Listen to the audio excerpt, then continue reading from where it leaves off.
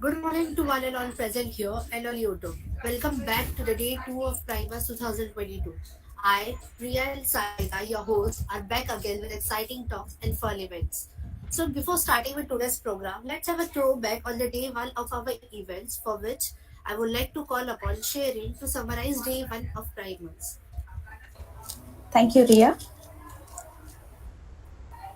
A very good morning to one and all present here. I, Sharon Sunny, student of MSc Industrial Biotechnology, Elphinstone College. Firstly, I would like to welcome everyone present here for the day 2 of Primers 2022, organized by Department of Biotechnology, Elphinstone College. I am here to summarize the events conducted on 28th Feb, day 1 of Primers 2022. The event started with playing our national anthem, after which we after which our coordinator of biotech department and convener of this event, Dr. Deepa Hirani ma'am, formally welcomed the gathering and introduced the Department of Biotechnology, followed with the inaugural message by our Honorable Vice Chancellor of Dr. Homi Bhabha State University, Dr. Swati Waval ma'am.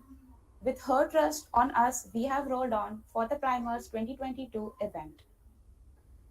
The opening remarks were given by our respected principal, Professor Vasant Reddy, after which we heard from Srinishta and Vaishnavi as to why our theme for this year is stuck between the screens, highlighting how this pandemic affected the mental health of students as the students were missing out on their college life experiences and other such small moments like having fun with friends, bunking lectures, and having thoughtful discussions with professors that later make cherished memories have now been met by the barriers of online communication. But having said that, it also gave platform to learn various skills through several online platforms. After this, we had our very first guest speaker, Dr. Amruta Nayak, postdoctoral fellow from Children's Hospital of Philadelphia. She shared her work experience on the molecular basis of circadian clock and how different factors affect our circadian rhythm. She briefed us about the experiments conducted in their labs on mice, where they studied the circadian rhythm of lung inflammation and lung infection in context to influenza A virus in mice. The session was chaired by Namrata ma'am. After which we had a guest of honor, Dr. Anil Kumar Challa. He shared about Some Yojana, an online platform wherein the first year's undergrads are exposed to research papers and they study them and present them to an authentic audience. This program was inspired by a study called Vision and Change in Undergraduate Biology Education by the American Association for the Advancement of Science.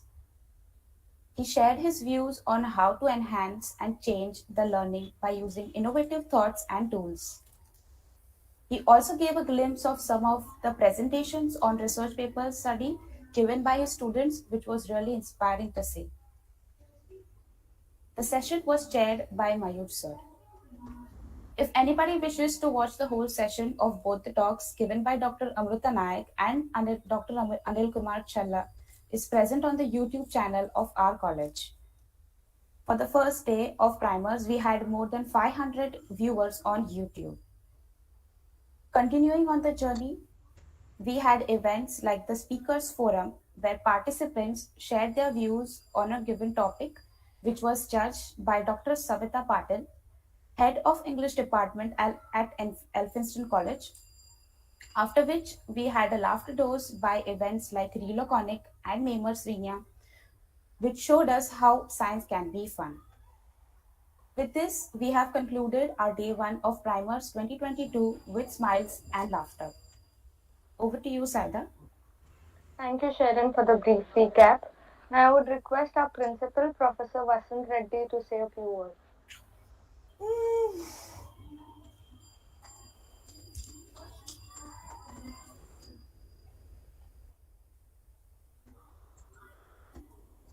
So yesterday, I will just talk about yesterday's what Sharon was saying. Yesterday we had, or on 20th we had two speakers, from which one was Amruta ma'am. She talked about circadian rhythms and how circadian rhythms affects our body. And the second speaker, specifically Anil sir, he talked about how teaching and learning science has to be changed from the first year itself. So he has this project called Samyojana, where he gives the first year students some research papers and asks them to read that paper, and then he saw that there is a change in students. Okay, the change in how they behave, the change in their perception of science. So this is what happened past in on the first day of trimers. Yes. We have to wait a little bit more because our speaker has not arrived yet, Subhojit sir. When I called him, he said that he's just visited his department and he will be taking some time to come and join. So he has some issues. So we'll wait for some 2 minutes and then we will call our speaker. Yes. So by that Till that, time, yeah. till By that, that Deepa time, ma'am, would you like to share our day first some stuff? So I'm using earbud right now. I can get very nice. Okay, yes, nice. Uh-huh. Yeah, so we were just speaking about what we had last session. So we were having two speakers. Okay. Revision of the last session. Yes. Okay, So one was That's so very one nice. was yes. So one was our Amruta Naik madam. She was talking about circadian rhythm and how circadian rhythm affects our body. And second speaker was Anil Challa. So he's from Alabama and he's trying some new experiments with students how to teach and learn science. So he is giving research paper to first year students, high-end research paper to first year student, and asking them to read and understand and present. And he found that the students are understanding science in a better way now. One another thing I want to talk. Now there is one odd subject regarding chemistry or biochemistry and other things. Nowadays there is a hot discussion. It was until it is. You know why? There is a hot discussion till it is going on, and wine it's a chemistry product or biotechnology, or it's a whether it is a food or it is a fancy other things are there. In that as a subject we should educate people regarding science only, not regarding social things. No doubt we have to go to that also. We ourselves study on that, and if any experts are there, then that expert should be called on this primers. That will be also good, because one thing, science and business. If we think biotechnology as a biotechnology, if we think there is a entrepreneurship, there is a job opportunity, and other things are there. This thing also relates with society. But we are going to think on science. What is science? What are the job opportunities? How it can be taken? Right now, there is no ban on wine. No ban on wine. Only the place where you are going to keep it for selling. Right now also there is a selling, no doubt. It is not banned. Only the place of selling, sale. Right now, its sale is done in various shops, which is permitted by state excise. And we are using lot of various products of alcohol. See how there is a time, no? Otherwise, Yes, sir, if we have time. speaker We is have there, time. No, we have time. Yes, sir. yes. Otherwise, I will stop. And one thing is that meanwhile there is a lot of time. up to means expert religiosa or up his arrival to online Yes, I guess, arrival. yes, I guess he has come. So, haha. So, means I will complete in some sentences. See, what is the difference between means wine, beer, and this a liquor? Means that we will discuss. Means we will bring it down primers. It will be good, and it's a good subject. And in as a chemistry, as a biotechnology, as a biochemistry, as a microbiology, we are going to think on it. And one another thing means what are job opportunities, what are entrepreneurship in that. Already means in various places it is there. I am related to that. How means I myself is a having my own vineyard is there, Drakshaba. My own means dry grapes, Manuka, Kismis, and other things are there. It was there. My own means it was on my name only, Vasant Bhabha Elaviriti. So I know all these things. Where And it is? it is in the Sangli district. So we can have a visit there, industrial visit. Visit. We will visit there. But one thing is there, means how vineyard means Drakshaba, winery, and it relates with the various things. Vinegar. Vinegar is a means acid. It is all these things are Acetic related. acid, sir. Acetic acid, 10%. Potable, means which can be used as a food.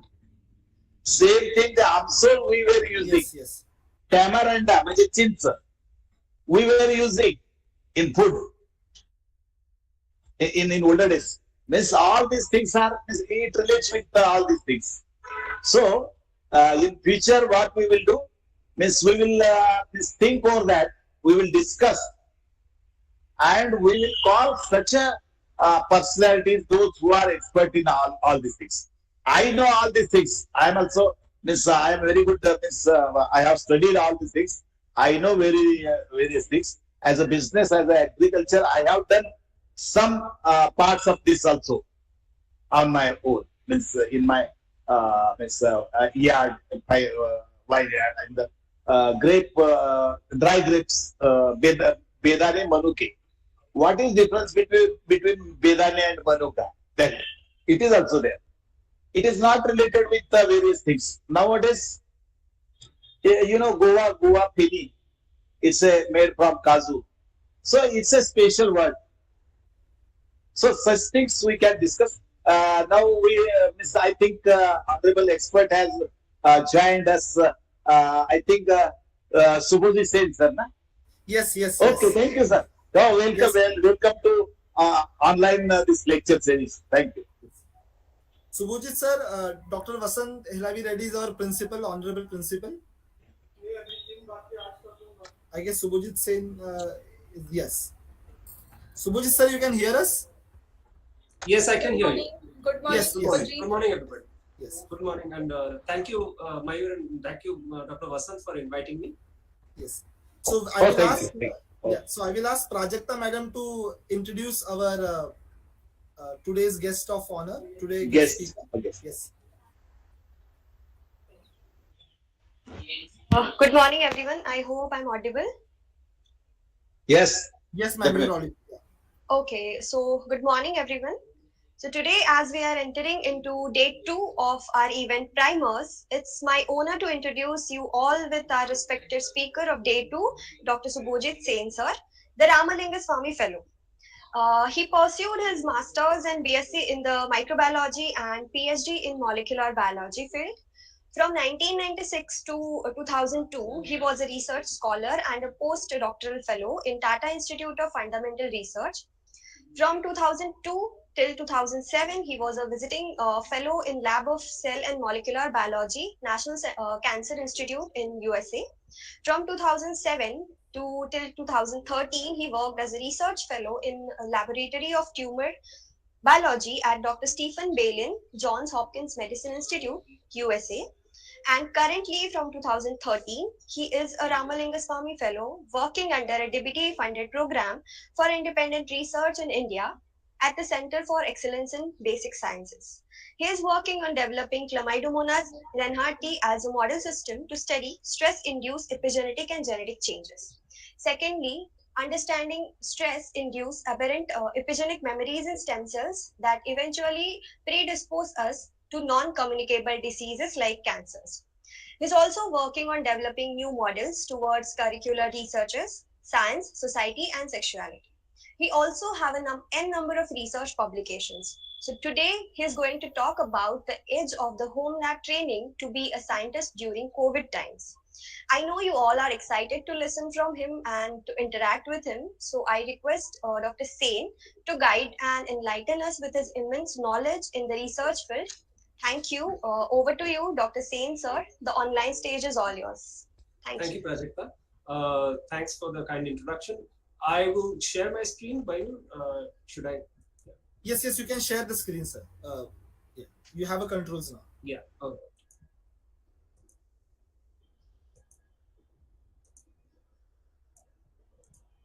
So I'm hoping you can see it. Yes, we can see your screen, sir. All right. Absolutely. Yes. So, is it possible for the students to interact while I talk? Is it possible for them to unmute, or will this be a one-way conversation? There are students in this chat as well, but most of the students are watching this live on YouTube. I see. Yeah. So anyway, those who can unmute and talk, and maybe other students can help the ones on YouTube as well, because I obviously cannot shuttle between windows and while I'm talking. So what I would request is that, so I want this to be an interactive talk, hopefully a little bit at least, and I want students to, I'll ask a few questions now and then, and I want students to answer. So I would like you guys to kind of interact on YouTube. If you are, then put it in the chat. Hopefully Mayur or Ishita or one of Prajakta, one of you can, Saida, you all can all help help out in exchanging the information from YouTube channel as well. And those who are here can directly unmute themselves and ask as well. So today what I'm going to talk about is, as Mayur requested, that this is, primers this time is about stuck between screens. I thought an apt topic to talk about, rather than my hardcore research, which is my bread and butter daily in the lab, as was told, that which is epigenetics and epigenetics of stem cells and stress-related biology. But today I'll be talking a little bit about how we have been doing research in the last 2 years, in spite of all this, right? So obviously in the last 2 years, as all of you know, we have been shunned from the lab. We have not been able to come to the lab very often.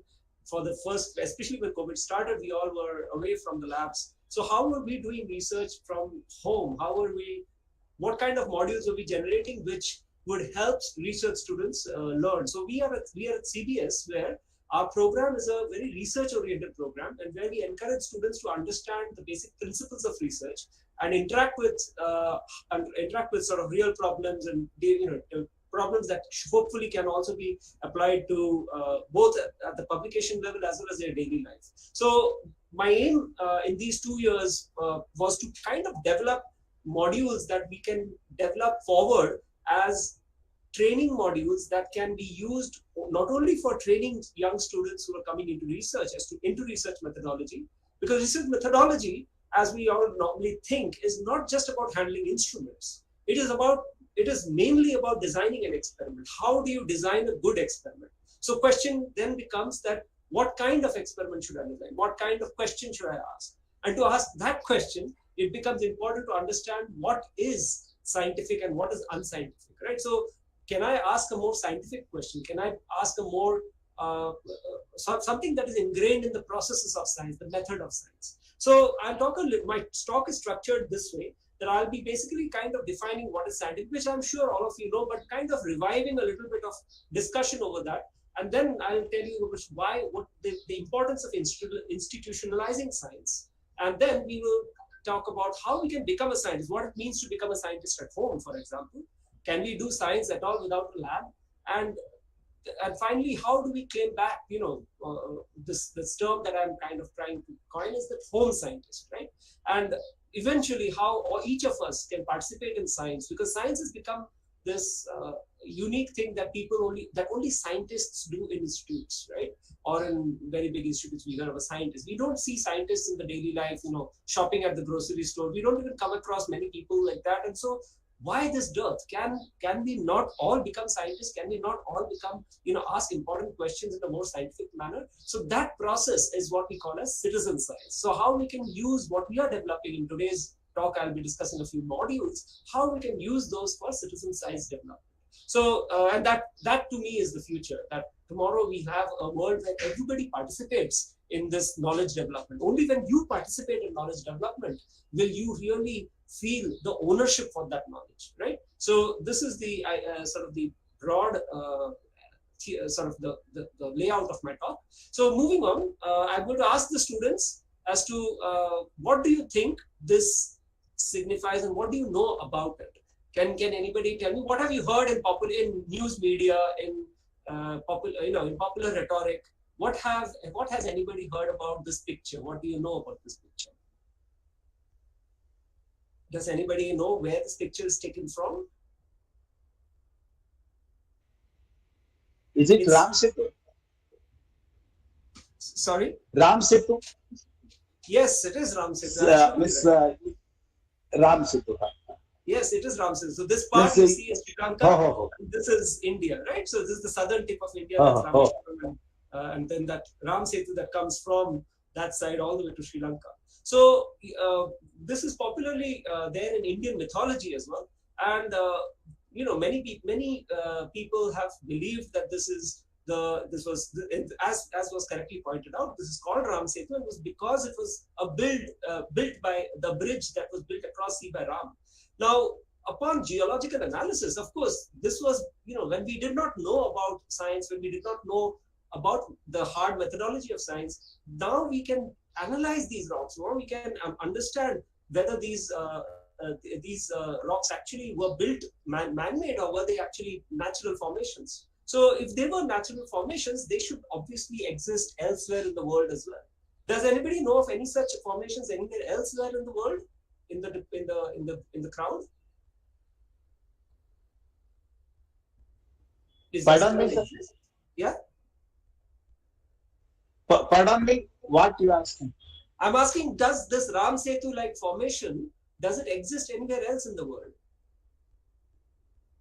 Does anybody know of any examples, or do you think this kind of thing is possible to exist anywhere else in the world?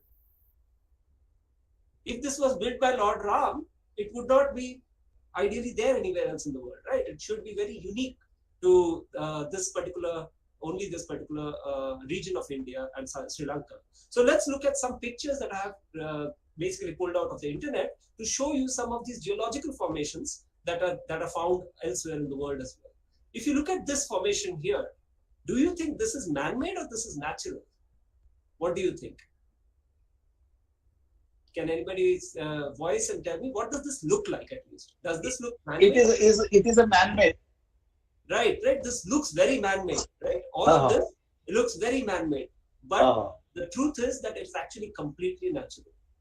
Okay? So this picture is from the United States of America. This is called the Outer Banks of North Carolina. It's a completely natural structure and it looks very man-made, right? And then this is what you're seeing here is a zoom in of some of these areas where there are these continuous islands and barrier reefs that stretch across this entire length that you can see from space, right? This can be seen from satellite. So, and these barrier reefs and things, essentially these separate a water body from inside, which is called the Sound, and the ocean, right? And so these barrier reefs are not unique just to that part of Sri Lanka and India, but also there in the United States. For example, this one is the Outer Banks. These barrier reefs, for example, these reefs that you see are in the southern tip of Florida, and these can extend into the ocean for almost like if you travel by there's actually a bridge. The United States have built a bridge that connects all these islands, and so there's a bridge that can connect you all the way deep into the ocean. You can travel almost 2 hours into the ocean straight on this road. So these kind of islands and these kind of formations, rock formations in the water, are not unique to the Ram Setu. They are there many other places in the world, just like I've shown in many of these pictures. None of these pictures are from the Indian subcontinent, right? So this tells us that Ram Setu is probably, you know, a more geological formation than what we think as man-made formation. Of course, back then when we didn't know about it, it was more obvious that people would think that this is man-made because it looked like such a man-made feat, right? Because it looks man-made. Even these pictures today, we think about these as man-made formations, but these are actually completely natural formations. So how do we think about these things? How do we use science to think about these kind of things? Is what I'm going to kind of discuss in the next part a little bit. Okay. So again, I've put in a lot of course, a lot of news articles that have, you know, used a lot of popular rhetoric that we have from ancient Indian culture, and we are trying to use that today in Indian science. But we have to be careful about how we use that ancient culture in our modern science, right? Are we carefully analyzing each of those things that we are using from our ancient culture? So there is a lot of misinformation. If we don't do this properly, then there's a lot of misinformation that translates into the common man, right? For example, the idea that you know, during Corona times, there was this idea that Gaumutra can cure Corona or can help. There was no proof for that. It was just from the literature of ancient Indian culture that we picked these lines, and we thought that maybe this might help the virus and help fight this new virus as well. But there was no proof. So we have, when we look into our ancient Indian culture, there is a lot of wealth of data from our ancients, which we have to take and retest those with the modern scientific principles. So what are these modern scientific principles? Why I'm calling them modern scientific principles? How are they different from the ancient scientific principles, right? So can we use that to decipher amongst these which are the pseudoscientific claims, really pseudoscientific claims, and which are the true scientific claims, right? So that is kind of thinking to think about. How do we know what exactly is scientific, right? So science, of course, stems from a lot of curiosity as to, and you know, as humans, we always ask how, what, why, when, where. These are the common questions we ask about anything that we come across. And it's not just us, you know. Even animals are very curious about the world around themselves, right? Because as you can see in the pictures that I have depicted, animals are quite curious about the world. So what does curiosity? Is curiosity scientific? Just being curious about something, just asking questions about something, is that scientific, right? So think about it. So why are animals curious? Can anybody think about why? What does curiosity bring about even in animals? Why are animals curious? What are they actually looking for? What do you think? Students? This is a pretty easy question, right? So what do you think animals are looking for? What are animals curious about? So they can be curious about danger. I mean, what if the thing is dangerous or it can harm us, like that? Absolutely right. They are curious because they are, first of all, they are finding out, is this harmful for me? Is this useful for me? If it is useful, can I eat it? Because, you know, they are looking for food. So humans have separated this idea of having to hunt for food, and we can sit at one place, and we have settled into civilizations for the last 10,000 years where we don't have to hunt for food anymore. But animals have to continue doing that, right? So we have separated our evolutionary track from the otherwise usual track that the rest of the animal world goes through. So this obviously has a very strong role in evolution. Curiosity has played a major role in evolution. So let's discuss as to how this curiosity helps us become a scientist, but also has helped played a role in evolution, right? What does it mean to become a scientist by using this curiosity? How can we use this curiosity and be different from animal curiosity versus how we can develop human curiosity, right? So, of course, when we think about scientists, we all know what they are not doing. So I want to ask a question before we get into this slide to the audience as to, all of you were kids at one point of time, right? And all of you have, you know, when you first heard about science, when you first opened a science textbook, or were curious about what is this thing that, you know, science. Everybody hated science when they were kids. So what is it that what was your first recollection of science? What did you think was science when you first came across science as a kid? What was your idea of science? What did you think about science? I think What would, as what, yeah, go ahead.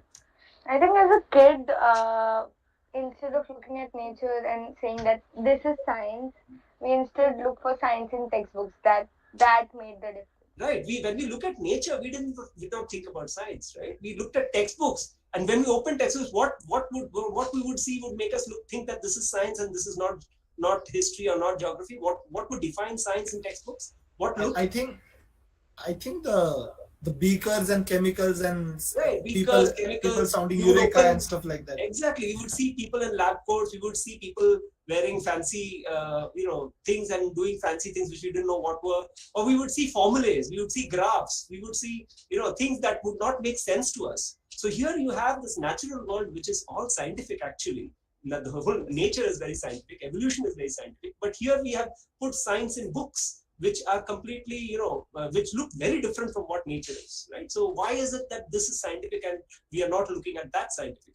So what are they all doing in this picture? They are all performing something we all know they are performing some kind of an experiment, but what they are doing, what we do as humans compared to other animal species or any other species for that matter, is that we have a keen idea of observation, right? So we observe very carefully and we deduce from our observations very carefully. Animals observe as well. Mind you, this is not something that we uniquely do. Animals observe as well. But this is from where we start going apart, when we start calling something that is scientific and something that is non-scientific. So let's understand that. What do we do when we observe, right? So let's ask the crowd now. What do you think?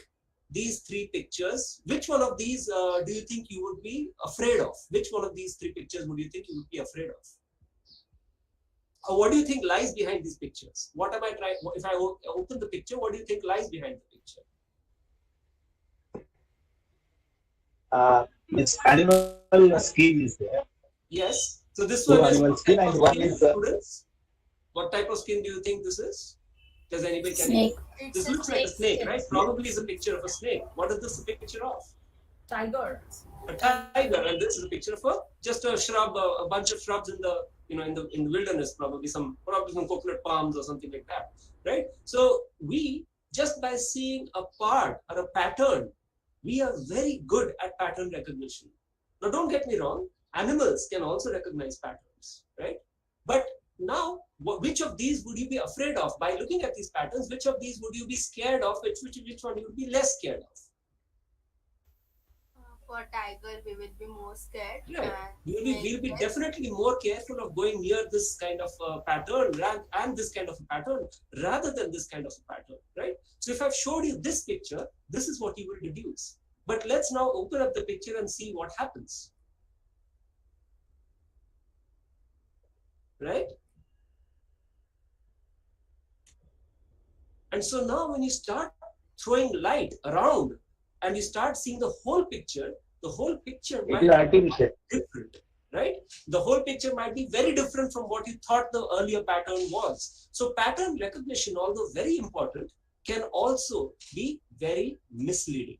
So this is why you have to realize that although evolutionarily speaking, we are very good at understanding patterns, because by understanding patterns, it gave us the ability to know that, okay, this is a tiger, I should not go near it. That's a snake that might bite me. But that same pattern recognition might work against us if we try to extrapolate the whole picture from a single pattern, right? So this is why humans need science. We need to understand how to undo this process. Okay, undo this extrapolation of pattern recognition, undo this extrapolation of relative judgment. And that's what I have kind of mentioned in this picture. And as you can see in this shrub, if we are not very careful, if you hadn't looked at the entire picture, there is clearly a pattern in the picture that is also going to be really scary for us as well. So moving on, so patterns can be useful to predict circumstances, right? As I've written down here, but be aware of being judgmental or over-interpreting the pattern, right? So this is very important in science. Over-interpretation is one of the worst sins that one can do in science, right? All right. So I will now show you a set of patterns, and these are essentially these kind of patterns, right? So you see these these patterns which have a circle that are marked with a an opening, right? So now I will ask the students, what other patterns do they see while these patterns are coming up? Okay, students, I want you to answer this.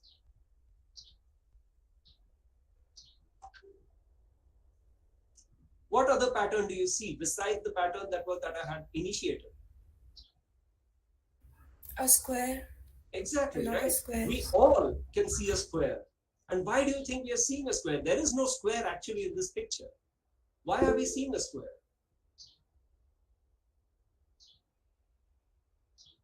Any ideas?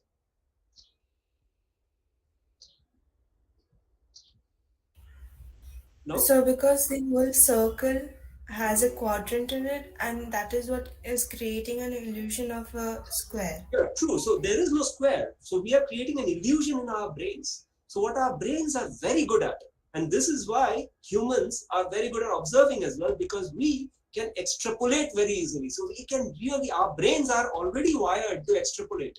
So this is where we have to hold ourselves, right? We have to check ourselves whenever we are looking at any data, whenever we are making an observation, we tend to extrapolate. And this extrapolation is wired in our natural systems of our brains, because that is what has made us evolutionarily strong as a species. We are able to extrapolate from small amount of data into a large amount of interpretation. And that, as you can see, is pretty evident from this simple experiment, right? All of us can see the square. There's not a single person in the audience who may not be able to see the square, right? And a similar thing experiment here as well, although there are no squares, these are just alternating, same thing that are just alternating, but we will see squares nevertheless, right? So this bias of extrapolating from small amount of data, this is really, really useful to us, right? So we all, and I've already talked about it, that this is useful in evolution. Like if I hear a roar in the jungle, I will be able to extrapolate from that roar. Was that roar of a small wildcat? Or was that roar of a medium-sized wildcat like a jaguar? Or was that roar of a lion or a tiger? Depending on what I define that roar as. Remember, I have to define this roar, right? I have to quantitate this roar, whether this roar was loud enough, and if I have to define this roar as to what this roar belongs to, then I have to classify this roar, right? And that ability to define a quantity, ability to classify a quantity becomes very important in grouping up these biases, right? So that we don't overlap these biases, because if you overlap a bias, you'll be running away from everything all the time, right? So this bias is very useful during evolution. Okay, here's another experiment. I want to ask the audience here that which two circles the audience thinks are of the same size. So let's for the audience that is there in this, let's have or maybe you all can raise your hands, or and Mayur can tell us how many hands are raised, depending on the questions that I'm asking. How many of you think that 1 and 3 are the same size? How many of you think that 1 and 3 are the same size? Mayur? Okay, so there are around 8 to 9 people who are saying that 1 and 3 are same size. Okay. What about 1 and 2? Let's move at 1 and 2.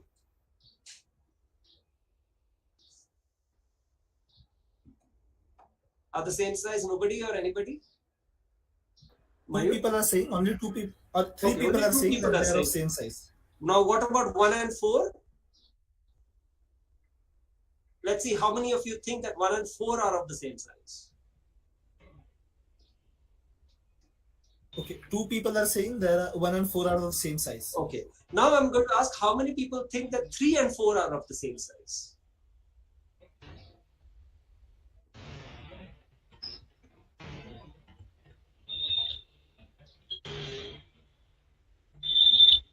Mayur?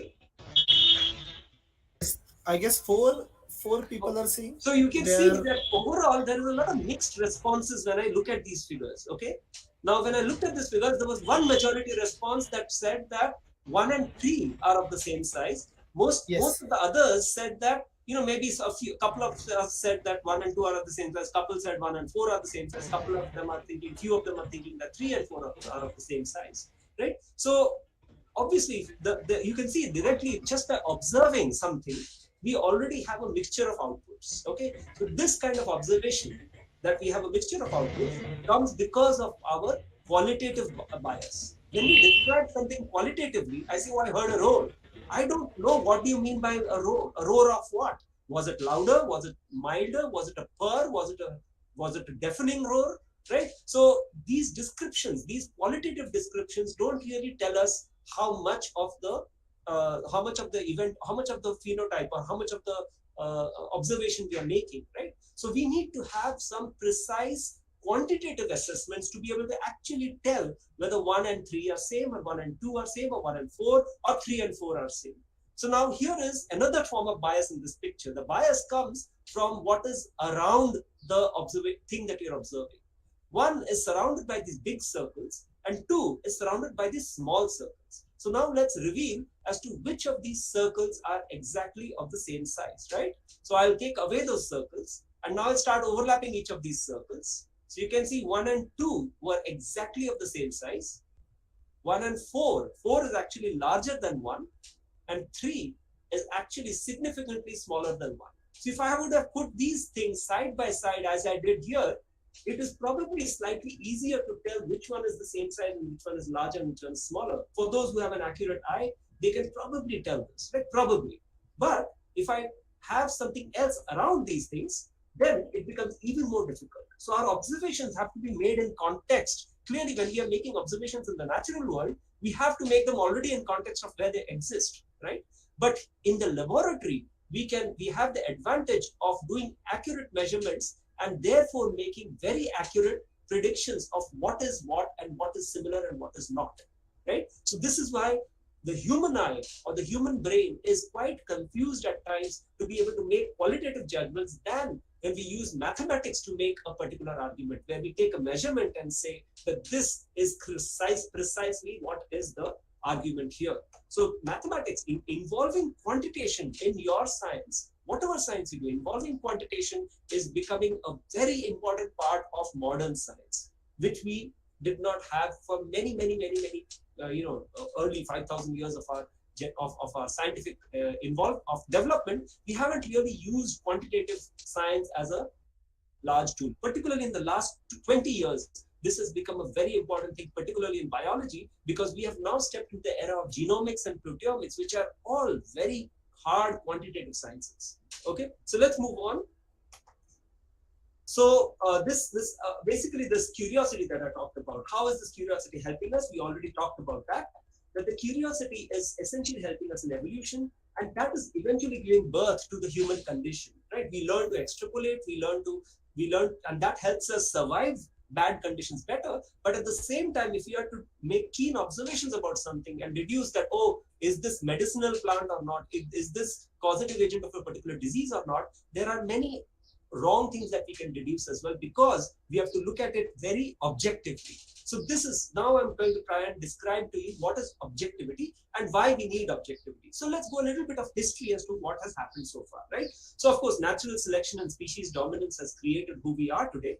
But so science in general, as I have given you so far, science helps you to predict, right? Science helps you to predict. If I know the roar of the lion, I know I will not go there. So that scientific knowledge that roar is fearful for me, is harmful for me, is a prediction knowledge. So science essentially helps you predict. You don't have to go to an astrologer or a soothsayer or look at a palmist to ask for predict, because those are not hard sciences. Those are just based on soft ideas, right? So science gives you a mathematical way to predict things as to what is going to happen and what is not.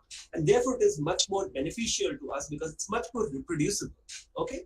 Now, what has happened? How civilizations have been using science over the last 10,000 years, at least of recorded history that we can see in the last 10,000 years, is that there are lots of ideas and opinions that people have generated over civilizations, right? And we look at many of these ancient Indian ideas, ancient Chinese ideas, Greek, Egyptian, Mesopotamian. There are all these interesting ideas that have evolved, and that kind of is the birth of evolution, of the evolution of scientific thought, right? How scientific thought came about. Science, when I say modern science wasn't born out of thin air, right? Modern science obviously came from something that is pre-existing. So what were these pre-existing ideas, right? Pre-existing ideas were observations of the natural world, right? When Aryabhatta looked at the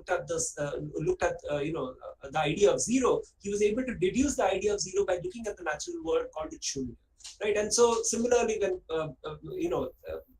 there are many such stories. I don't think I'll talk about those stories today, but essentially by looking, one of the most famous stories of Newton, how he saw the apple fall and he deduced the theory of gravity, right? So observations of the natural world is very important. You have to develop a hypothesis. You have to develop a story as to why this happened. And of course, that story you have to test, right? Whether you have to test that story, whether it is true or not. To test that story, you have to first define that story. So you define you have to create a set of definitions that bind you with those definitions. And that's why I said you have to define the roar of the lion. Is it a loud roar, a small roar, a purr? Is the roar of a jaguar, or is that of a big lion or a small lion?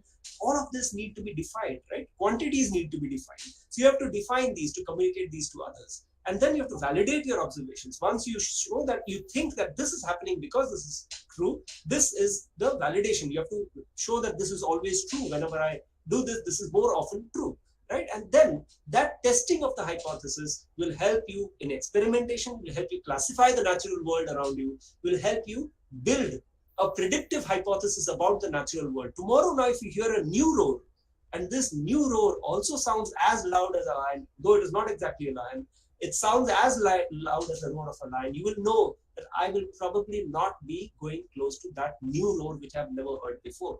So this predictive possibility of finding something new about your natural world comes from this idea of scientific thought. So scientific thought is not old. Scientific thought, we have been using it in evolution. It's just that we are asking now, so is this is what I called as the innate method of scientific thought, which is wired in us, which is evolution has taught us this innate method of scientific thought. Right? But this method is too simple and has problems. And the problems are what I have discussed before, the idea of biases, the lack of quantitativeness, the idea of qualitativeness, right? So this whole method is not complete. So what can complete us, what can make us better scientists, right? Of course, this method is the innate method of science. Now we have to add to this innate method, and how can we do these kind of experiments at home, right? So let's again look at curiosity. So curiosity has helped classification, as I already explained, of the natural world around you. That classification has helped in developing a hierarchy of ideas, right? So we know that these are like for example, we know the food chain, for example. We know that there are grass eaters, then grass eaters are eaten by animal eaters eaten by apex predators. So we create this hierarchy of classification in ecology, right? For example. So I'm giving a biological example because those are that I'm more familiar with.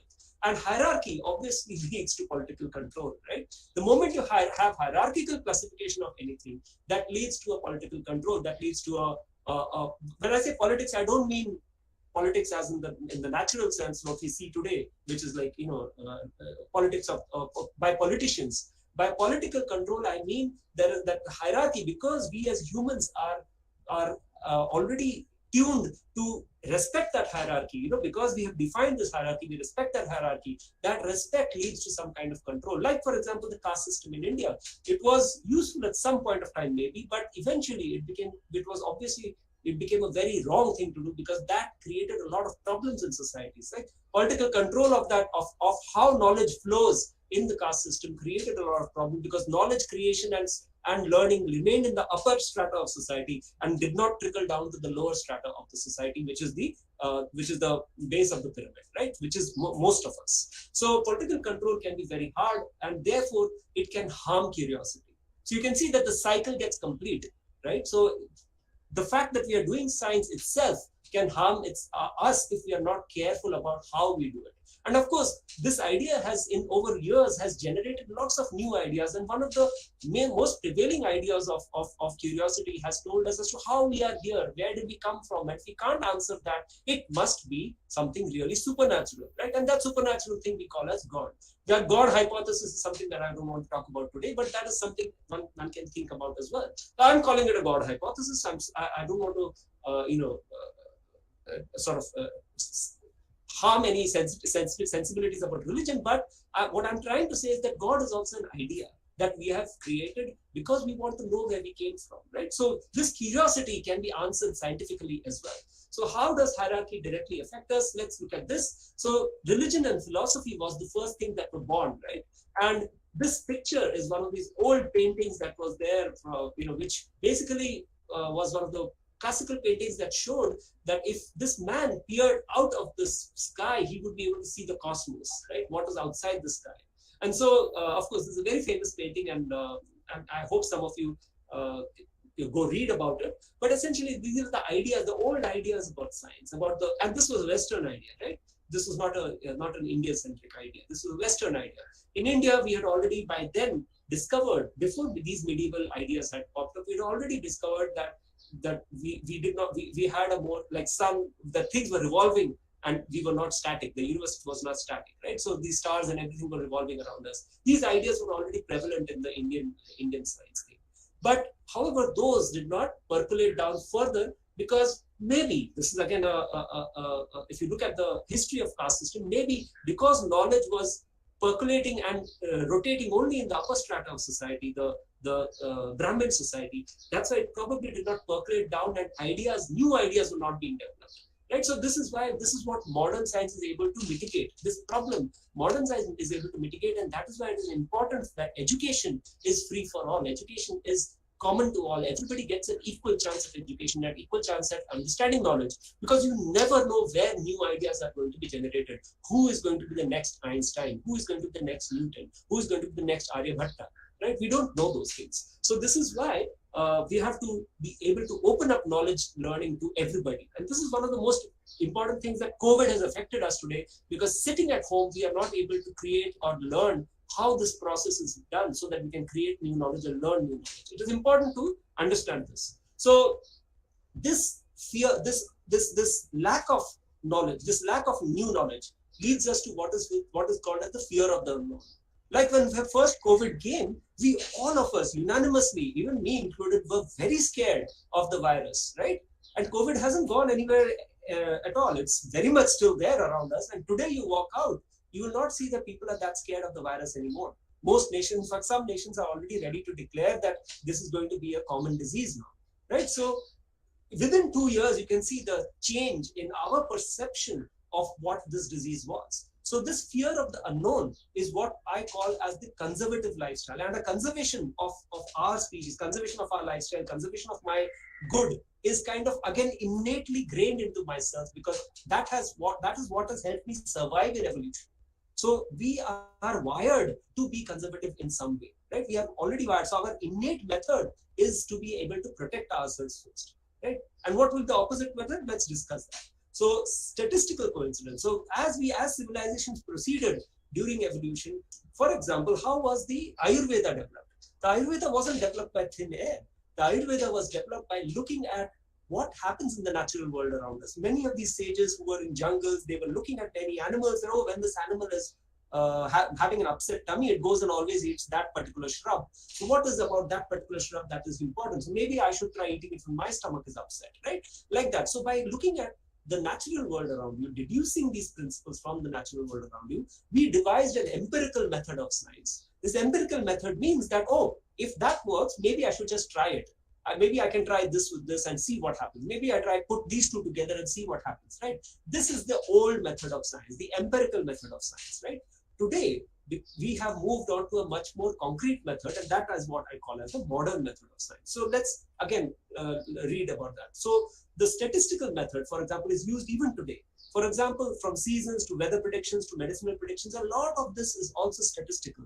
But modern science, with the advent of molecular biology, since the discovery of DNA, RNA, protein, with the advent of molecular biology, we have been able to now understand how diseases happen at the mechanistic level. And once we know the mechanism of how, for example, if I show you a car, if I tell you, okay, this is a car and that runs, you'll be very happy riding, being ridden around and driven around in a car. But if I show you the nuts and bolts of the car and tell you that, if you loosen this bolt, the car stops working. If you disconnect this from the starter, the car will not start. So then the mechanism then tells you exactly what can go wrong in a car, and you can rectify the car, right? And so similarly, if we know the mechanism of the disease, we will be able to go precisely and be able to mitigate that problem, rather than trying empirically, where we try and start tightening any nut and bolt in the car and see if the car starts working or not, right? So we have to understand how the car works to be able to rectify the car. And the same thing is with our human body as well. So here is something that I would like to discuss quickly. this is taken from Gapminder.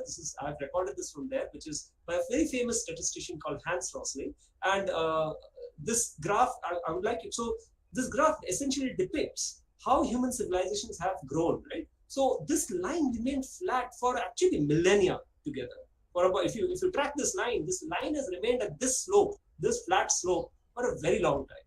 It's not a flat slope, of course. I'm calling it a slope, which means it's a very slight slope. But there was an inflection point right around the 1800s, and you can see right around the 1900s, this inflection became almost exponential.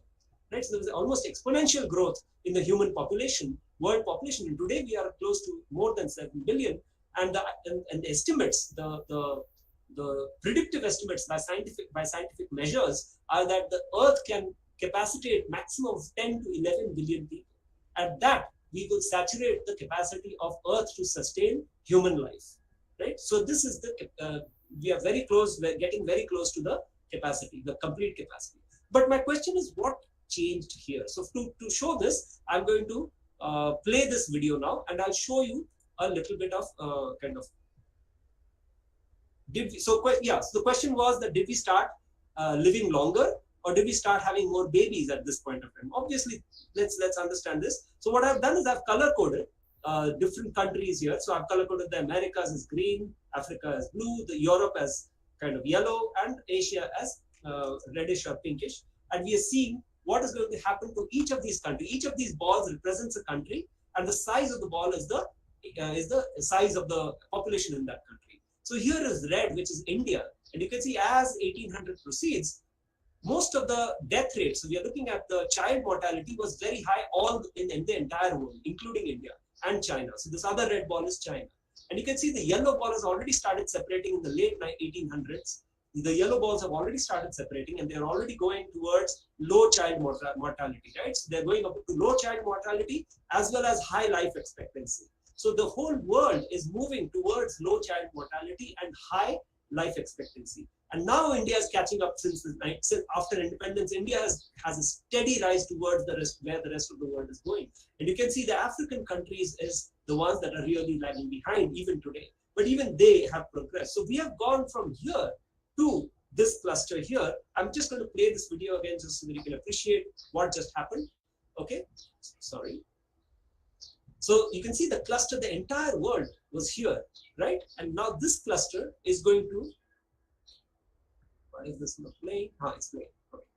So why, again, I'll play this cluster quickly. So this cluster, as you can see, will move as the 1800s go. The science revolution has started, the green revolution started around these times, and then colonization and all that had already happened, and then India became free around 1947, and you'll see around 1940, just around after 1947, look at the steady rise of Indian child mortality and life expectancy. Right, there you come, 1947 is coming closer. Now you see 1947 happens, and now India is going to move very fast, steadily towards. So freedom has really, we have really reaped a great gift by having freedom, right?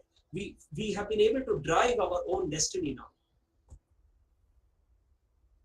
So coming back to this basically is what has happened in these last 50 years or 80 years or 70 years is that not only that we had freedom, India got freedom, but India also was able to implement the scientific method into the development of the country. And that you can see, even though for millennia we were up there, now within the last 70 years, we have the average life expectancy in India has gone up from 25 to now almost 72 years, right? But the average life expectancy in India has gone up almost by 50 years. So this has happened only because of scientific method and following the scientific method, not because of the empirical methods that we had learned from the ancients, right? So science has therefore led to improved predictions, and I am going to skip the slide because this is going to take me a long time to explain, but maybe I'll give you this last bit. So this, I had kind of tried to outline the advances in Indian sciences. So these are some of the advances in Indian sciences, which are all before Christ, right? So in the before Common Era. So that's what BCE is. And then the modern science, which started around from after Copernicus and Galileo and Newton and all made their things. And Francis Bacon is one of those names that is not often spoken about, but Francis Bacon is one of the guys who actually built an institute who came up with this idea of inductive reasoning. And the principles that we talk about in modern science were given by these principles of inductive reasoning by Francis Bacon. And what are these principles? These principles are that at any given point of time, all observations that you are doing are true, right? How we interpret those observations is our hypothesis about that observation, and those should be allowed for falsifications in spite of being true. So true observations will remain true, but the idea of how those observations happen can be falsified. You have to always remember that that can never be written in stone. It can always be falsified if I have a better explanation tomorrow, right? And therefore one has to therefore suggest a most probable premise for the observation and not be completely adamant about it, right? So these are the principles of inductive reasoning. You have to learn from your environment, you have to learn by observing, but at the same time remember that your explanation will always be able to be falsified. It can always be false because somebody else might be able to come up with a better explanation. That is the method of science. Science does not work on proving something right. Science actually works on disproving something that is right. Okay, this reverse method is not what we are taught about. We are taught about theorems and proofs, and we think that science is always about proof. That is mathematics. Proofs and theorems are in mathematics. That's why we say theory in science, because theory can always be disproved if I have a better theory about something, right? So that is why Newton and Newton's principles are today being taken over by Einstein's principles of space-time. Tomorrow, Einstein's principles of space-time might be taken over by a completely different theory which might work better and explain everything, right? So that is what people are trying to invent as called as the theory of everything. So similarly, Darwin, who had predicted evolution, the idea of evolution 200 years ago, but till today it has not been falsified. So that's why it holds true today, because even till today, every new experiment that has been done has always proved Darwin right. Any experiment that we have tried to do that tried to falsify Darwin has never been able to successfully do that. So experiments are always built to try and prove yourself false rather than prove yourself right. If you are able to prove yourself false by any experiment, you know that theory therefore holds false or stands rejected, right? So this is the process of science. I will actually skip this now today because again, this is going to take long time. But I have already kind of laid out the strata here that we go from a mathematical understanding, which is where 1 and 1 will always be 2, right? That is a completely mathematical understanding of the natural world. And the other side, where the natural world is really very complex, where we can't find a way to apply this mathematics to the natural world sometimes, right? So it's more descriptive. So quantifiability, as you go deeper into the natural world, decreases, right? So quantifiability decreases. And why I'm saying that is because you can see that so this end is what is called as deductive reasoning, which is math. 1 plus 1 will always be 2 anywhere in the universe, right? So but the language of math is universal. Whether we talk about human civilization or we talk about any alien civilization, if any, then math will always be true. However, inductive reasoning, remember, inductive reasoning is about the hypothesis. That hypothesis can always be falsified. So as we go into the natural world, our derivation of data becomes inductive and not deductive, which is completely unfalsifiable. Deductive reasoning is unfalsifiable, but inductive reasoning is falsifiable. And so everything that we deal with in biology and chemistry, in earth sciences, in social sciences, psychology, as we keep going into the more complex sciences, we are using more and more inductive reasoning and less quantifiability, right? And so if you look at the structure of modern science, maths forms the basis of science, and then from maths stems physics, chemistry, and biology, and each of them drive the other complex science. And finally, the output of these three major stems is what gives you the applied sciences. Those are the fruits of the labor, right? Fruits of the tree. The tree bears all these leaves, but the fundamental science is the tree. But the fruits of the labor, which is the applied sciences, gives rise to technology. So this and new technology will help us look at the natural world with even more precision. So you can see that this is a cyclic process, right? Fundamental science leads to applied sciences. Applied sciences leads to discovery of new technology. New technology, like for example, discovery of gravitational waves, or discovery of the electron microscope, or discovery of nanotechnology. All of these is now enabling us to look at fundamental science in a more precise manner. So now we can ask new questions which can lead to new technologies and new ways to live better, right? So this is what has led to engineering and medicine. So engineering and medicine are the fruits of the basic sciences. They are the technologies of the basic science, right?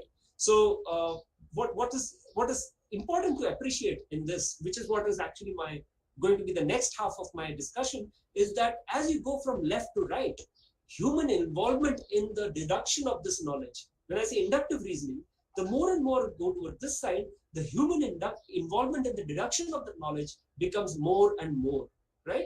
As I can do physics experiment completely with artificial stuff, the more I go towards this side, I have to use natural ways of doing the experiment, which means that I, as an interpreter of the experiment, become a part of the experiment as well. So this is the problem, right? So how do we mitigate this problem? This is what is called as the confirmation bias. So as we become more and more part of the experiment, we add more of our bias. All the biases that I've talked to you about before, right? The extrapolation bias that we have, the quantitative bias that we have, the qualitative biases that we have. We tend to extrapolate that bias into our experiments. And this is but natural as human beings, because we are biased as we are wired by evolution to be biased. That bias is that conservation of doing things right is going to be ingrained in us, right? So we have to fight that bias. So therefore, to undo this confirmation bias, we have to develop falsifiability of principles, right? And that is the modern science. The more we have to remember, the more we are on the right side on the right side of the spectrum, falsifiability increases. We have to be more and more humble about our interpretations of the data. We should not be saying that, oh, this is true and therefore we cannot be falsified. So this gives us the idea that the more you're into deductive reasoning, or more quantifiable your results are, more mathematical your reasonings are, the more objective or high quality your analysis gets, the more qualitative your deductions are, the more inductive your reasoning is, and the more poor your self-reported data becomes, right? So you have to realize that these are the new scientific principles that we have to remember and understand when we look at science. So therefore, when we go from one side to the other, what really increases is the burden of proof that one has to prove something right. So you can imagine that doing physics and chemistry, at least as a biologist, I can tell you that physics and chemistry can be done in a laboratory much more easily than biology, and biology can be done much more easily than social sciences and the natural world and psychology, because the burden of proof for these heavy sciences is far more. That even to do a simple experiment, you have to do really complicated stuff to be able to come up with a proof that can resist falsifiability, right? So this is the sort of the ingrained nature of modern science, which you have to remember. And this is an example of that ingrained nature, that whenever we are looking at clinical studies, for example, if you're looking at something that, like for example, a cure to corona, right? If you're looking at cure to corona, we had grandmother's opinions. Oh, grandmother ka nuksa tha ki chalo have a sip of warm tea or gargle and this might help you prevent. These are self-reported evidence. These are inductive reasoning of self-reported evidence, right? So these are quote unquote expert opinions, right? And therefore, this is the lowest form of proof. This is the worst form of proof. You need to have case control studies which are better than which are worse, and cohort studies are better than case control studies. Cohort studies have to be randomly controlled, and so randomized controlled trials are the better studies. But even more better than randomized control are appraised individual articles, critically appraised individual articles, because these are basically lead to what are known as meta studies. So these are the meta studies that are done, critically appraised topics, and systemic reviews of these studies are what are known as meta studies, right? So there's an increasing filtration of the burden of proof through this pyramid, and finally what stands at the tip of this pyramid will be finally less falsifiable and therefore more true, right? So what I want to leave you with from this section of the discussion is that all sciences are not equal. So do not, like tomorrow when somebody is doing physics or somebody is doing chemistry or biology, let's be humble about, and even psychology or social sciences. As we go more into the less hard sciences, let's realize that these sciences are more difficult to do. They are not easy. Therefore, sciences are not equal, and neither are all scientists, right? They're just like we can have a good cook and a bad cook. We can have a good doctor and a bad doctor. we can also have a good scientist and a bad scientist. How I use these principles in developing my technology, developing my methodology, will define me as a good scientist or a bad scientist. Just my title of doctor does not make me a good scientist, right? So that's why I say the expert opinion is the lowest form, even though it comes from an expert. Even sometimes even Nobel laureates have said things that have been wrong, right? There have been Nobel laureates who have said that HIV is not the cause of AIDS, but they have been wrong. Just because they are Nobel laureates doesn't mean that they are true. So expert opinion is one of the most, just an opinion is one of the most worst forms of proof. So just having a title to your name and telling something does not make you true, right? Make it true. So you have to be able to go through the process of science and be a good scientist to be able to discern what is good. All right. I think I have taken enough time for this section. It's kind of gone more than I thought. I don't know how much time. Mayur, how much more time do I have? Yeah, you can take some more time, Subhajit, around let's say 15 minutes or something. Okay, 15 minutes. Okay, so I'll try to do this. So essentially, what I'm depicting in this picture is that when we do an experiment, right? When we do an experiment, and particularly at home as well, right? When we are doing an experiment at home or in the lab for that matter, forget home. If I have a very fancy instrument that is able to detect a very particular, type of technology, then, for example, I have a spectrophotometer which can detect a particular very unique wavelength of light that no other spectrophotometer can.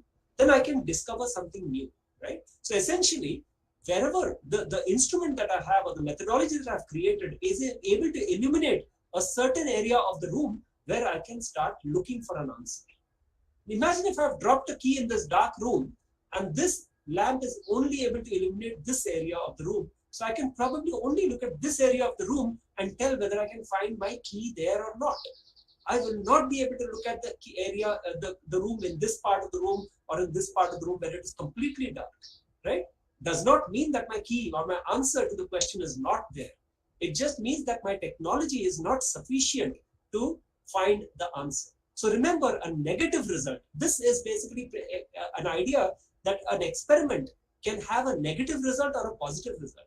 So a positive result is therefore publishable because once you publish it, once you see a positive result, you know that it is happening because of the observation, a very keen observation that you have made. But a negative result can be explained by two ways, always by two ways. Either it does not happen because of what you're observing, or it is not detectable by the methodology that you're using.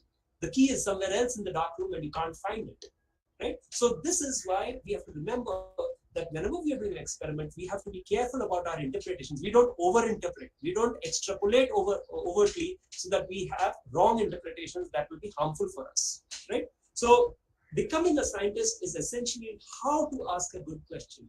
To remember that what you are really illuminating, which part of the room you're illuminating and what question you're asking. So defining that question itself, a good question is half the answer. If you define a question badly, then you'll be spending a lot of time trying to answer that bad question and you'll never get there. But if you ask a precise question, a good question is already halfway there for the answer. Then you can answer the question more precisely, right? So because first part is, of course, overcoming your fears, which is a conservative bias that I should be right? Always question everything in spite of, so like God, religion, my mentors, my teachers, my professors, if they are telling me something, I should be able to question everything. Of course, I shouldn't be questioning everything arrogantly. Oh, why should I question? Why should I just assume that you're right? You should question based on the data that is being provided, based on the books that are being told you to refer. Go read and then question those things that are being taught to you. Right? Always question everything. Overcome this fear that I have to be always right. I can be wrong is a very good place to be as a scientist.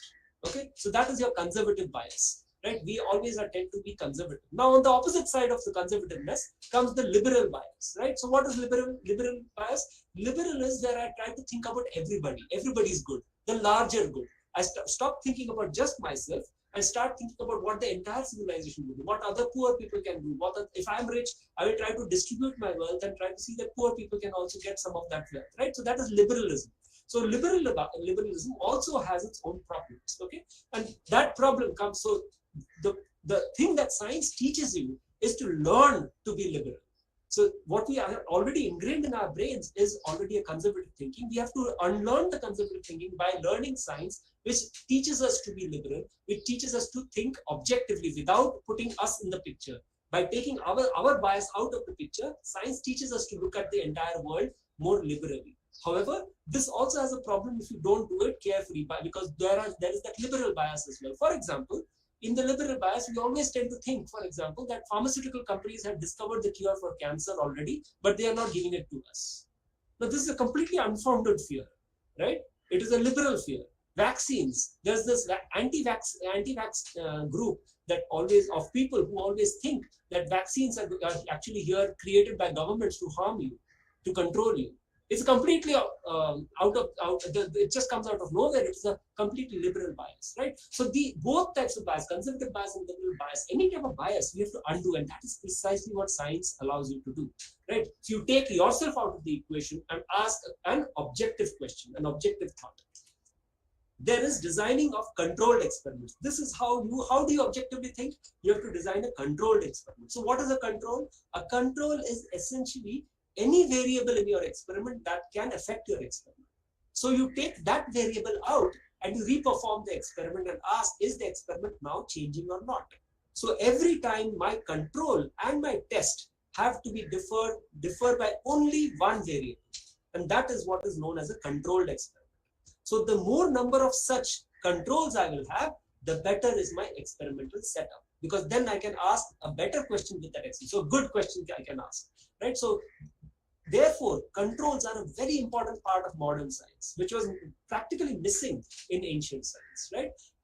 Controls are a very important part of modern science. So how I design controls, how I choose my variables, how I undo those variables and I control for my variable in my experiment is very, very important. All right, so the understanding that part is another important thing.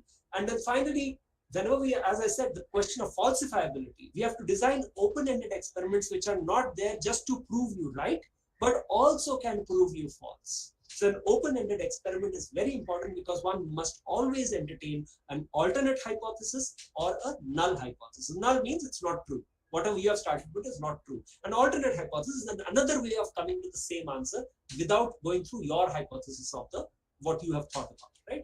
And finally, quantitative measurements I've already talked about that a lot.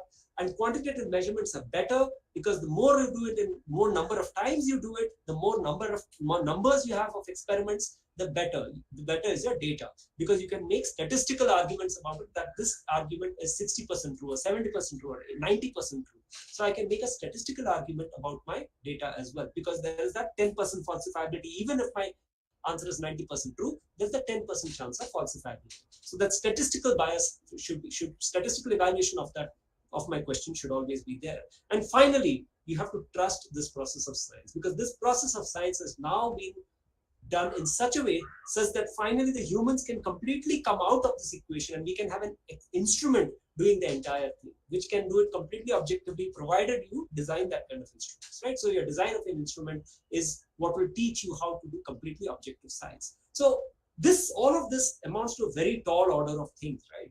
And today's discussion, one of the things that I initially started in my title was, how can we do home labs by keeping all these principles intact, right? How can we even imagine achieving these at home without a science lab? We don't have instruments at home. We don't have things to measure at home. How do we make things quantitative? It is very difficult, right? Things are very qualitative when we try to do experiments at home. So that is where I will try to present you a few modules today. And of course, these modules are all currently still being developed. Some of these I'm developing with your own students in Elphinstone. And so I'll show you some of these modules. So here is Koch's postulates, which many of you who have studied microbiology have already know, that Koch had discovered very long ago, even before microbiology was invented. Koch had already given these postulates that every disease must be caused by a causative agent, which you should be able to discover in the healthy versus the diseased organism. And in the diseased organism, you should be able to isolate that causative agent. And that causative agent, when reintroduced into a healthy individual, should be able to reproduce that infection. And from this, again, you should be able to re-isolate the causative agent. So this is Koch's postulates, famous Koch's postulates, which should be applied to every disease, right? Even corona for that matter. So, this is a very old idea, but has very strong applications in biology, right? And some of the applications are here that I've kind of mentioned.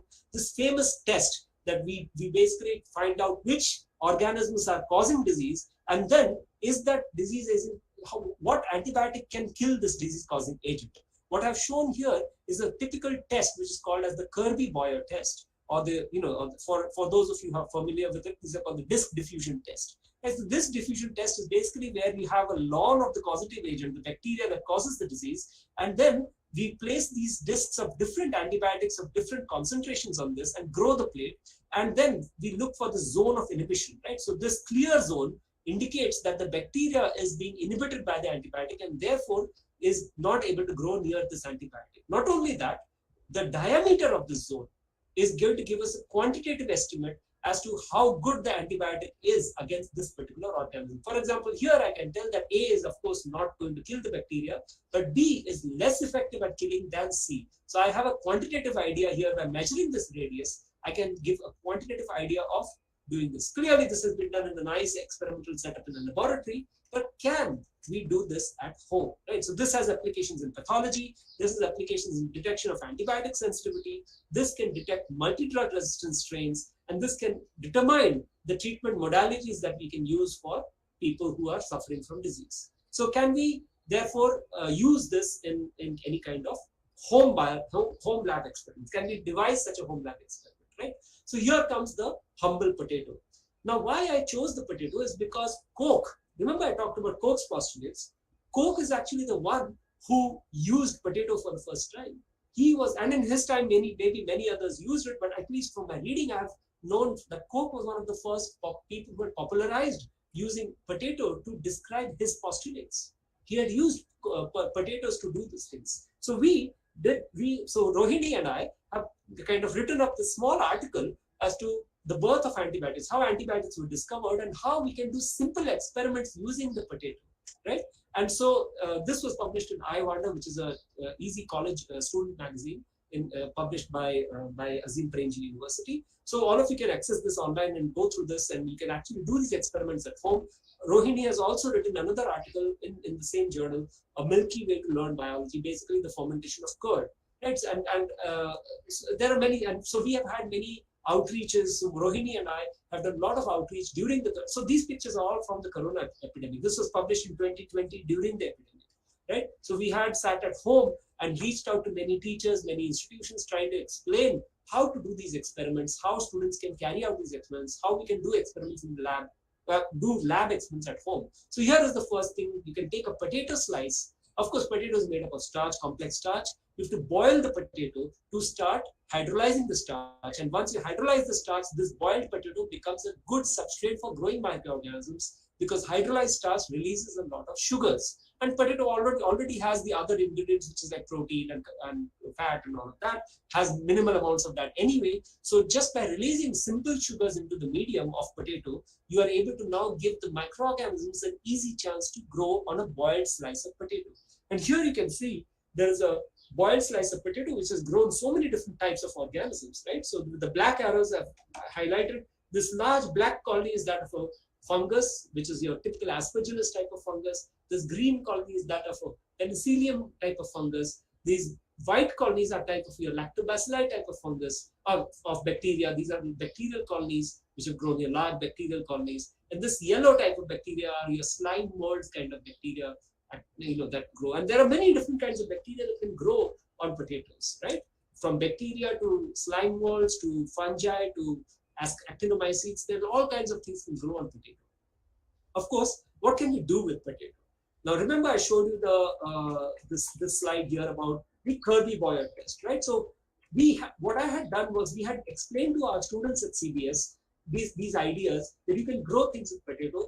And this article, The Birth of Antibiotics, actually details what you can do with them.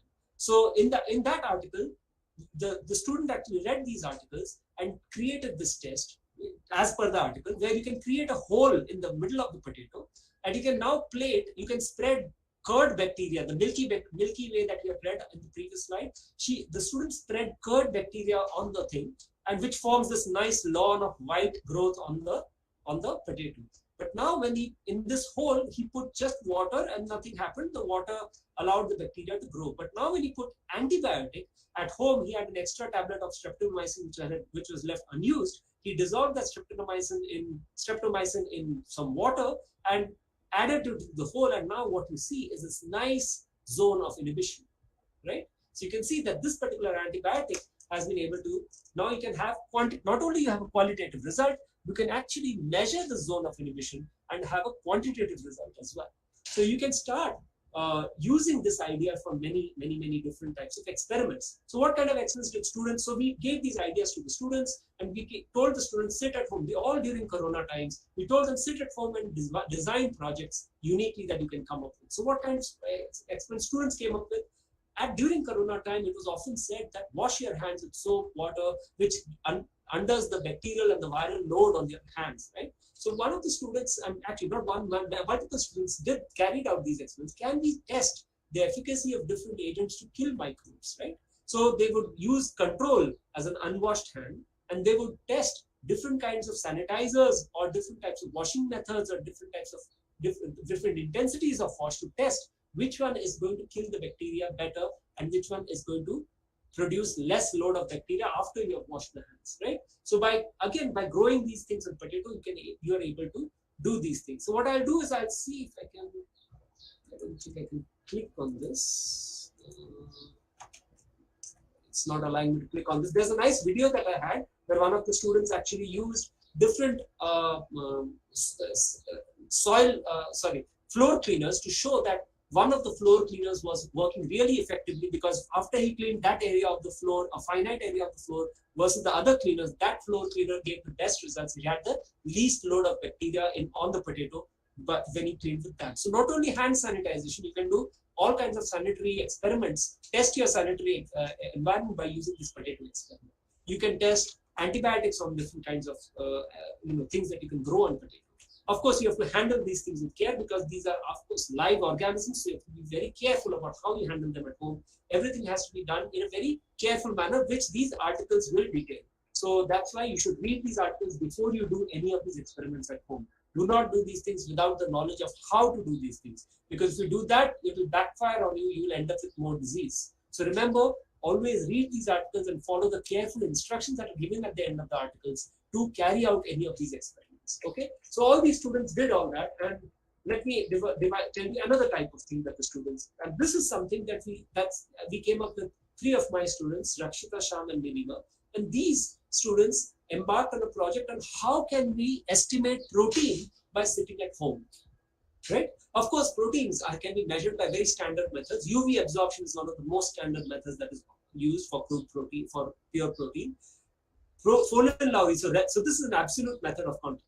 So it can be fast. It is all the sensitive. It is sensitive to some of the low concentrations, but not very low concentrations. However, it is not suitable for low crude samples. This kind of method. It's only suitable for pure proteins. This method, which is the spectrophotometric method by Folin-Lowry or Bradford method, which you have learned in many of your undergraduate courses, can give you a relative estimation method. So this is a relative estimation method, and this method is highly sensitive, can detect up to a microgram of protein and even less than a microgram of protein. However, it is slightly long procedure. It is very sensitive to contaminants, and it is not accessible to common man, because you need a proper laboratory setup to do this experiment. You need a special instrument to do this, first of all. So what we did was we designed, with the help of these 3 students, we designed a simple experiment that could give us a simple and inexpensive method to estimate protein. So what did we do? So we took protein and we shook it, right? We devised a method to design grain extracts. How can we make grain extracts from grains by sitting at home? So we devised a simple method. All you had to do was soak the grain overnight, and take the supernatant of that grain, and then boil the grains in that supernatant, and take this supernatant of the grain, and then use this supernatant to do these assays. So basically, this can be easily done at home. And now when you take these supernatants and you shake them in a bottle, you can do this in a bottle as well. You don't have to do this in tubes like I have shown. Basically, we have corroborated these experiments with laboratory experiments, and we have shown that even these things that are done at home can be, how good are they when they are compared to laboratory experiments? So these are the gold standards, right? So we compare them with laboratory experiments, and we showed that chana dal, which is high protein containing dal, generates stable foam a large amount of stable foam, whereas bajra or wheat, wheat contains the least amount of protein, has a minimum amount of foam. So the size, you can see as marked by this bracket, the layer of foam is very, very small, and you can see the layer of foam here is very, very large, right? So we quantitated this process in the laboratory by comparing this method to laboratory methods. So what did we see? That we saw that Fonin Lowry can be used for detection from 0.1 microgram up to a microgram of protein. Okay, this is pure protein. But now when we did the same assay with using this froth assay, we call it the froth index assay because we can measure the froth index. We can calculate what is the ratio of this height to the height of the column. Right, so we can calculate the froth index, and when we measured foam index or froth index, we estimated for different concentrations of protein. We saw a linear correlation between 0.1 micrograms all the way to 100 micrograms. So it is here, it's 100 micrograms is here at the lower end of the Fonin-Lowry range, but our assay we can detect even below 100 micrograms down to 0.01 micrograms. Right, so you can see that this range is more sensitive than the Fonin range. Of course, beyond this it becomes less sensitive, and below this also it is not sensitive. But our assay, the froth index assay, the foam index is sort of linear to the quantitation of the protein. So we then use this to ask different types of grains. Can we measure the protein in different types of grains in grain extracts? So we made these different types of extracts, and we asked for different types of grains. What does the UV quantitation tell us, which is the UV method of quantitation of protein? What does the Fonin-Lowry tell us? And we correlated these two methods, and we saw that two different standard methods of protein estimation gave us a correlation of about 0.77, right? Which means that two well-established methods of protein estimation can give us a correlation of about 0.77, which means that anything around this correlation should be good enough for telling that our assay is also similar or good enough. So that was the proof of the pudding, right? So when this is our positive control. So when we did these assays with different types of measurements, I'm not going into this too much, but let's look at foam index, right? Foam index essentially is that thing, and we correlated it in this graph with Fonin-Lowry, and we asked what is the correlation of foam index with Fonin-Lowry, and that came to about 0.7251. The R square came to about 0.725, which is very close to the R square that we get from two known, very well established standard assays. So this means that the froth index can really estimate in a very crude manner, can estimate your proteins to a good extent. Okay. So the question then was that, is this froth due to some other reason? Can the students tell me what other reasons can froth come from? Where have you seen froth being generated other than protein? Can any student voice and tell me? Where do you think froth, how can you create froth? How can you create foam? Very obvious answer.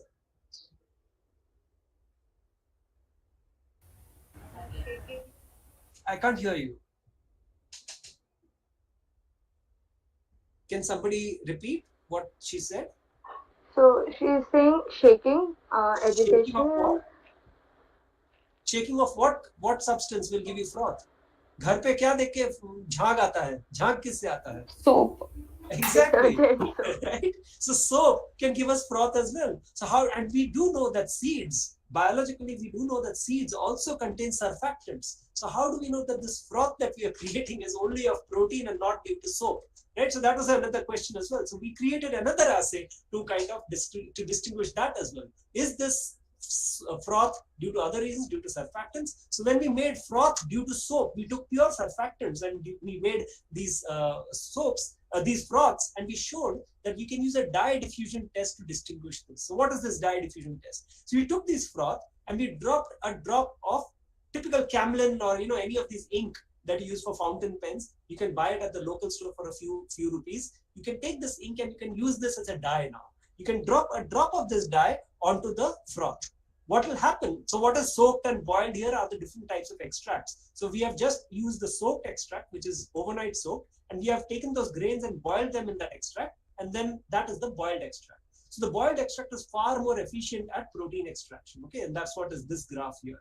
This is actually the boiled extract. But anyway, coming back to the assay, when we drop of this ink onto surfactant type of foam, it just zips through immediately. Within a few seconds, it immediately goes through as if there is no barrier. The ink just drops into the solution and it completely diffuses. However, if you drop it into a protein form, this is demonstrating a protein form, it diffuses very slowly and over a long period of time. So this is time in minutes, right? And that is dependent on the content of the protein as well, because now you can see here in the boiled extract, between bajra and chana, bajra has less protein than compared to chana, and bajra, the dye diffuses after 30 minutes, but in chana, the dye still remains on the top, is unable to diffuse, right? So you can see by simply looking at a dye diffusion test also, you can quantitatively tell that I have a high protein type of grain, or I have a low protein type of grain, and whether it is due to surfactant or due to protein or not. So by using two simple assays, you can actually do a lot of quantitative experiments at home and ask the grains that I am having at home, are these grains actually truly, I read a lot of calorie information online and see that, soybeans are very good for us. But is the soybean that I am consuming, getting from my grocery, does this actually have more protein, or is it grown in a poor climatic condition, or is the strain just creating a lot of soybean without much protein? So that question I can sit at home and ask, right? I can do this assay and ask. This can become a really important citizen science project where everybody can ask this question sitting at home, and we can even develop tons of massive amounts of data from citizen science projects, and even ask what are the cultivars that are in India that are being largely consumed, and which of these cultivars have more protein, because this will be done by each individual at home.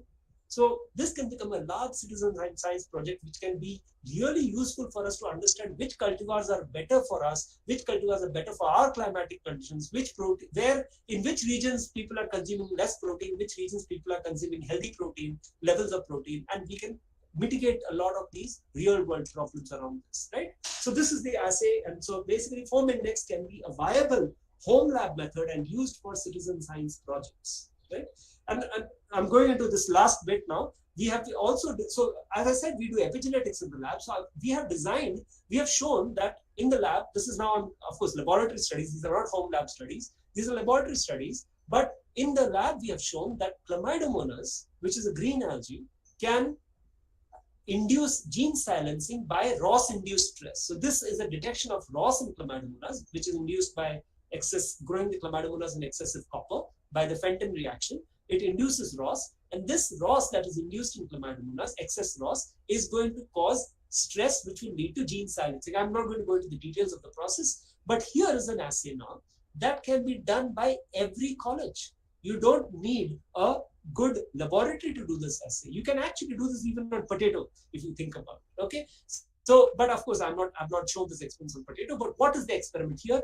We have generated libraries of clones, transgenic clones of Chlamydomonas, which can be grown on any type of simple media, because clammy, all it needs is salts. You don't need very expensive media for this. Just acetate and salt is all it needs. So by growing it on acetate and salt media, we can ask whether this clammy, so we have done what is known as a gradient plate technique. And this is something that can easily be done in a lab, college lab as well. You don't need fancy equipment.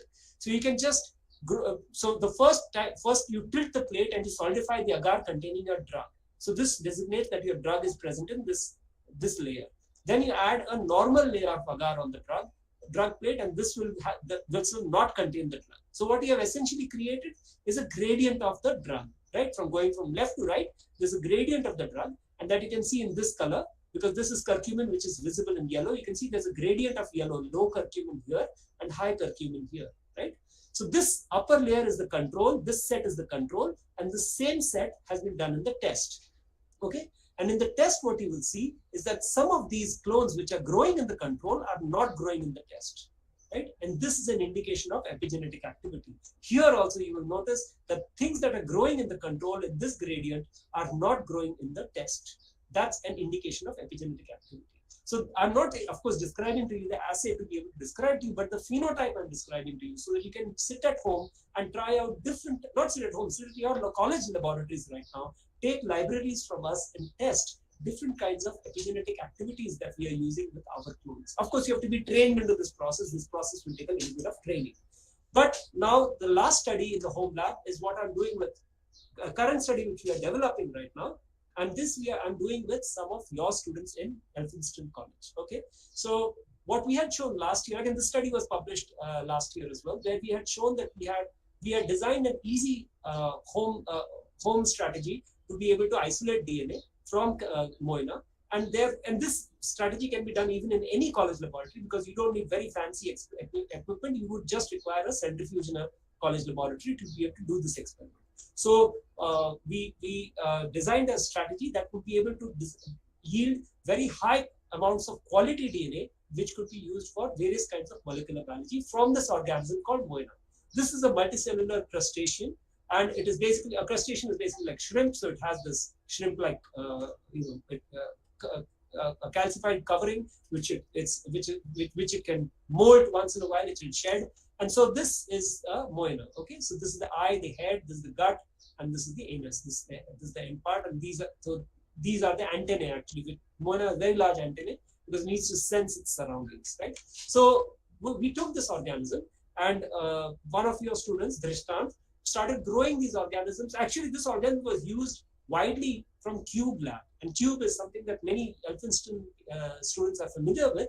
Cube grows a lot of different kinds of model organisms. Okay, and so we picked this organism from the Cube students, and we published this paper by describing this DNA extraction technique. And we showed that this organism was truly, by molecular identification, we showed that this organism is actually Moina macrocopa, and this was the first identification of Moina macrocopa from India. So how we took citizen science Cube laboratory work and made it into a bona fide study. Now what we are trying to do is take this understanding of what we have done, learned from Moina, and try to design some interesting experiments which can tell us something about epigenetics, which can tell us something about response to stress, which can tell us about development and behavior, right? How can we study these things at home? So Drishtant took some of these from the Cube, he took some Moina, and he's even passed them on to us as well. And we are also doing these, and he grew these. Now these are pictures taken by Drishtant at home using his phone camera, which he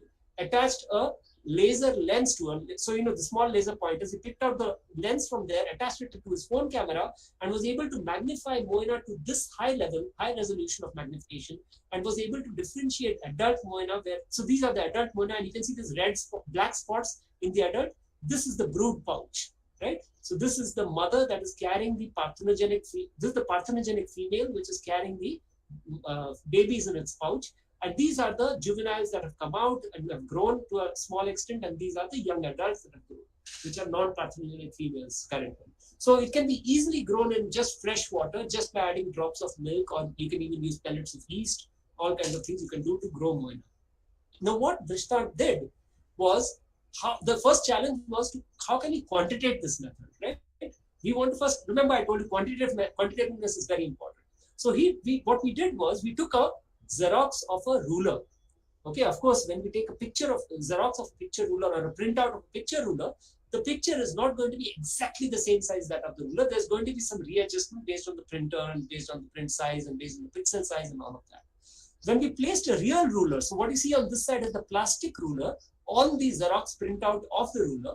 Okay, we saw that as you can see, the marks are not coinciding after some time, which means that the marks are not exactly the same. The distance between two marks of the printout are not exactly the same of that of the ruler, right?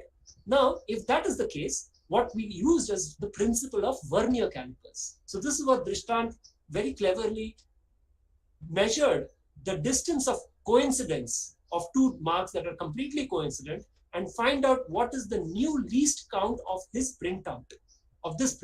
And now the advantage was that he could now take this printout and take pictures of these printouts and put them through a software that he uses on his phone, and be able to measure these dots are there in the printout, right? These dots are your pixel printout dots that are there in the printout, and you can actually measure the distance between dots, and you can get a very low least count, as you can see, somewhere in the range of 260 micrometers of least count you can get.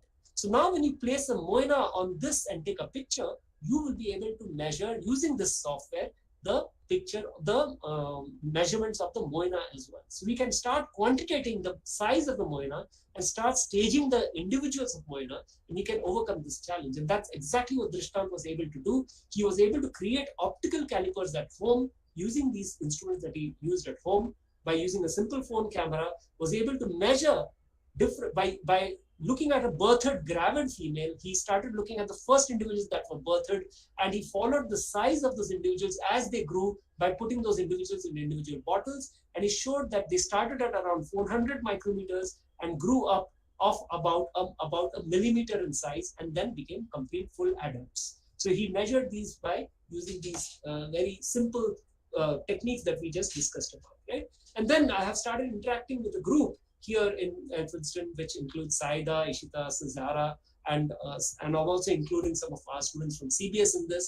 And the idea is can we use these techniques to study behavior, life cycle behavior, can we use this to study transcription and epigenetic memory? So we are trying out different things using this moina system. So what they have done here is they have created a nice method to calculate the motility of moina, right? So you can see the moina are moving and they are usually attracted to light. So we have created this simple home apparatus using a tube and a cup and a holder, and by creating these lights, and we can create a on and off system where the moina can now get attracted to the light. So we can calculate how long does it take for the moina to go from the bottom to the top, right? And we can calculate the motility, and we can actually measure this motility assay and set up some data, and we have started to get the data and standard deviations from this data. We can start tell which is a good method to measure the motility of moina, right? So we are designing what are known as quantitative traits. And by designing quantitative traits, once you quantify something, you are able to do much more acute experiments with it. So you can see from descriptive experiments, we move on to quantitation. In quantitative biology, we'll be able to do precise biology. Okay, so this is basically a collective effort, and that's why I said that there's always strength in numbers. The more number of students that are going to get involved, the more there's going to be a collective statistical output of that data, that we can say that, okay, this data is more valuable, this experiment is more reproducible, and therefore this is true. Like that, right? So this is thanks to HSBC Cube as well as Elphinstone students for participating in this experiment with me, which is the currently developing paradigm. So this is my last slide. So essentially, what we are achieving, why does Cube use such simple organisms? We are all interested in human disease, for example. We want to solve, everybody, when we are young, we hear of cancer and we want to cure cancer, or we want to cure HIV, or we want to cure human diseases. At the end, that is what is really, really important. Then why are we studying all these modern organisms? What we know from evolution is that because we all share the same genes, right? A cabbage, for example, a cabbage shares 50% of the genes that a human has. A Drosophila, a fruit fly, shares 88% of the genes that the human has. A chimpanzee shares 99% of the genes that a human has. Right? So model organisms also share a considerable load of the genetic information that humans also have. So many of the phenomena that cause disease due to those sets of genes can also be studied in model organisms, right? So this process of science is what I call as a reductionist approach. By using model organisms, a biologist, a chemist, a physicist can all start looking at the typical questions in biology, ask more quantitative questions in biology. Of course, each one of them will have a very different view of the cell. A reductionist approach for each of them will be very different, and each of them can use these kind of home lab techniques to design quantitative experiments in biological samples. Okay, so this is how we can study complexity and ask questions that are relevant to even human biology as well. Okay, so with that, I would like to end my talk here, and I will leave the floor open for questions. Thank you. Yes, it was very amazing, sir. Yeah, I will like to call Prajakta madam to take some questions. Maybe few questions, one or two, because we have already Yeah, I know we have run out of time. I've taken and all the questions I will mail to you. Yeah, sure. We have already one questions in the queue, which is Deepa madam. Yes, Deepa madam, you want to?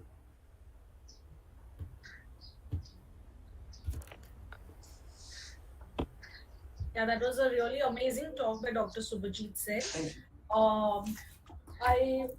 Since the recent thing that you've done is use of potato slices, like boiled potato slices, to grow organisms, bacteria and yeasts, lactobacilli. So, can you suggest are these? Sorry, hello. I got cut off in between. Can you please repeat the question from the beginning? Yeah. Yeah. You mentioned about the use of potato slices, boiled potato slices, to grow bacteria like lactobacilli, yeast, molds, etc. So, do you suggest that potato slices can replace nutrient agar, which costs quite a lot? No, it won't replace it, because see, as I said, the reductionist approach, what is the reductionist approach? Is essentially to simplify the problem, right? Once we simplify it, we have more control over the complex problem. So nutrient agar is a very defined source of the nutrients.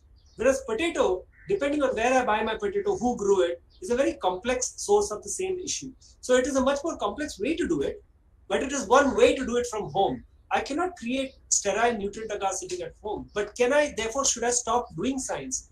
Therefore, should I stop learning the principles of science? Right? That is the idea. The idea is not to replace what we have in the lab, but the idea is to be able to do stuff even at home in spite of the lab. Or can we look at it as a cheaper source of nutrients than using agar? So yes, potato is already used in. So there is something called the potato dextrose agar. It is actually one of the components that is used in microbiology commonly to grow yeast. Several people have already used potato for their experiments and things. The idea is that I don't think it can be a complete new alternative to nutrient agar or potato dextrose agar, but it can be definitely a viable alternative to do a few good experiments. Thank you. Once you have designed good controls, you can ask good questions using potato.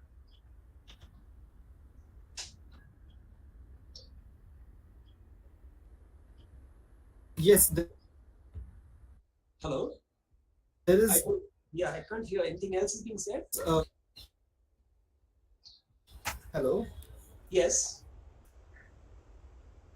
Yeah. So there is one more question, and then I guess we should move forward. This question is from Ishita, and she's saying that can we also connect this protein levels to genetic changes? Is that why it is recommended to be done as a citizen science project? So this is what Ishita is asking. Right. So tomorrow, if I want to study up, say, for example,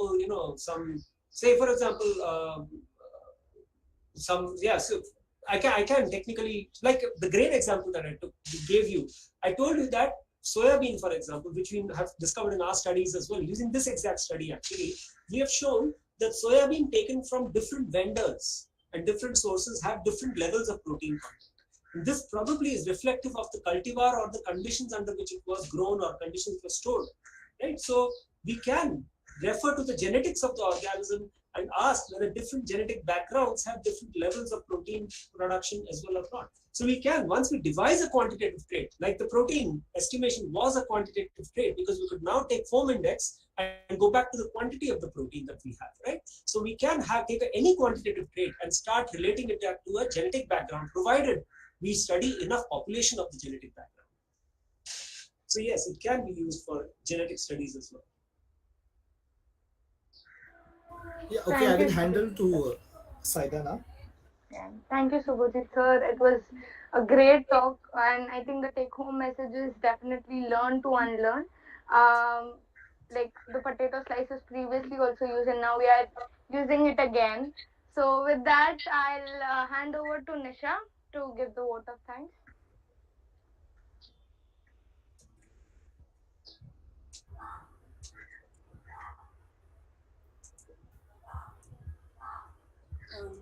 I, Nisha Isankar, on behalf of Department of Biotechnology, am glad to be present here to extend my sincere gratitude to Dr. Subhajit Sen. We have absorbed a lot of knowledge, which will truly help us beyond this webinar. We are deeply honored to have you with us. Your guidance to start research at home, that is home lab, will be really useful for us, and hopefully we will start our own research journey. Another thing that caught my attention was your talk on pattern recognition and relative judgment.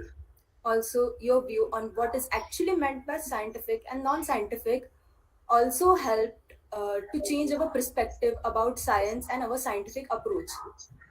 Also, your talk about evolution and modern science will definitely be useful to me and my fellow classmates beyond this session. We are all inspired by your highly intellectual way of imparting knowledge. I would like to say that this session was really helpful and knowledgeable.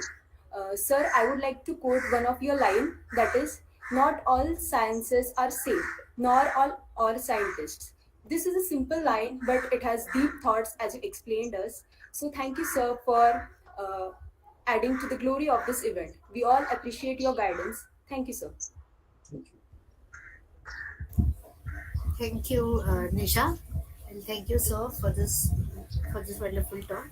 So now we will be starting with our event research presentation, for which I would like to hand over to Sachin to introduce our judges. I'll give a brief description and make the participants well versed with the instruction. Thank you, Dia. Good morning to everyone. We will be starting with our event research presentation. I would like to introduce everyone to our judges, Dr. Mrinalini ma'am and Ashutosh sir. Mrinalini ma'am is working as an assistant professor in Department of Zoology in Elphinstone College. And Ashutosh sir is currently working at Somaya Center for Experiential Learning, where he is involved in curating courses that allow students to learn through experiences. We welcome you, sir and ma'am. Now, to make our participants well aware of the event, I would like to repeat the instructions again. Presentation can be presented alone or in a group of 5. Time limit for the presentation is 10 minutes and the buzzer will be given at 8 minutes. 5 minutes will be given for the question answer round led by a panel of judges. Now, I would like to call our first participant, Shravani, Shruti, and Neha. They will be talking about their model organism, Hydra, and its regeneration studies.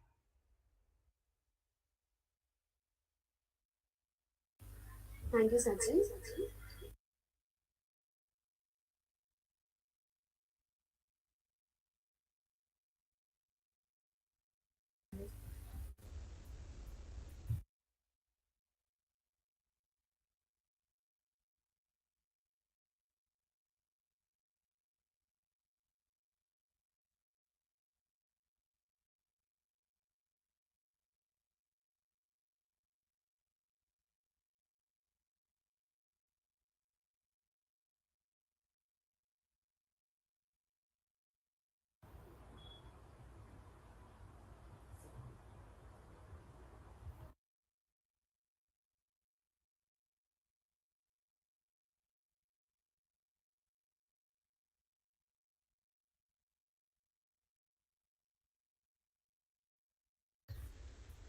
So good morning, everyone. Uh, so we are going to talk upon Hydra model organism. Uh, so myself, Shravani Takkare. I'm Uh, Neha Bhatt. I'm Neha Bhatt. okay, so first we'll see what is how Hydra is classified. Uh, Hydra belongs to kingdom Animalia, phylum Nidaria, class Hydrozoa, order Anthoathecata, family Hydridae, and genus Hydra. The species which we used in our the species which we used in our for our culture is Hydra viridissima. There are different two species of hydras also which are present. So we'll start with its introduction. Hydra is a small multicellular freshwater organisms, and they are found in ponds, streams, and lakes. Hydra, as you all can see in this image, Hydra have a tubular body mode, a body made up of tentacles. This tentacles. On the tentacles, they have a stinging cells which help to paralyze the prey or the food which they wants to eat. And then they have a mouth which is also known as hypostome. Then the body column and the basal disc, which is also known as foot.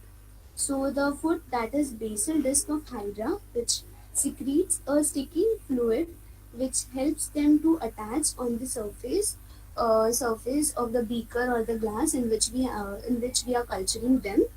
Also, Hydra are approximately 8 to 10 mm in size, and we can see them with our naked eyes.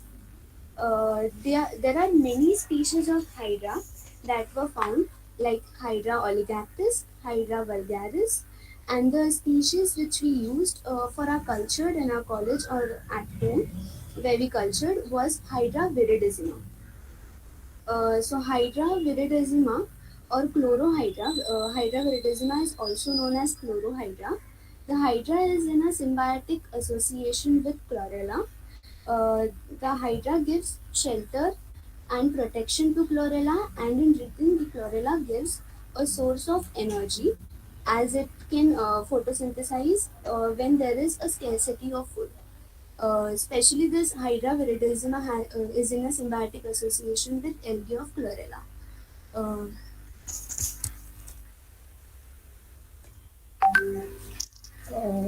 So why are we using Hydra as a model organism? Hydra is considered as a model organism because they have a different characteristics which can be studied in a different field, their regeneration. Because we all know that Hydra, like we studied from our school, that Hydra is used for regeneration studies. So their regenerative ability is one of the most famous topics to one of the most famous topic to study. Also, they are biologically immortal if we give them all the conditions they need to for their growth and development. These hydras feed on crustacean water fleas like Moina, Daphnia, and Artemia. Also, they're very easy to culture. While working on Hydra, our objective is to study regeneration in Hydra and factors and different factors affecting on them, like temperature, the availability of food, the content of algae, and the presence of sunlight, as they uh, they have algae in them. And the second objective was to study effect of different chemicals on regeneration of Hydra, like for example lithium chloride. So lithium chloride is a chemical which slow down the regeneration of Hydra. Uh, so in the pandemic and the lockdown, we have disrupted classes and our access to labs in our colleges. So it was a challenge to keep these organisms alive. So we started culturing them at home. How we culture these hydras at home is first take approximately 100 ml of dechlorinated water. As you can see there, this is a glass which we use for drinking water. So take approximately 100 ml of dechlorinated water in a glass. Dechlorinated water is just uh, yeah, so it's just a normal tap water which were kept in open for 24 hours. Uh, then uh, then with the help of a dropper, transfer 5 to 10 hydras in a beaker or in this glass, uh, if we are culturing them at home, and label them with a date.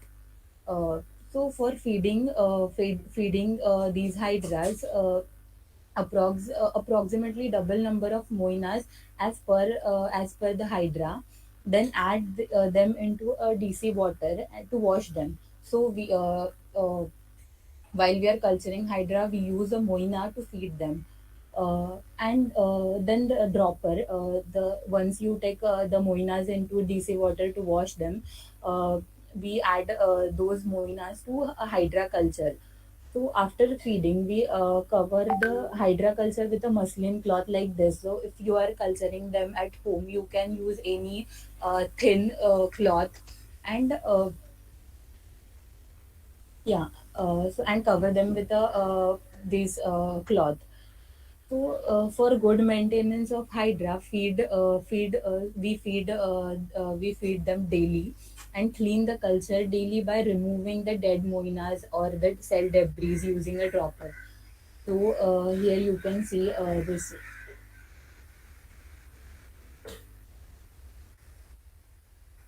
So these are the hydras which we are culturing.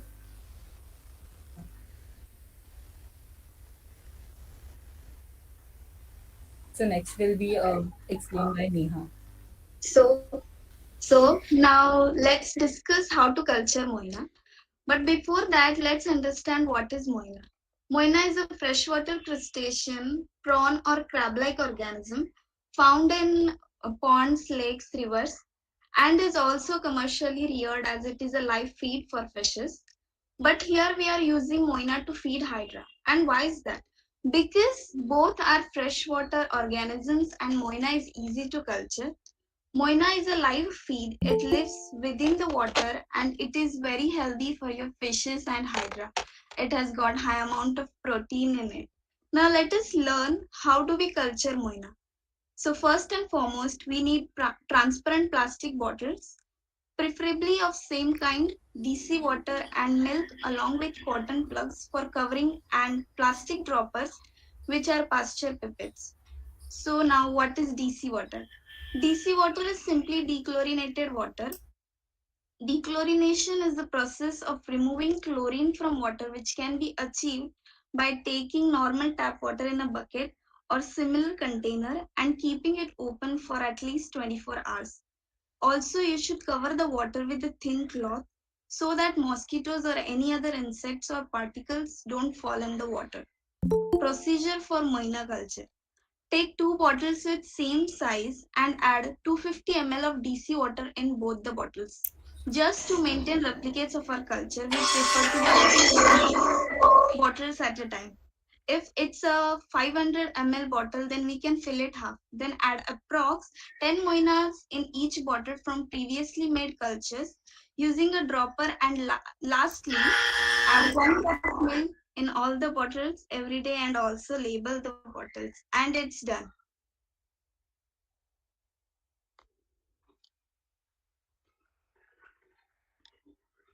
Shruti, you may take over. So, as Shruti and Neha have tell us about culturing Hydra and Moina. So now we are going to see how Hydra engulfs the Moina from this video. Uh, I'll play this video.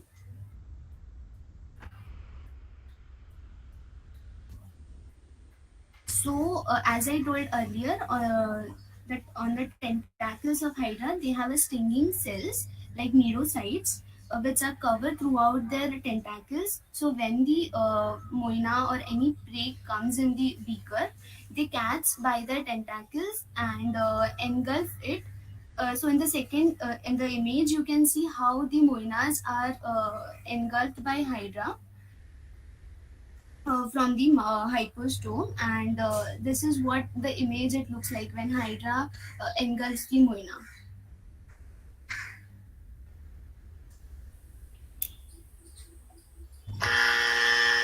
So next is regeneration in Hydra. Regeneration means the regrowth of damaged or missing part from the remaining tissue.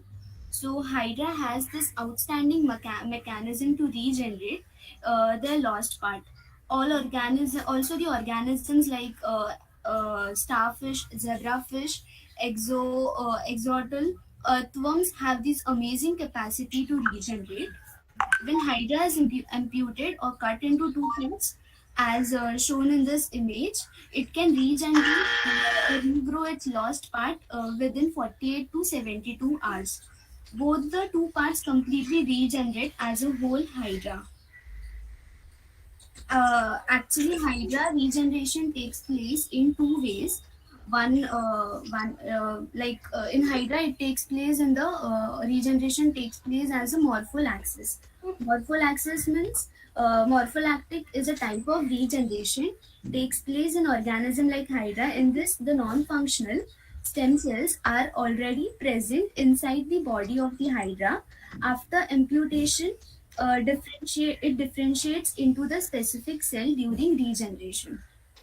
Uh, so to study regeneration, we perform the amputation assay on a hydra.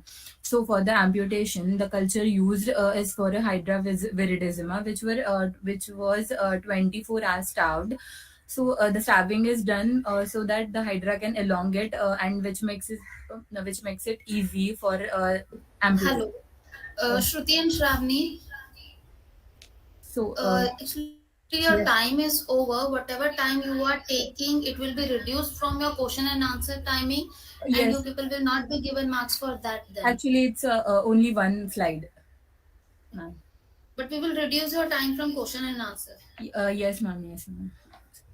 Yeah, so then we take that hydra on hydra from a culture and place it on a glass slide. So then we let them elongate so that we can cut them very easily, and then we take a picture of that hydra using a mobile camera which has a 10x micro lens, so that we can measure their size, how long they are. So then with the help of surgical blade, we amputate the hydra in the middle, and transfer the head and foot part of the hydra in the labeled well plates containing a dechlorinated water. So this is the 6 well plate which we use to keep a amputated hydra. So these are the results. This is a hydra. Yeah.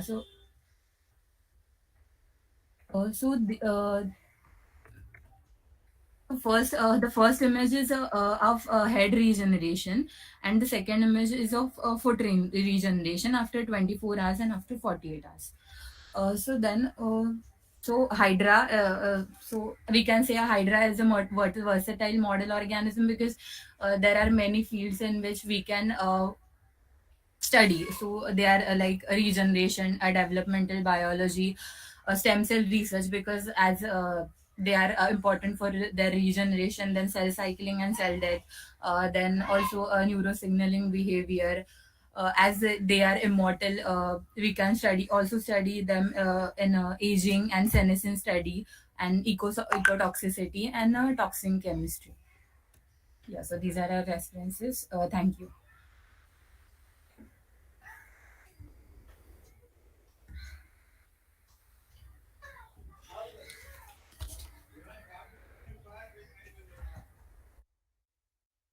So, do we go ahead with the question and answer, or how are we proceeding? Yes, the question and answer round. So, as in the later part, actually, because the aim over here was to study the regeneration, so I was curious to know, you amputate it and you put it in the 6 well plates, and then how do you go about doing the observation? Because I think that is very important. So if you could just Yes, so after that, like we did this at home, so we used our mobile camera to take the images. So we observe them after, because like we have done it many times, so we know that after 24 hours, so you can see in the first image, it is head regeneration after 24 hours and head regeneration after 48 hours. So in a head regeneration, we are observing for like in head part we are observing for their regeneration, and in foot part we are observing for their head regeneration and their tentacle regeneration. So the first image is of head part, which is regenerating their foot, and in the second part you can in second image you can see a foot can, yeah, so it is a foot part, so which will regenerate their head. So in a 24 hours you can see a very small tentacles or a bulgy this portion is come at the head part of a hydra, and after 48 hours they will grow into tentacle. So the head regeneration, the foot regeneration of head part takes around 24 hours to maximum 24 hours to complete, but head regeneration takes around 48 hours to complete, because to completely regrow their tentacles and head. okay. Yes. Shravani, this is Mrinalini here. I have a question. Do you need both the ectoderm and the endoderm cell lineages for regeneration?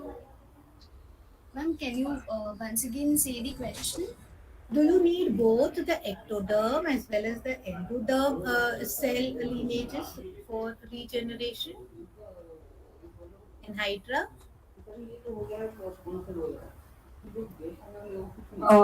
Yes, ma'am. Okay. I think you've yet to work on that, right?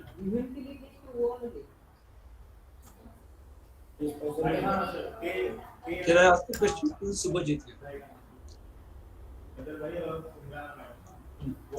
Yes. So, Hydra seems to be a predatory organism, right? It is eating mana, it is encapsulating. So, once you get only a foot, how is this Hydra getting energy to regenerate or regrow? What do you think? So sorry, I will be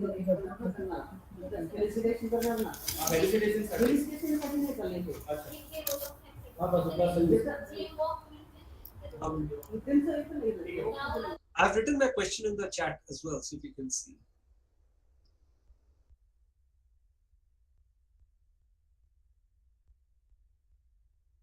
Yeah, because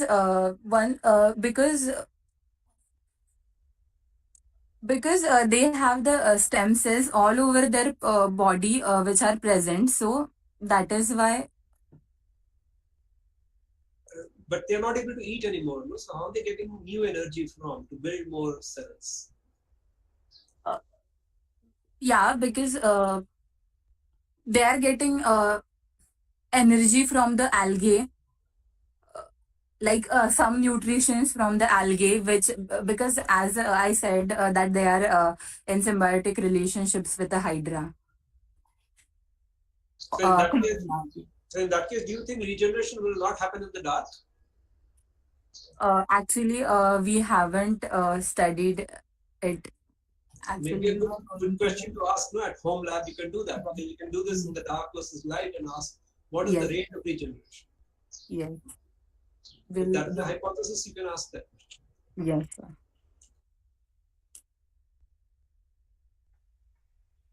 So we will move to the next presentation. The next presentation is by Kirti and Vaishnavi. They will be talking about lifestyle and infertility.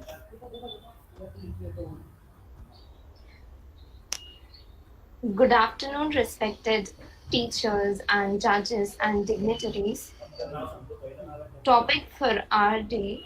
First, let me share my screen.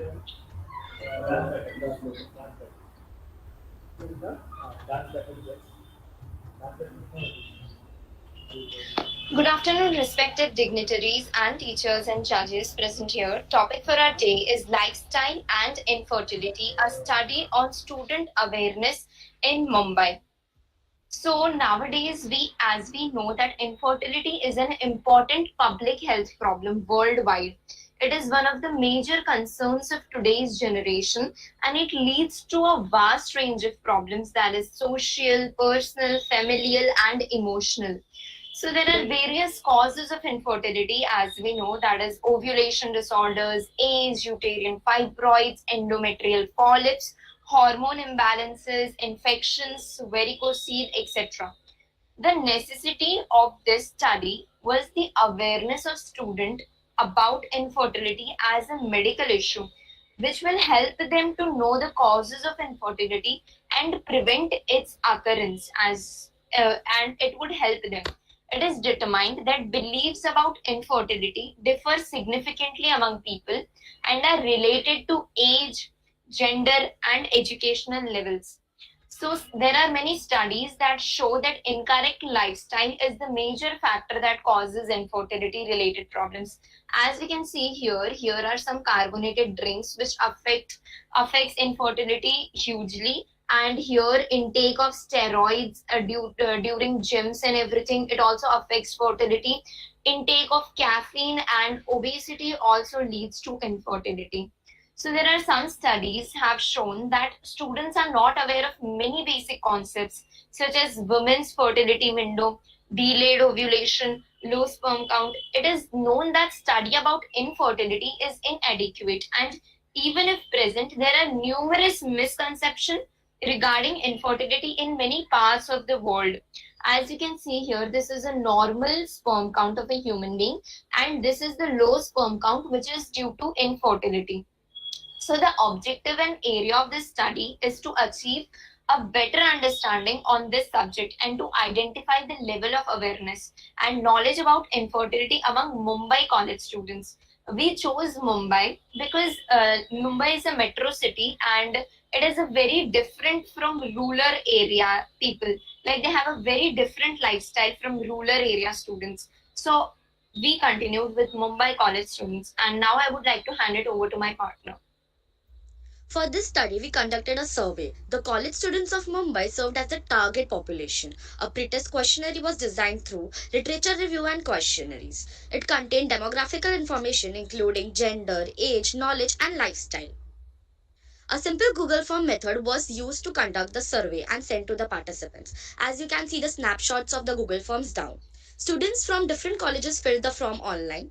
The form contained multiple choice answers including yes or no. The observations of our research study was a total number of 112 responses were collected, from which 34 were male and 78 were female students. The average age of students respondents was of 19 and the age of all respondents ranged from 16 to 22 years. We can see the statistics down in the graph. The questions in the survey was kept very basic. The first question was basic, that was, do you know what is infertility? According to graph, 92.2% of students correctly knew the description of infertility.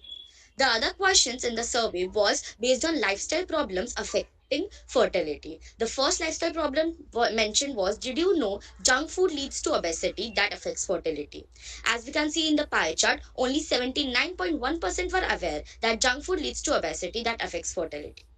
Lifestyle problem number 2. Did you know faulty sleep patterns affects fertility? 64.3% of students knew that faulty sleep patterns can affect fertility. Lifestyle problem number 3. Are you aware that over-exercising could also affect your fertility? Only 55.7% knew that over-exercising could affect fertility. Another lifestyle problem mentioned was, did you know stress causes hypertension that delays? So sorry, there's a disturbance. That delays ovulation. Almost 80.9% students knew about it. Lifestyle problem number 5. Did you know caffeine affects sperm DNA and reduces chances of conceiving? Almost 60.9% participants knew that caffeine affects sperm DNA and reduces chances of conceiving. Another lifestyle problem number 6. Did you know that smoking alcohol affects ovum quality and sperm count? Almost 84.2% of them knew that smoking and alcohol intake affects ovum and sperm quality. Lifestyle problem number 7. Did you know that diabetes causes hormonal disruption? 75.4% of students knew diabetes causes hormonal disruption. Lifestyle problem number 8. Did you know fertility decreases by age? Almost 77% of students accepted that fertility decreases by age. Lifestyle problem number 9. Did you know that stress lowers testosterone levels? 69.7% of them knew stress lowers testosterone level, while 30% of them didn't have an idea about it. Lifestyle problem number 10. Are you aware that consumption of carbonated drinks in excess can lead to menstrual disorders in women and can affect sperm quality in men? Only 68.8% of students were aware about it. Lifestyle problem number 11. Did you know anorexia nervosa and bulimia causes infertility? Anorexia nervosa is a constant fear of gaining weight, while bulimia is a constant feeling of hunger. Only 57.8% of students were aware that anorexia nervosa and bulimia causes infertility. Lifestyle problem number 12. Are you aware that intake of steroids can affect sperm count? 70.9% students that knew that intake of steroids affects sperm count. Lifestyle problem number 13. Did you know that men diagnosed with hypertension are detected with impaired semen volume? Only 57.8% were aware about it. The last lifestyle problem I mentioned was, did you know sleeping pills also affect fertility? Almost 76.4% were aware that sleeping pills affect fertility. These were the questions mentioned in our surveys, which was answered by the respondents. The further proceeding with our results, our research also revealed that the majority of students knew about some of the biological and lifestyle factors related to fertility, including that infertility is a problem for both men and women. So these are some of our references for our study. Now I would like to acknowledge a special thanks to gratitude to Elphinstone College who gave us this golden opportunity to this wonderful research project. Secondly, we would like to thank our parents and friends who helped us a lot in finalizing the project within the limited time frame. And now I would like to conclude by quoting that awareness is a powerful tool which ignites the mind of literates and illiterates. Thank you.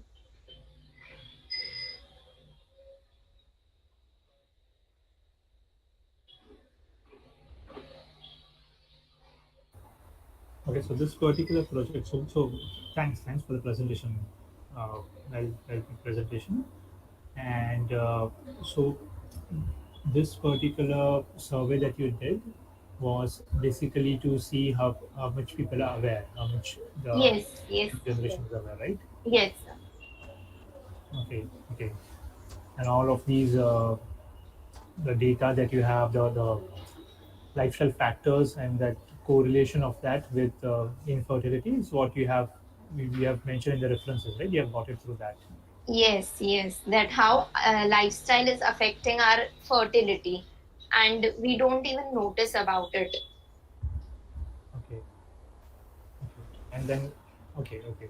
So could you go back to the presentation? Yeah, sure, sure.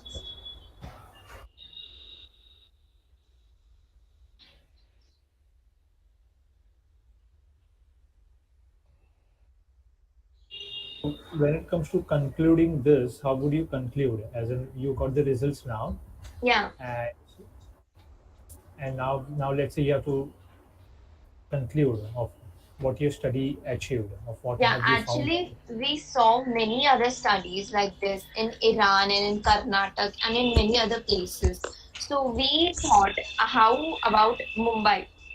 So we chose to saw that in many other places like Karnataka and many other like rural places, the students don't have the appropriate knowledge about this stuff.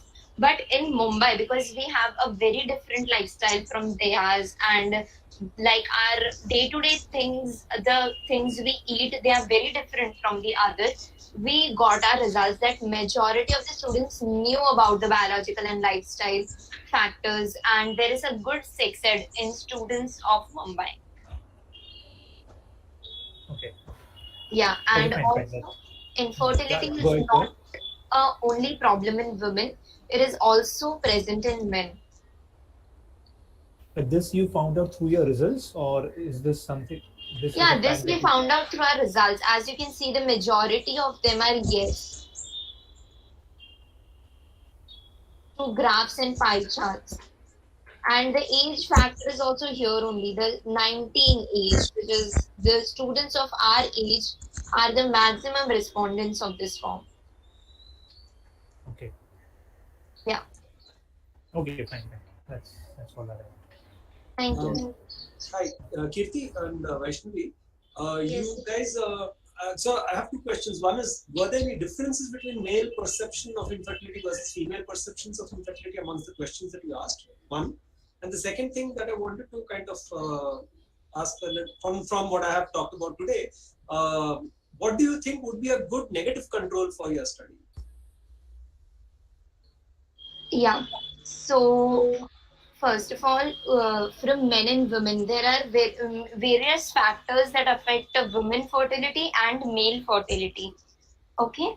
Like in many cases, the woman is blamed for a girl child and stuff, but No, Kirti, I'm asking from your study, were there any differences in the male perceptions of in infertility or female perceptions of infertility from the questions you asked?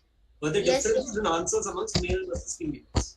Yes, sir, because the respondents were of more female students. The yeah, respondents we got were of female majority, and the men were less. But the men who gave the response had a perfect idea of what we are talking about. yeah, and more about females. Females have a little more knowledge about these stuff than men. Because whenever we talk about this, we most of talk about women infertility. We don't talk about men, but here it is the questions are 50-50 based on every men and women. So from our results, we got that they have a good knowledge about it. And the person who is going through the process knows more about it. Okay, and The second question is, what do you think would be a good negative control for your study? There are no controls in your study. That's what I wanted to point out. What could you think would be the controls required in your study?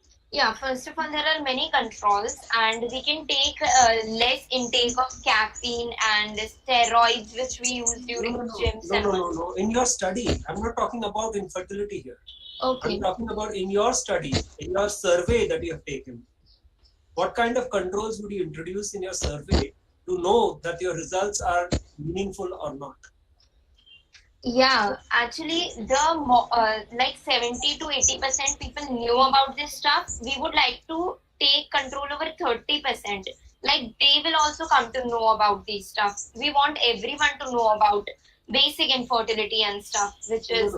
Okay, Kirti, let me put the question this way. Okay. How do you know that they have randomly created? See, you have asked a question in this survey about whether you know these problems are associated with infertility or not. There's always a bias. This is the bias that I probably might have, that, oh, these questions must be infertility related, so they all must be important for infertility, so I'll mark yes, right?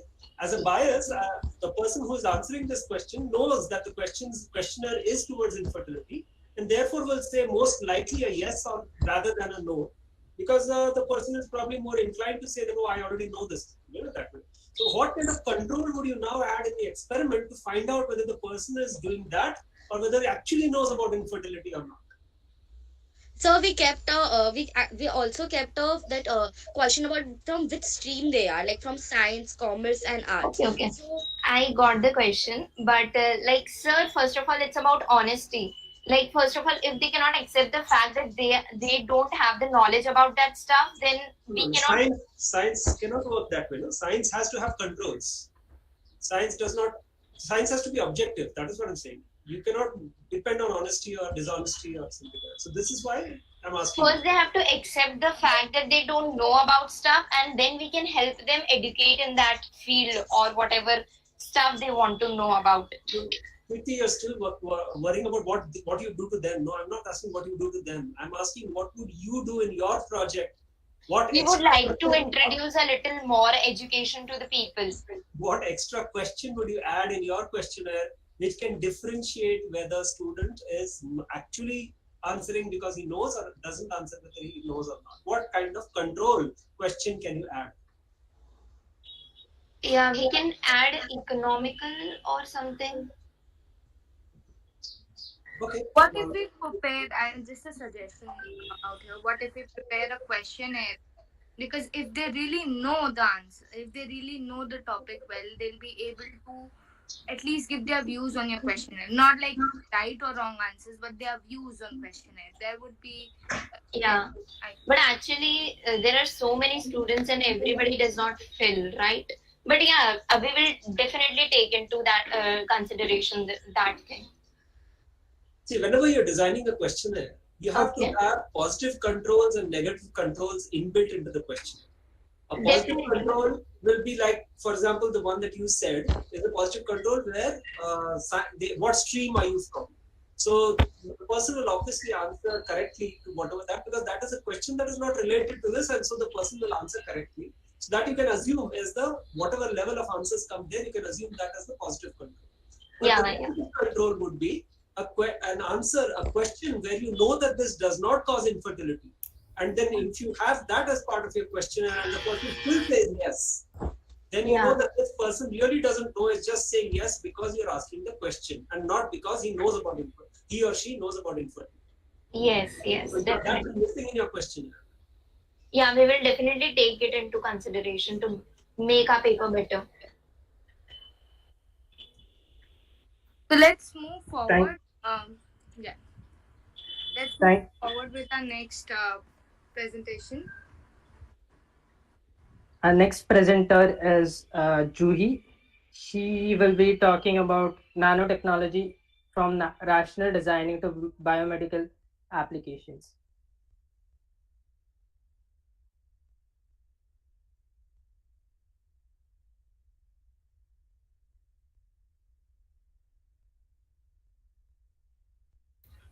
Is my screen visible? Yes, it is.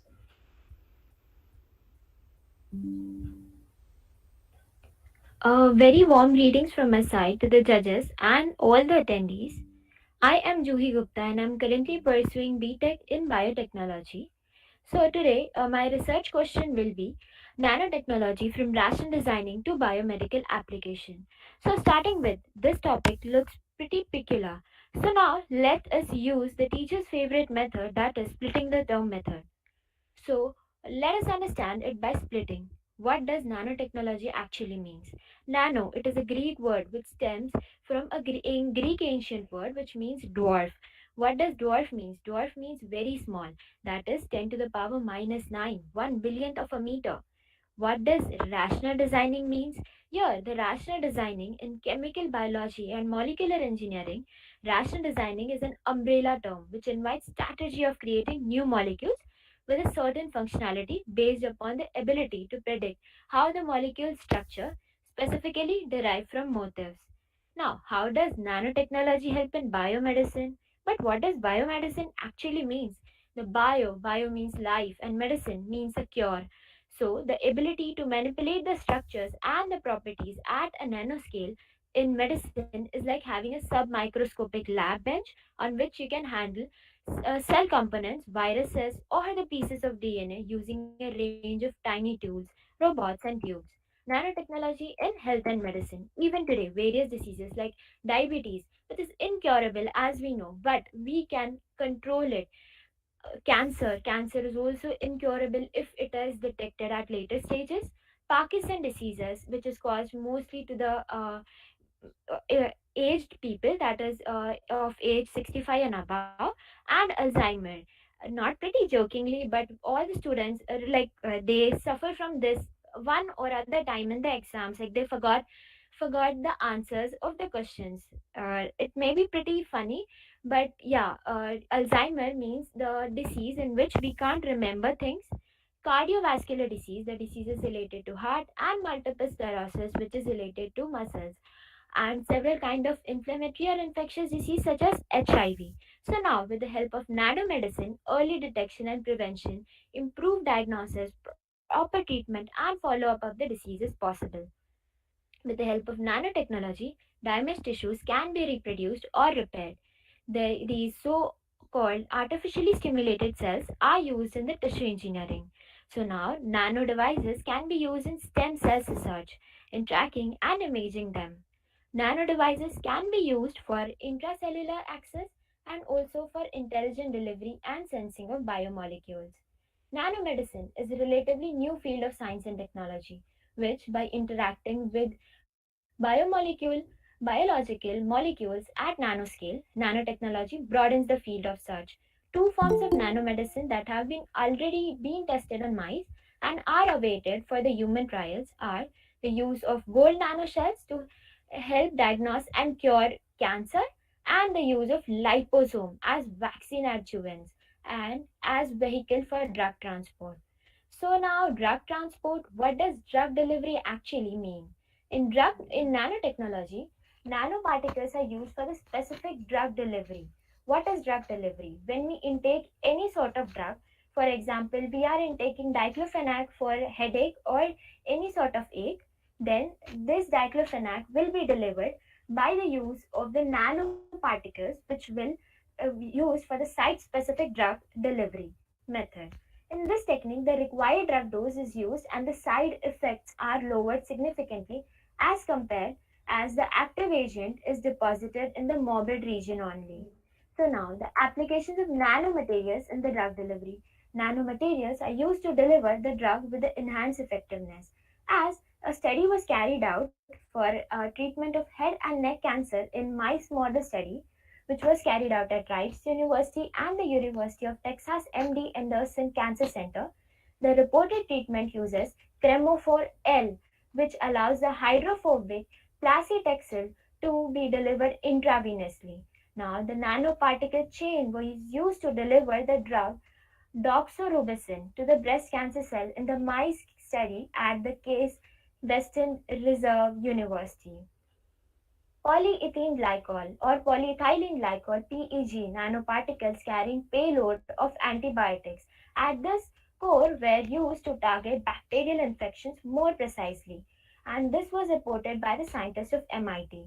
Researchers of Harvard University Wyss Institute have used the biometric strategies in a mouse model. The drug-coated nanoparticles were used to dissolve blood clots. The researchers in University of Kentucky have created egg-shaped RNA nanoparticles which can carry four functional modules. Cancer. Due to the small size of nanoparticles, it can be of a great use in oncology. What is oncology? Oncology is the study of cancer. Now, nanotechnology based drug delivery is based upon three facts. First is the efficient encapsulation of the drugs. Second, successful delivery of the said drugs to the targeted region of the body. And third is the successful release of the drug over there.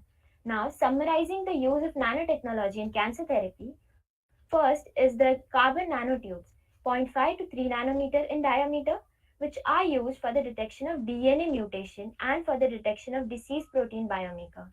Second is the dendrimer, which is less than 10 nanometer in size and are useful for the controlled drug release. Nanocrystals, 2 to 9.5 nanometer in size, which was used in labeling of breast cancer marker. Nanoparticles are of 10 to 1000 nanometer size and are used in MRI and ultrasound imaging. Nanoshells find application in tumor specific imaging. Nanowires, which are used in disease protein biomarker detection. And most importantly, quantum dots, that is 2 to 9.5 nanometer in size, which can help in optical detection of genes and protein in animal model and cell assay. So now, nanotechnology in the treatment of neurodegenerative disorders. What does neurodegenerative means? Neuro means neurons and degenerative means neurons are degenerated and I'm this sorry, Joey. Joey, your slide is not moving if you're actually on some other page. It's stuck on page 4. Oh, I'm so sorry. Now can you see? Yes, you can. Okay. So should I repeat or how should I do? No, just proceed. Just, You don't need to just repeat. yeah. Okay. So nanotechnology in the treatment of neurodegenerative disorders. One of the most important applications of nanotechnology of neurodegenerative disorders is for the delivery of CNS therapeutics. Various nano carriers such as dendrimers, nanogels, nanoemulsions, liposomes, polymeric nanoparticles, solid lipid nanoparticles, and nanosuspensions have been studied. So now, this is the Parkinson disease, which is a neurodegenerative disease. Uh, a elderly aged or a person aged 65 and above cause this disease in which he gets tremor, dementia, and it is due to the dopamine deficiency. Alzheimer, it is the these approaches are based on early AD diagnosis and the treatment is made possible by designing engineering of plethora of nanoparticulate entities with high specificity for brain capillary and endothelial cells. So now, clinical applications of nanotechnology in operative dentistry. It is the smile that we wear. The nanofield composite resin material are believed to order excellent wear resistance strength and ultimate aesthetics due to their exceptional polish ability.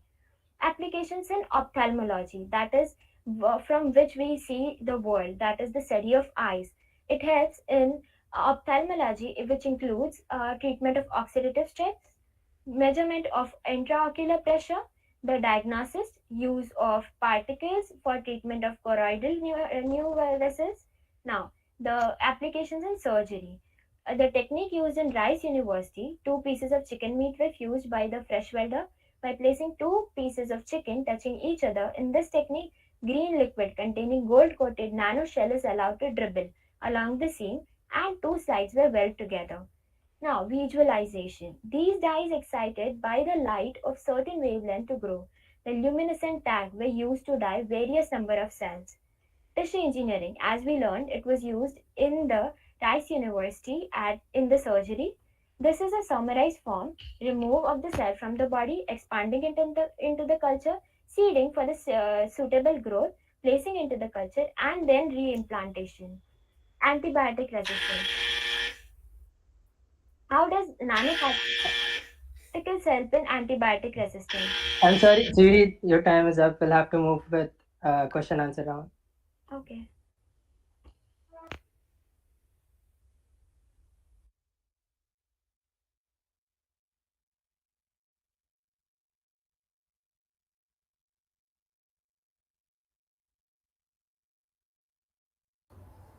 Hello. Yeah. So thanks for this presentation. So in this you said that these nanoparticles are used in the treatment of neurodegenerative diseases, and like in certain diseases there is a decreased secretion of dopamine. So what are the current ways of treating these diseases, and how do how does using these nanoparticles stand as a better treatment? Are we not able to address this decrease in dopamine secretion? As in, are we not able to administer that? Are we not administering dopamine in an effective way, or what is it? What is the current state of treatment? Nanotechnology in this helps as in the way of delivery of the drugs. But the medications can help in control the symptoms. Often it may be sometimes dramatically, but in most advanced cases, the surgery has been suggested for the disease in which the dopamine deficiency has been detected, that is the Parkinson disease. And mainly the most common method of treating the Parkinson disease can be the prescribed medicine, that is the levodopa or the levodopa. And in this, the symptoms of the conditions can be controlled but cannot be completely cured. Okay, okay.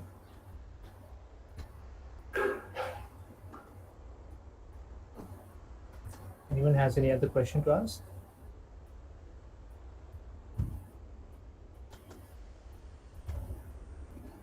If you don't have any questions, let's move on. Next participant is Amirunisha. She will be talking about antimicrobial resistance.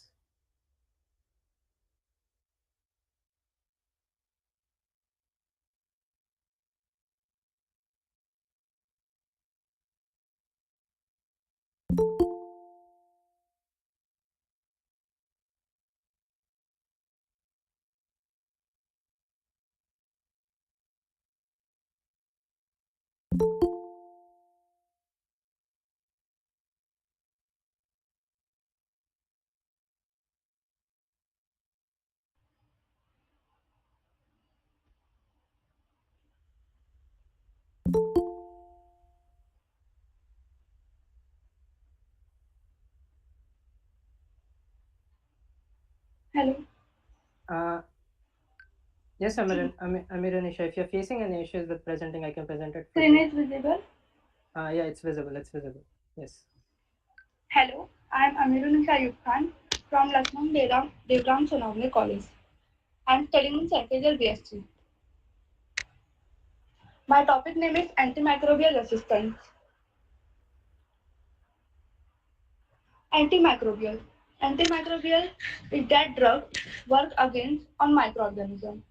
And resistance means it is the ability to oppose the drug when microorganism cannot be destroyed by the higher recommended dose of drug. It means जो microorganism है वो जितना recommended dose of medicine का लगता है उससे भी destroy नहीं होते.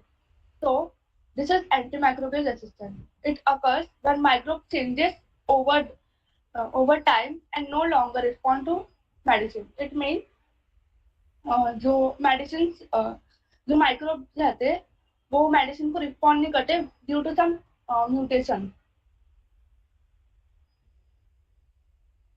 Antimicrobial. There are different types of antimicrobials. Antibiotics, it works against bacteria. Example, cyanobacteria. Antiviral, it works against viruses. Example, herpes virus. And antifungal, it works against fungus. Example, yeast. And antiparasite, it works against parasites like protozoa and malarial parasites. What is antimicrobial resistance? Antimicrobial resistance is one of the most serious public health threats of the 21st century. Resistance of antimicrobial agents has become a major source of morbidity and mortality of the worldwide. Drug resistant infection mortality rate. Due to worldwide 70,000 deaths are and 50,000 are in Europe and the US.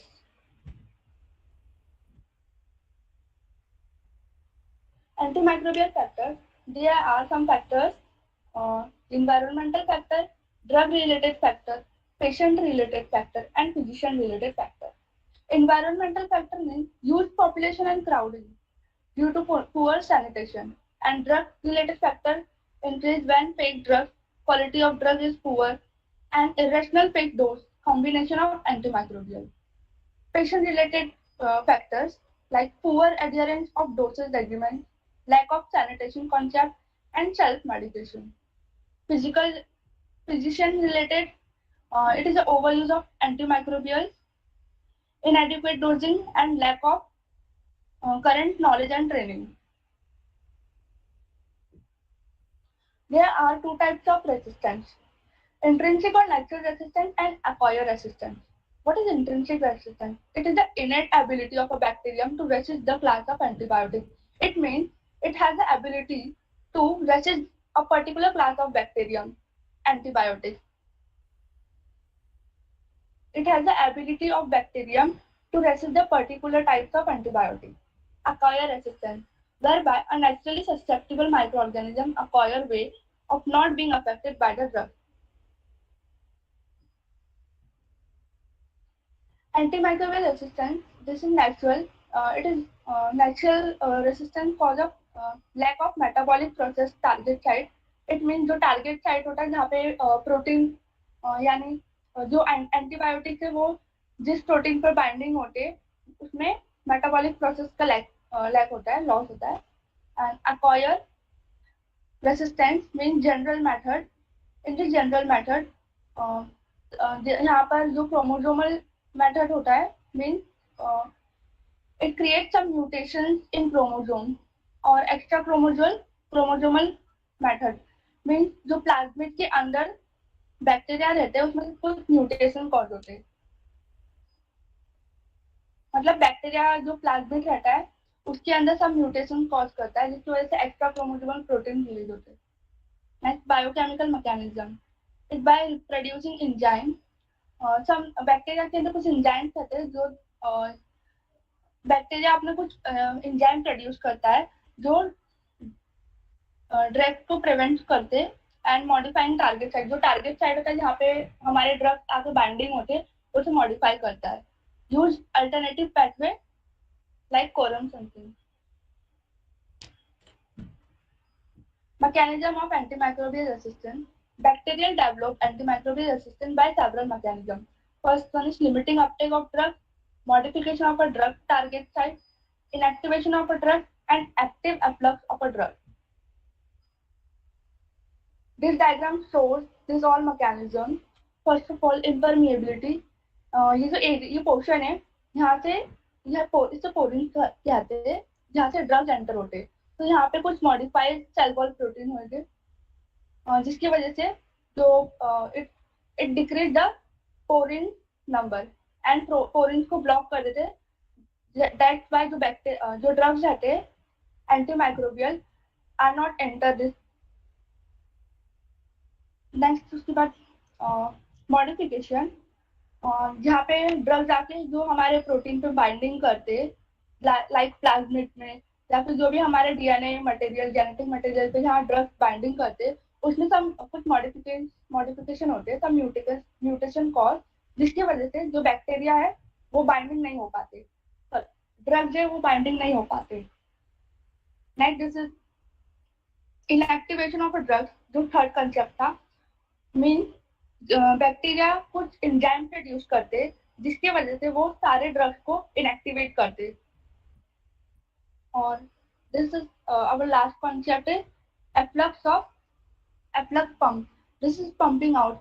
ये जो efflux pumping out ये जो है ये जो antimicrobial drugs रहते हैं उसे बाहर निकाल देते. It is efflux of the drug.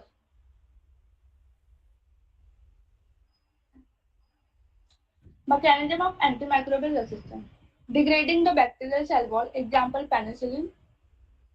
We use penicillin to degrading bacterial cell wall, but it inhibits metabolic pathway on bacterial cell. Example sulfonamide inhibits folic acid synthesis of bacteria.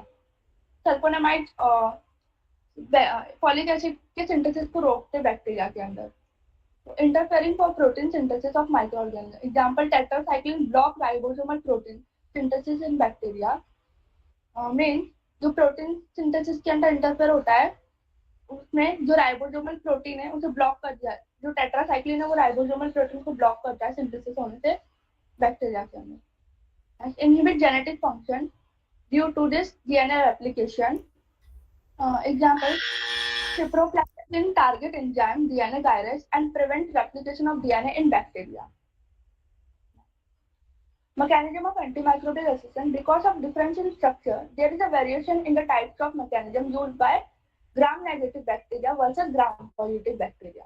Gram-negative bacteria make use of it use all four mechanisms, whereas gram-positive bacteria less. It cannot use limiting the uptake of drugs because it don't have an LPS outer membrane and don't have the capacity for certain types of drug efflux mechanism. So it don't. It means इसमें ये दो mechanism नहीं होते. पर gram negative में जो हमारे सारे यानी all four mechanisms are here. Thank you so much. Thank you everyone for taking the time to be here today and for listening to me speak. I feel gratitude in my heart. Thanks, Nisha. Wonderful presentation. So now that you were saying this, there was few drugs that you were saying that they stop the protein synthesis, right? Then Yes. if they are stopping the protein synthesis, then they would like if a human is consuming that, if there's an infection, they could also stop the protein synthesis in normal cells, right? Yes, So it would also affect our cells, right? Our body cells. If it's going to target the protein synthesis, won't the drug also inhibit the protein synthesis in our cells, not just the bacteria? So some ribosomal protein synthesis is what you were saying. Ribosomal. Yeah, in one particular slide, you say that one particular drug Yes. stops the synthesis of ribosomal protein synthesis, right? Inhibit करता है. So ribosomes are there in our cells as well, right? So it would also stop the formation of ribosomes in our cells, right? Yes. If we consume the drug, then how would the drug also not affect our cells?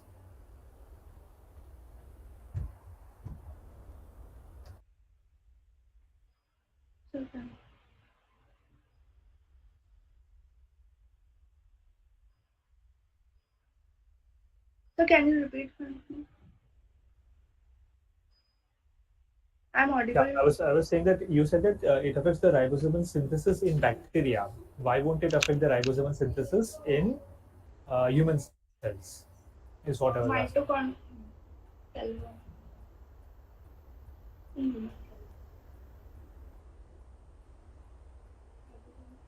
And okay, let me put it some other way. So I'll ask you a different question. So you said at the very start, you said that there are antivirals, antibiotics, and all different classes Yes. of these. So would an antibiotic work against a virus? Yeah, against the bacteria. So yeah, so it does certainly work against a bacteria. Would it also work against a virus? Antivirus. Yeah, those are antivirals. But if I were to use an antibiotic, let's say like penicillin, if I want to use penicillin and try to kill a viral viruses using that, would I be able to do that? Due to this pandemic अभी जो pandemic situation था हमारे corona में तो we use कोविड-19 Yeah, vaccine. Okay, so vaccine. Okay, vaccine is a bit different than this antibiotic treatment, right? Antivirals के लिए. Yeah. Okay, fine. Yeah, thanks for the presentation. Thank you, Amit and Nisha. So we will move to our next presentation. The next presentation will be by Anandita, Isha, and Tofia.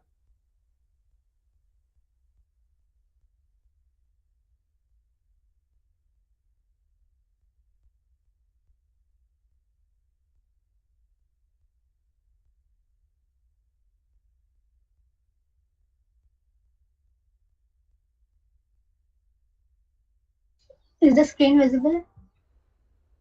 Yeah, it is. Yes.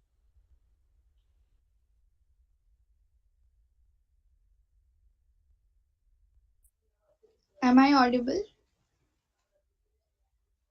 Hello? Am I audible? Yes, you are Yes, you audible. are. Okay. So shall I start? Yes. And go ahead. A very good afternoon to one and all present over here. Since ancient time onwards, the medicinal benefits of herbal trees were known, and Ficus religiosa was one amongst them. So today I am going to throw some lights on the immense benefit of Ficus religiosa with the help of our group project, that is on antimicrobial activity of phytochemicals from Ficus religiosa, also commonly known as people tree. So we have read some research papers, and there we came to know about some of the studies that was done in this area. One of the study was done with the broad spectrum antibacterial and antifungal activity of ethanolic extracts of 22 traditionally used Indian medicinal plants against 7 bacterial and 5 filamentous fungal cultures were studied, where it was observed that the leaves of Ficus religiosa demonstrated more antibacterial activity with less antifungal activity out of all those 22 plants that were taken. Another study on the antimicrobial activity of diethyl ether and methanol extracts of bark and leaves against Escherichia coli, Staphylococcus aureus, Pseudomonas aeruginosa, and a fungal culture, that is Aspergillus niger, showed that methanolic extracts of bark and leaves exhibited more antimicrobial activity than diethyl ether extracts.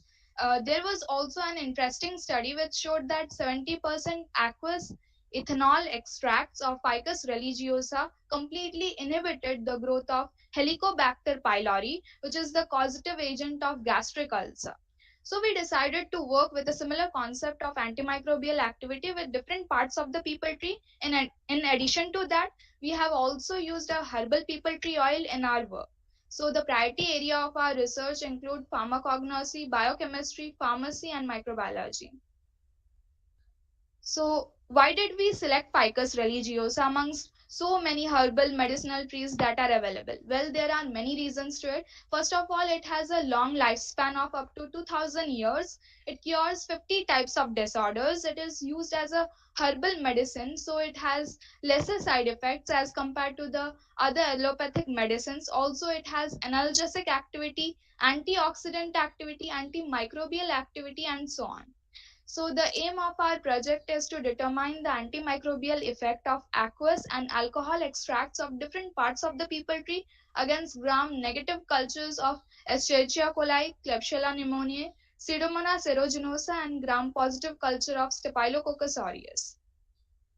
So justification for our project is that nowadays interest has been increased towards use of herbal medicine due to their ability to treat various diseases. And Ficus religiosa is a miracle of nature and is highly regarded as a useful plant in Ayurvedic medicine. And it could be useful especially in remote parts of developing countries where there is few healthcare facilities available. So for this project, the test sample we used are different parts of people tree, traditional herbal people tree oil.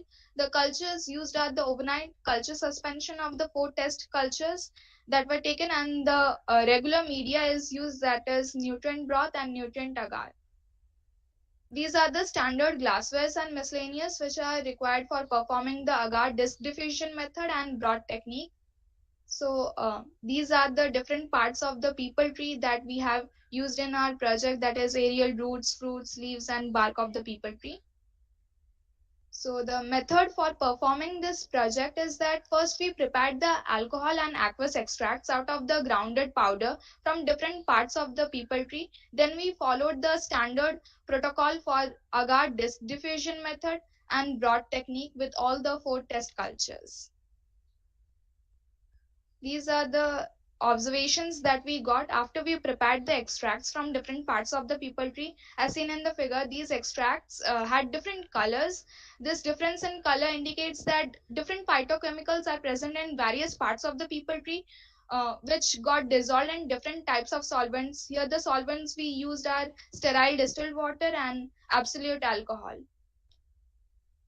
So these are the results of disk diffusion technique, and here we got zone of inhibition for aqueous and alcohol extracts of different parts of the people tree against the 4 test cultures. One of the most fascinating result is that we got zone of inhibition with Pseudomonas aeruginosa, which we know that it is a leading nosocomial pathogen, and is also and there is also a worldwide increase in the rate of antibiotic resistance in Pseudomonas aeruginosa, making it a multi-drug resistant pathogen of global concern. Therefore, in these cases, the use of these phytochemicals, which are obtained from different parts of the people tree, can be used for treating infections caused by these multi-drug resistant Pseudomonas aeruginosa, and also we can use these to treat skin pathogens like those caused by Staphylococcus aureus. So in the broad technique, for example, for Staphylococcus aureus, we can compare the turbidity, and we can see that the turbidity is less in the second tube, which is having alcohol extract of bark, as compared to the turbidity which is comparatively more in the third tube, which is having alcohol control, and the first and the fourth tube are the medium control and positive control tubes respectively. We have also compared the absorbance values with the zone of inhibition that we got in the agar disk diffusion technique, and we were getting similar results, which shows that the technique we used were correctly performed. So from this project, we concluded that both alcohol and aqueous extracts of different parts of the people tree uh, exhibited zones of inhibition using disk diffusion technique, and a technique against Escherichia coli, Staphylococcus aureus, Klebsiella pneumoniae, and Pseudomonas aeruginosa.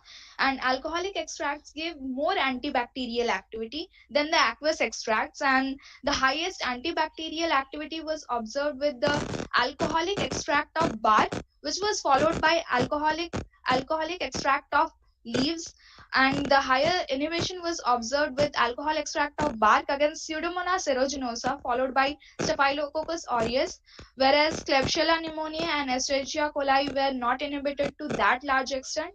And the Ayurvedic people tree oil that was used was also effective to some extent against Escherichia coli and Klebsiella pneumoniae, whereas it showed higher effectiveness against Pseudomonas aeruginosa and Staphylococcus aureus.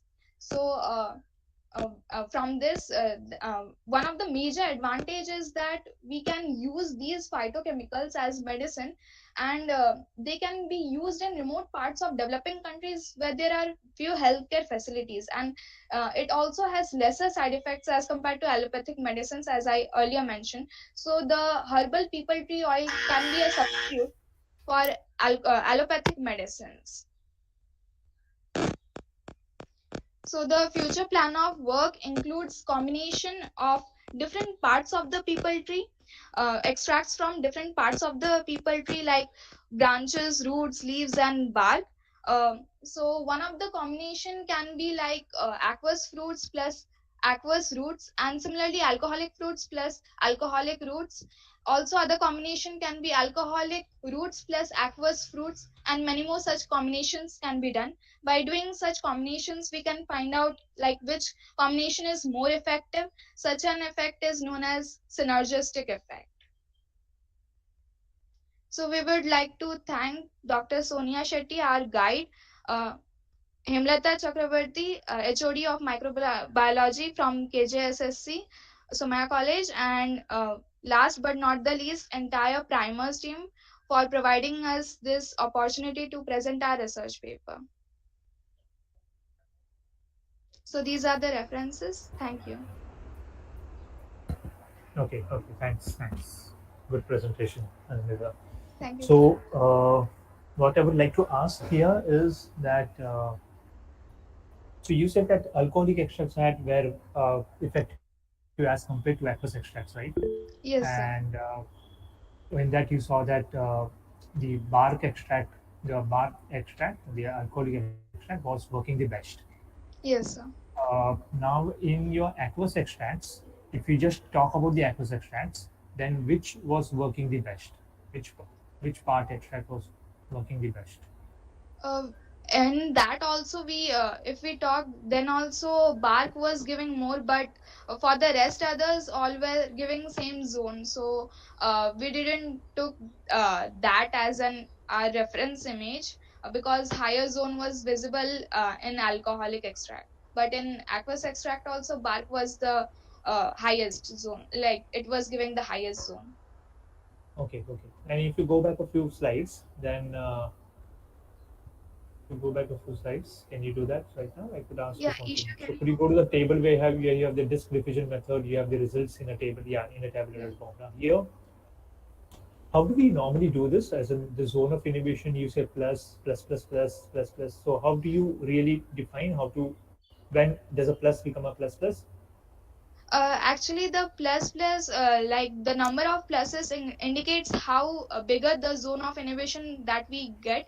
Here we haven't like measured the zone of inhibition like a quantitative method, but we have used the zone of inhibition as a qualitative method. So we have put plus plus instead of writing the zone diameter in millimeter.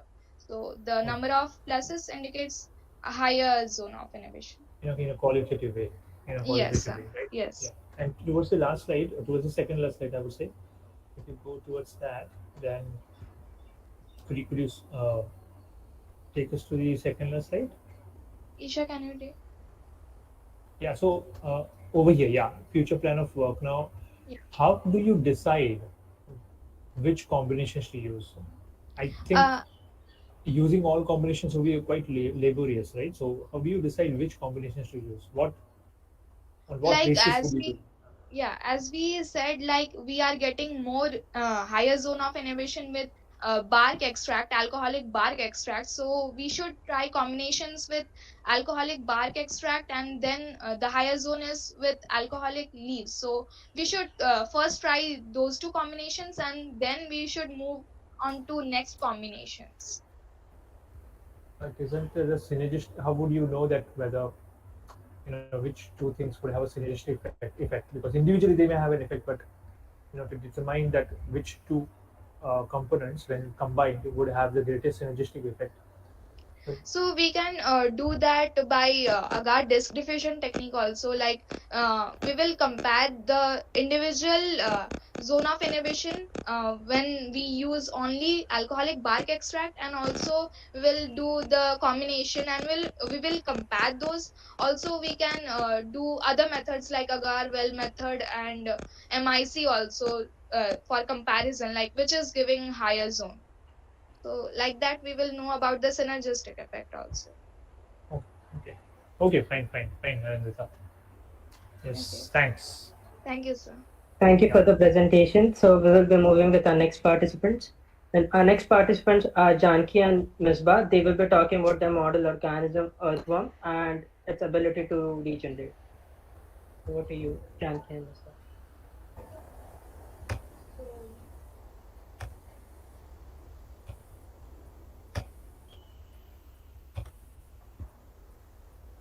I hope my screen is visible. Yes, it Hello? is. Yes, it is visible. Yes, it is visible, Janki.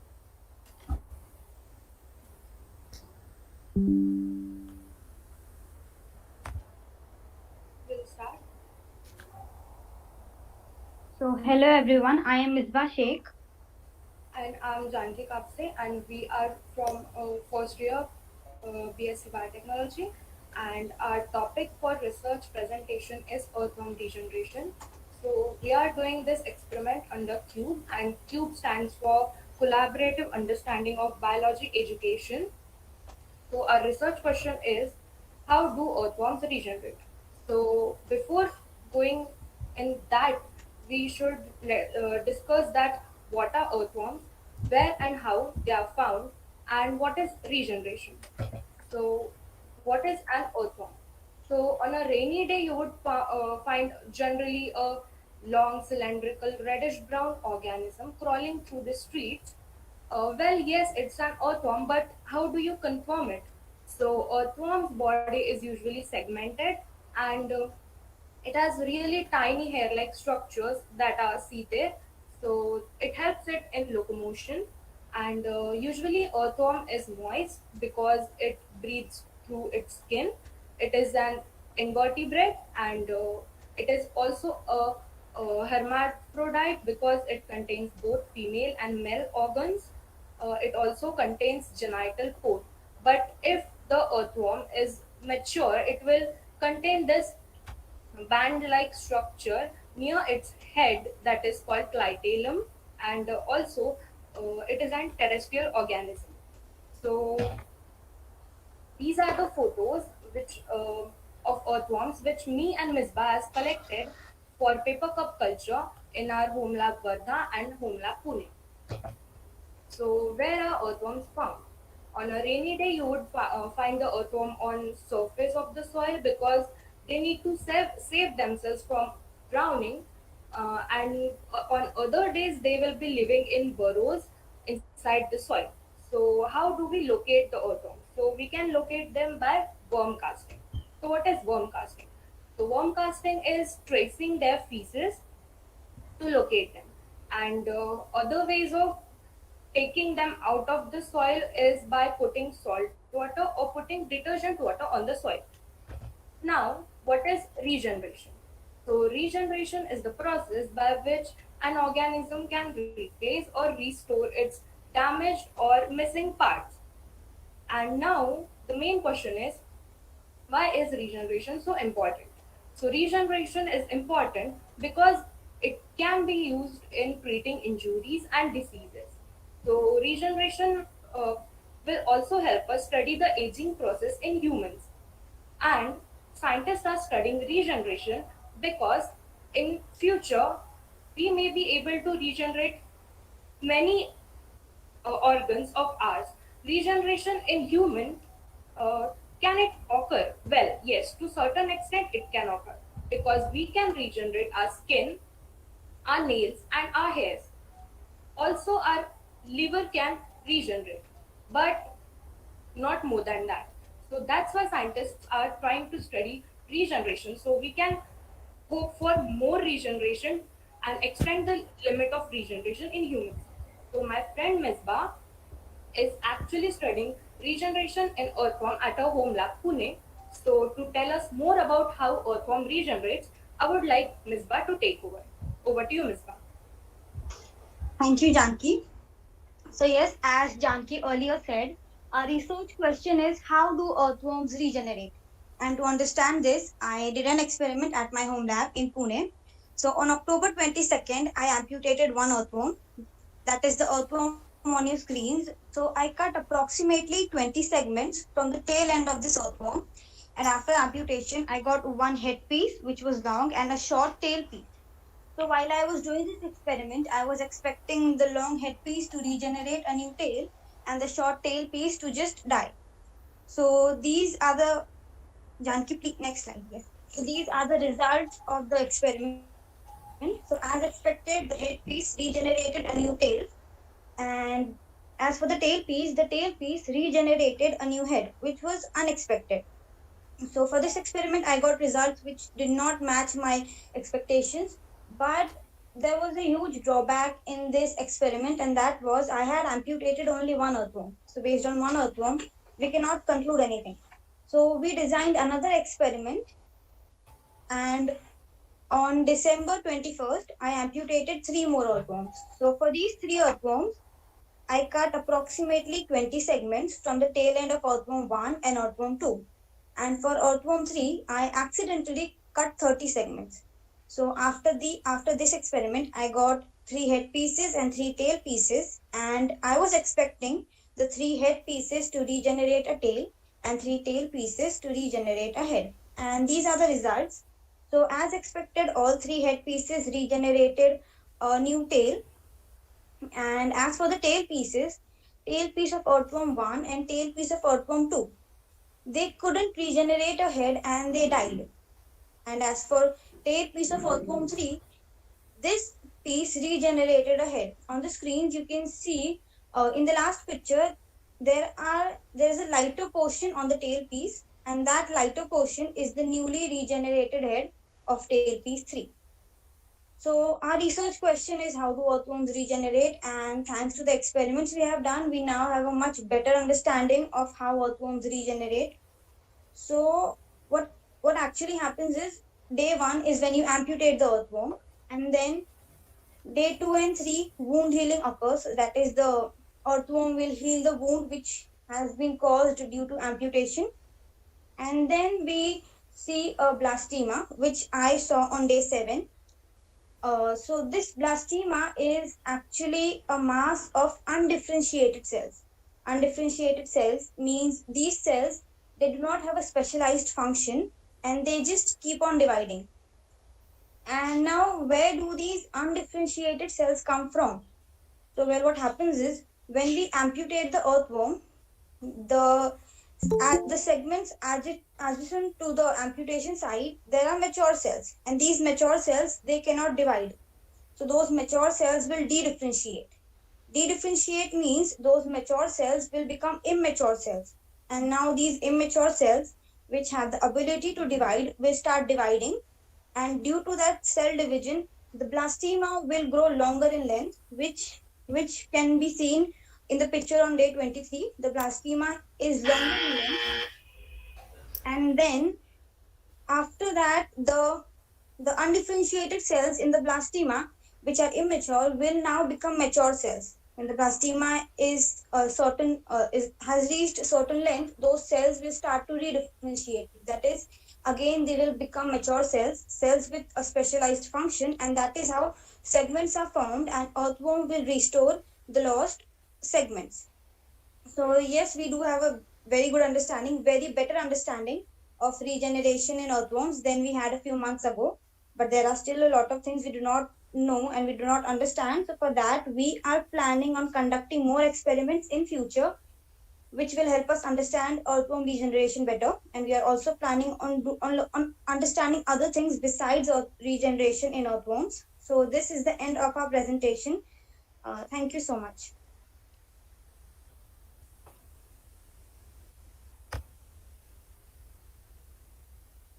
Okay, great, great. Thanks for this presentation, Janki. And so I just wanted to ask one question. When you say you are further planning, do you have anything in mind? So what more So experiments would you plan yeah, on based on we have I saw your results and everything. yeah we have a plan. Actually, while discussion was going on in the cube, we came across uh, experiment that was what are the chemicals which towards which earthworm will show its aversive behavior and attractive behavior. So yeah, we are conducting that right now, and yes, we will plan more experiment as such in the future. And also Okay. for And regeneration, we will for regeneration also we will be doing more experiments to see that if we can cut one earthworm, will we get two new earthworms, like the head piece will also regenerate and tail piece will also regenerate. okay.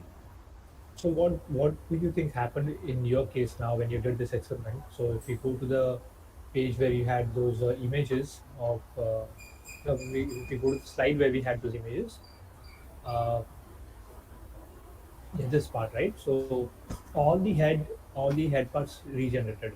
That did not happen Yes, with the tail part. Any yes, sir. insights that you got from this, uh, or maybe that at least helps you further devise experiments or Yes, sir. So actually, for this case, for these three earthworms, uh, all the three head pieces regenerated a new tail, and for the tail pieces, one out of three regenerated a new head. So actually, what the thing is, we were actually thinking that clitellum plays a role in regeneration, but now that we see okay. that the tail piece is regenerating a head, uh, we doubted.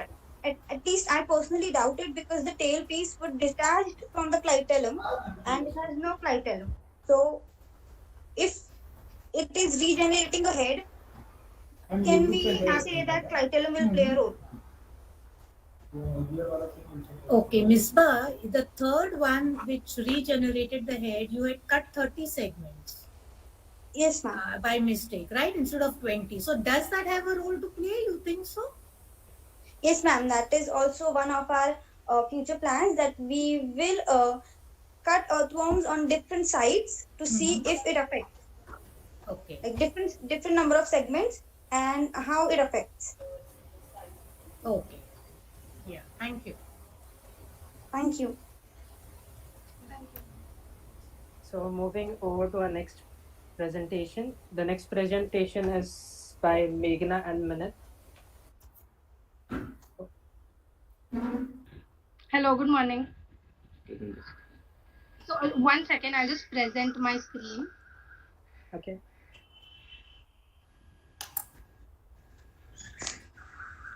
Please let me know if we are not audible. Actually, there's some network issue.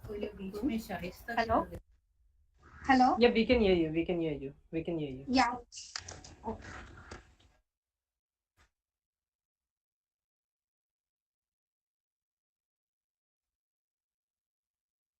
Shall I?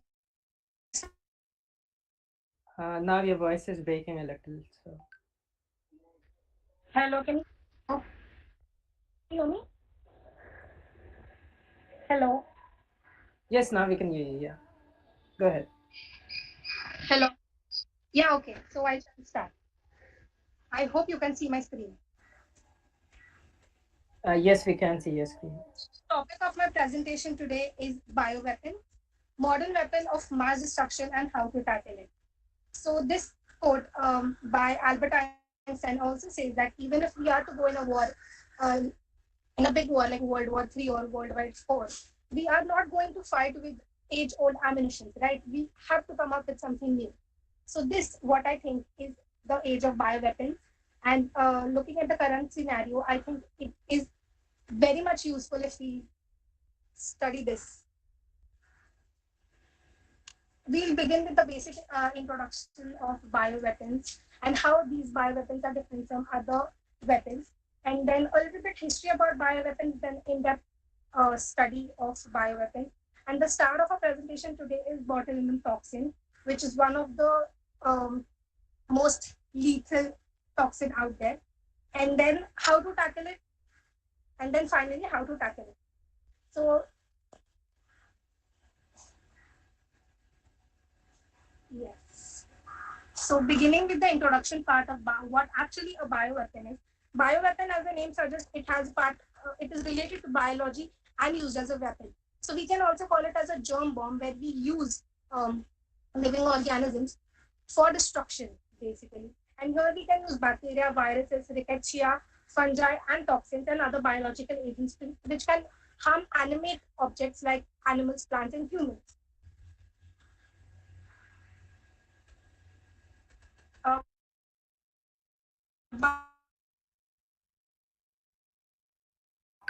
Meghna, your voice is cutting a lot. If you want, I can present the slide for you. And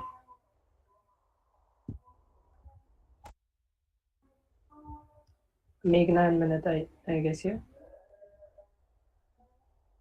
Yeah, we are here. So you want me to present the slides? No, actually, sorry, I cannot. Hello? Yes, Meghna. Can you present our slides if possible? Yeah, I'll do. Yeah, because we're facing network issue. I'm so sorry. It's all right. I'll just present it. Give me a moment.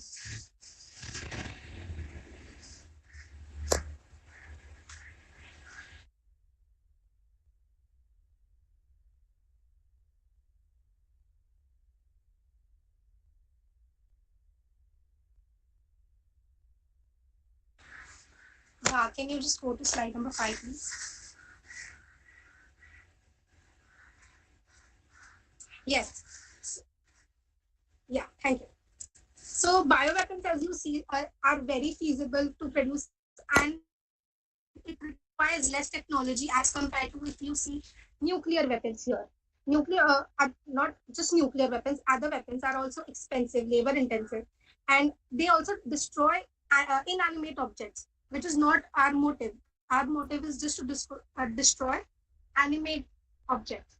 So bioweapons are they specifically target animate objects. They can be easily developed, and the ease of transmission is also better than other weapons.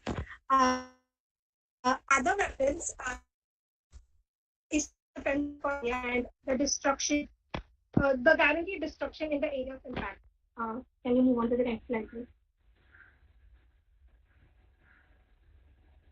Yeah, so here is a little bit history about bioweapons. That bioweapons is nothing new that is come up right now. They're using it since 1155. But that time they have advanced technologies to fight. So this is what they come up with. They came up. Can you move on to the next slide? Yeah, thank you. So, what does make something a bioweapon? First thing, it obviously should be something related to organisms since it is a bioweapon. And since organisms are small, they have a low visibility. It is not easily detectable directly. So, they are easily spread, like they can be spread across a huge area, and a small quantity of it can do a lot of damage. And the accessibility of it is really well because organisms are everywhere and the advancement in the technology is quite rapid. And the delivery of it is really easy because they are in a small quantity and then they can be injected or just transmitted through aerosols and everything that we will see in a later slide. Can you move on to the next one, please?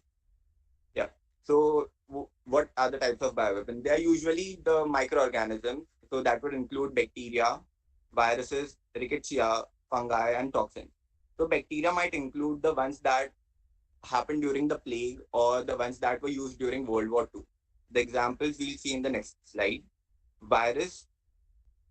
Yeah, so the examples are anthrax. So, anthrax was used by Russians during the Cold War, and botulism, the Clostridium botulinum was used by Germany during the World War II. Even the Marburg virus and the Francella tularensis virus was also used during the World War II. Can you move on to the mode of transmission? Yeah. So the mode of transmission of bioweapons are fairly simple. They can be just disposed through aerosols, and it is easily injected into humans through food or water sources, like they did during like Napoleon did by flooding the river in Italy to spread malaria. And yeah, they can be easily absorbed or injected into the skin. Can you move on to the next slide? Yeah, coming to botulinum toxin. So botulinum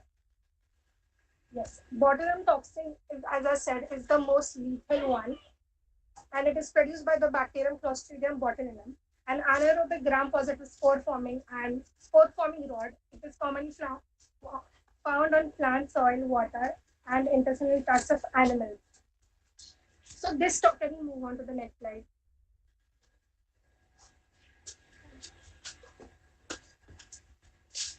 Yeah, biochemical aspects. Right.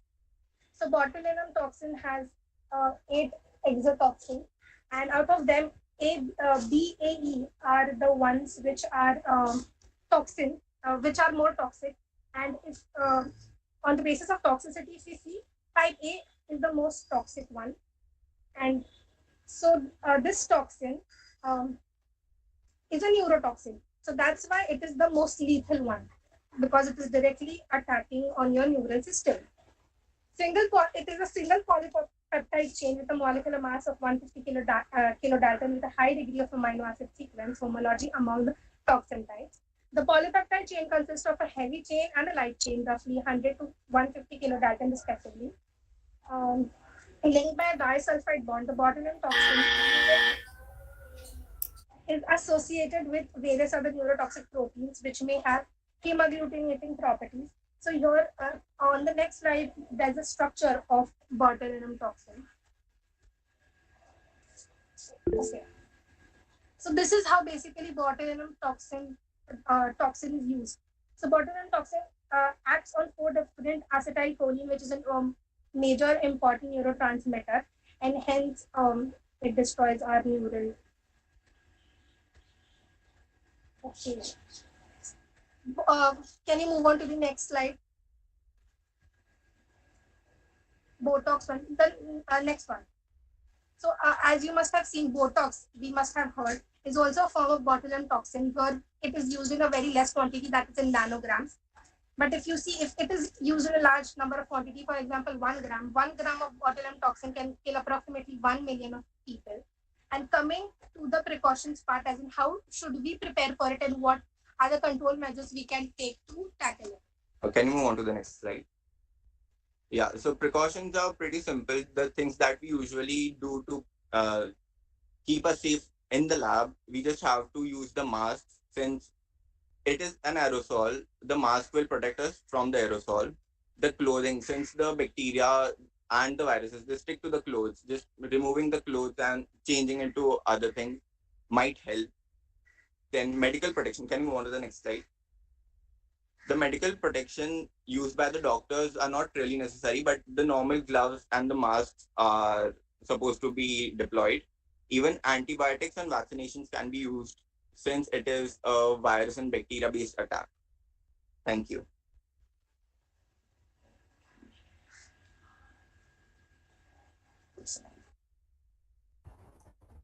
Okay. Thanks.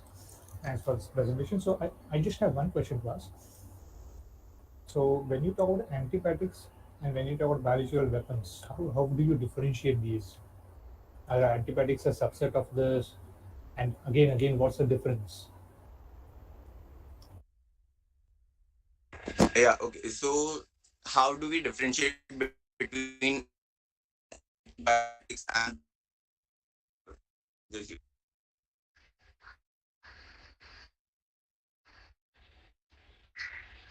hello? Yes, yes. Can you repeat the question? I can't hear you. So what's the difference between antibiotics and when we use it on biological weapons? Yeah, so like antibiotics, they can be used to tackle bioweapons. How they are different is what you're asking. So antibiotics are usually the proteins that we are going to use to tackle the bioweapon, and the bioweapon is usually the whole organism that can be transmitted from one human to another.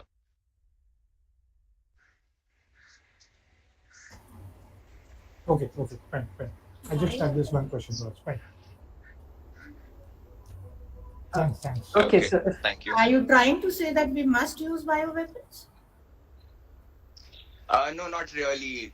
Like we didn't have much time. The focus was on the precaution that we should take if there is a chance of a deployment of a bioweapon, since there is a war going on right now.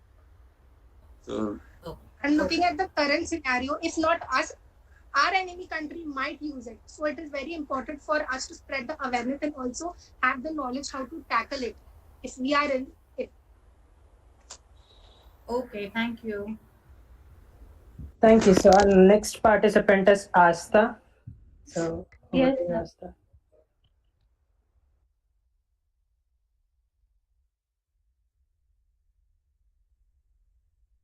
Is my screen visible? Yes, it is.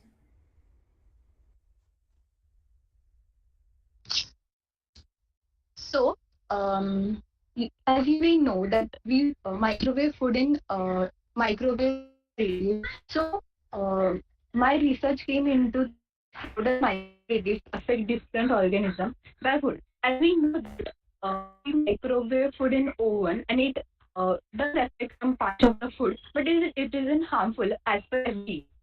So, how does it affect our different organisms? So, that's what my research presented. Um, so the objective of my research is how radiation affects fungi and bacteria. I have taken yeast in a fungi and bacteria in a petri dish. So the research questions are: does microwave radiation destroy life? Will varying length of radiation affect organisms differently? So a microwave oven is a kitchen appliance that heat and cook food by exposing it to electronic radiation microwave spectrum. It heats the food, absorbing radiation by water molecules in the food. This makes water molecules vibrate and produce heat. Much has been said about the danger in the microwave radiation. Russia also said in 1993 that it is not useful to use microwave radiation for food. Therefore, I have to ask the following question. Does microwave radiation destroy all the life? So, according to hypothesis, any life exposed 30 seconds in radiation will not be able to grow. It is very harmful to different organisms. So, I changed the organism times which was exposed to the microwave radiation. It measured yeast fungi in various reactions in time, and also I did the same the bacteria. So in yeast, I took a small amount of water and yeast and water temperature and different time sets. Bacteria, I collected bacteria specimen and in room temperature and different amount of time exposure. So the materials for this research is bakeries, small house, pet dish, sterilized swab, gloves, microwave, and the notepad and camera to note down it with. So, bakeries, a packet of bakeries in small bowl of warm water. Stir it well. This is the control sample. Note yeast to bubble up and how vigorous the reaction. Take photos of different time length. Repeat the step for different time length for 30 seconds, 50 seconds, and 5 seconds. In a bacteria, sterilize take a sterilized swab to collect sample and swab it in petri dish. Good place to find bacteria are usually in like doorknobs, facets, or money. Fill the dish and label it. Swab another sample exact location as the control sample. Smell it in another petri dish. Seal and label the dish. Repeat same step and let it different varying length in the microwave radiation. And analyze all the data. Microwave radiation affects all the life equally. Does time matter? How does each type of organism respond to the radiation? So this is my small graph. In control, it doesn't grow at all. In 5 seconds, it grew very little. In 15 seconds, it grew much more than 5 seconds. And in 30 seconds, it doesn't grow at all. So, as you see in the picture, this is the control sample of the yeast, which was the one that grew the most in the warm water. Sorry. The yeast grew more vigorously and had a great amount of tiny bubble surface. The yeast that was microwave for 5 seconds was seen as the control sample, but the reaction was not vigorous. The bubbles not many. The yeast that was microwave for 15 seconds didn't grow as much as the other two samples. Reaction was less vigorous and less bubbles. In 30 seconds, it doesn't grow at all as compared.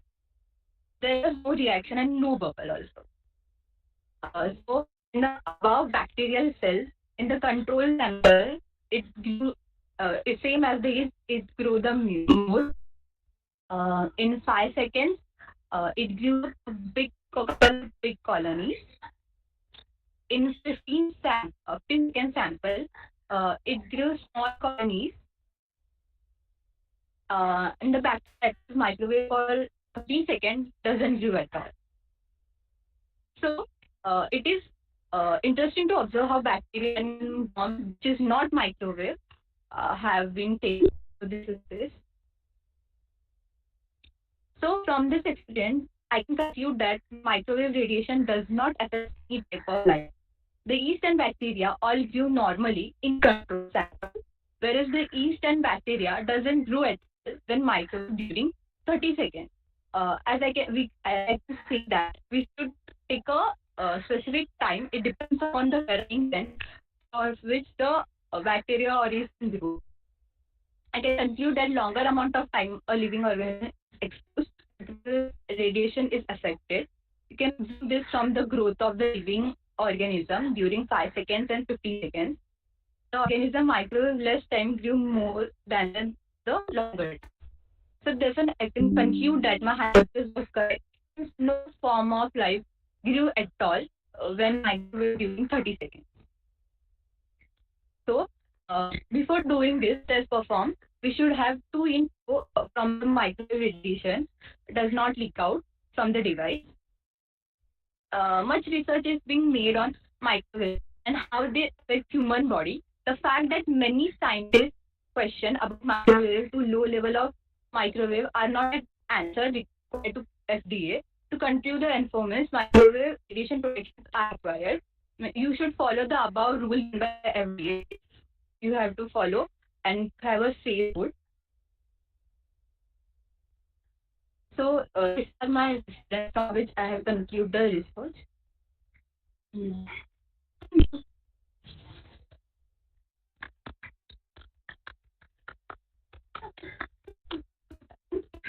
Hello. Hello. Hello. Yes, Asta.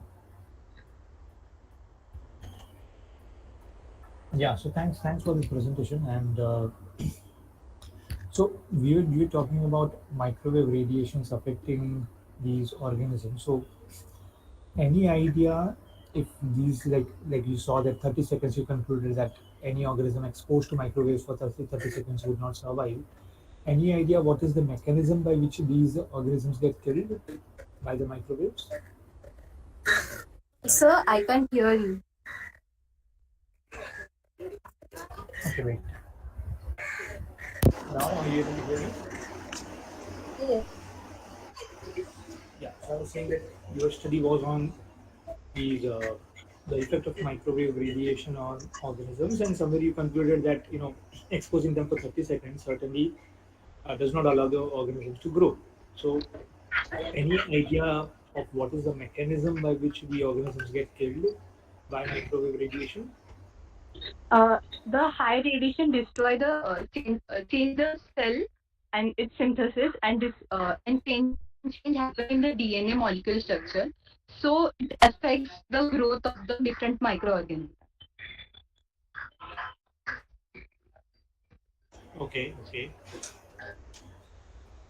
And you use samples from doorknobs and all these different kinds of ways. You collected the samples, you put them in the petri plates, right? As in you Yes. had them cultured on petri plates, right? Yes. Okay. And then how did you measure the growth later on after having treated? How do you go about measuring the growth? Uh, Hello. Whether the microorganisms are growing or not. How do you measure that? Are you able to hear me? So at the same amount for all the four dishes, it was different wavelength for which in which I have microwave. Yes, but when afterwards you had to find out whether they grow or not, right? Yes. So how were you measuring that? Like control sample is like I didn't review most, which was not microwave mode. In 5 seconds, I microwave it for 5 seconds, which you same as the control sample. And in 15 seconds, it grew less. So it was observed that it grew less as compared to the time. In 30 seconds, after 30 seconds, doesn't grow at all. Okay. Okay, Asta. Fine. So that's all that I had to ask. Thanks for this presentation. So we will move to our next presentation. The next presentation. Just hold on. I saw one reference regarding cancer and microwave, Asta. Yeah, ma'am. In your reference, there was one reference about cancer. What do you have to say about that? Ma'am, according like the food in microwave food now, I was researching that part first. So I took that reference as I was my research was from that. Like we get to know that many food harm, micro food harm, and many some assumption was made that cancer and all start from this microwave radiation and it affect us. So I was researching that, but it was proved that if we follow the FDA rule, it doesn't affect. But if we follow more than that, in longer time, it does affect us. Some harmful thing like cancer and all things to us.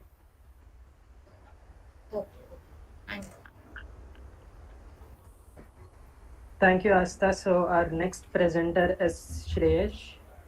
Yes, sir. Can you hear me? Yes, we can hear you. Yes, I am presenting.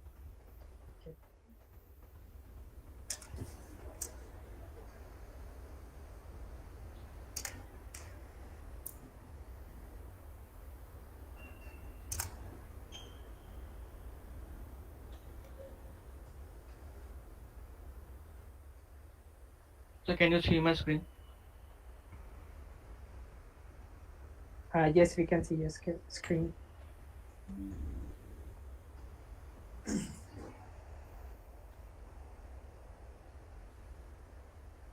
Yes, sir.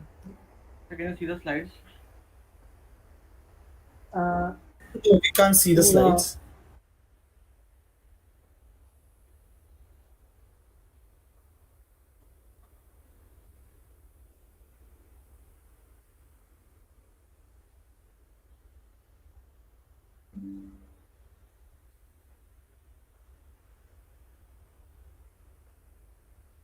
So now? Yes, we can see it now. Okay.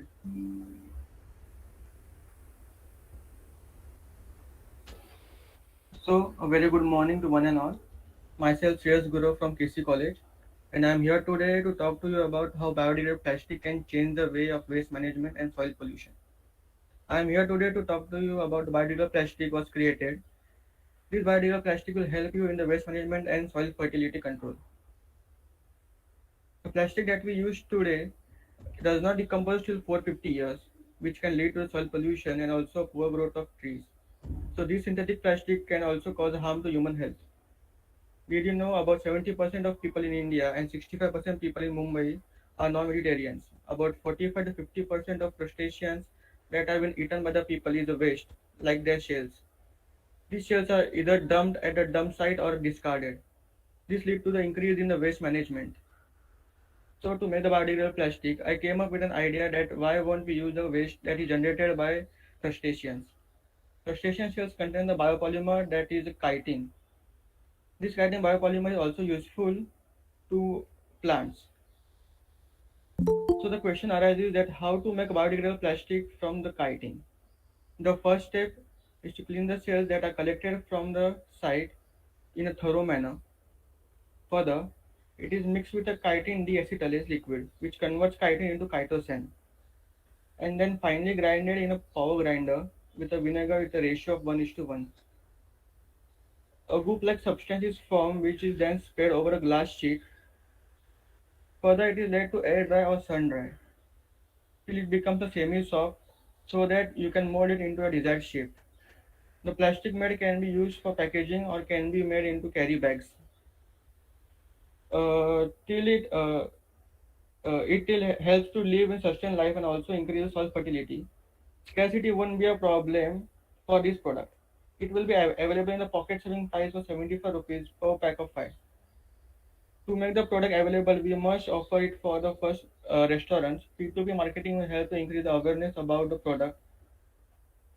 And we can also arrange some seminars in the college and in school to spread awareness about the biodegradable plastic. So that's all from my side. Thank you.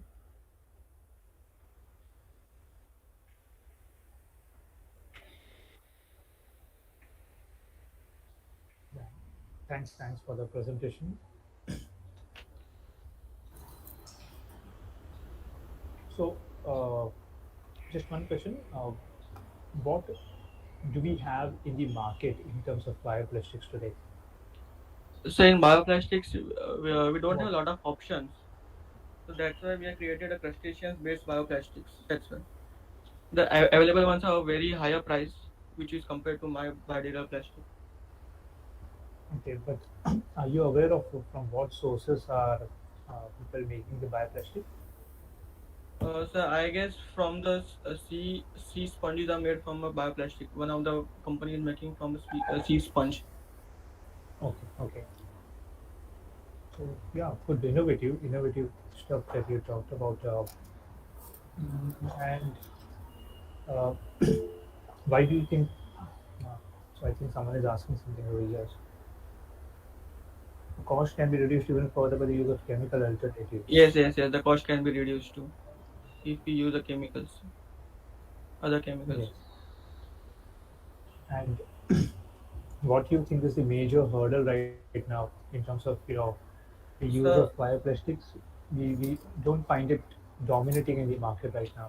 yes, so that is a major hurdle. But by providing it to the people like the vegetable vendors for free for the first few periods, we can get used to it so that the vendors will buy from us frequently and they will also know the use of the bioplastic. No, the mortar and Okay. pestle won't work. You have to use the power grinder only. Okay. Okay. Yes. Yes, sir.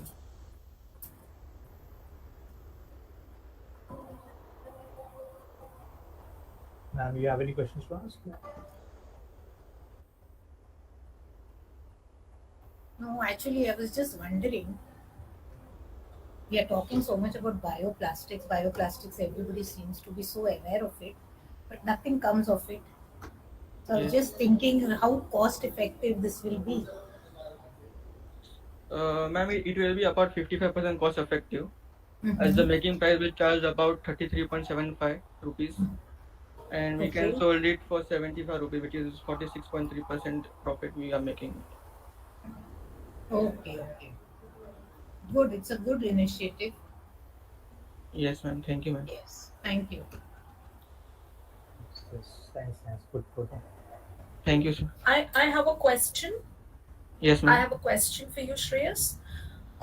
Have you checked on the time taken for degradation of this plastic? Yes, How ma'am. much time does it take It is for around degradation? 1 to 2 months only. Hello, ma'am. The average time is Sorry, you're one not to two months. audible. It's 1 to 2 months, Can you please repeat it? ma'am. It's just about 1 to 2 months, 1 month for degradation of what amount? ma'am. All 100%, How much of the plastic gets degraded in a month? ma'am. All 100% plastic is degraded due to the bacteria in the soil present.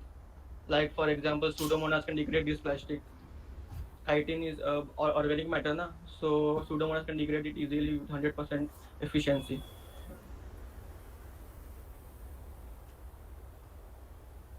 Okay.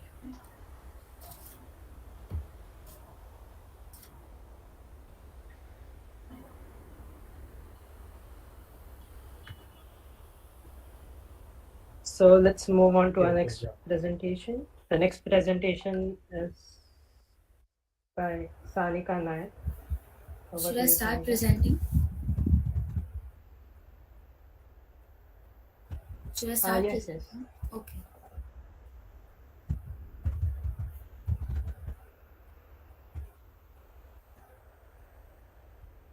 Is the screen visible?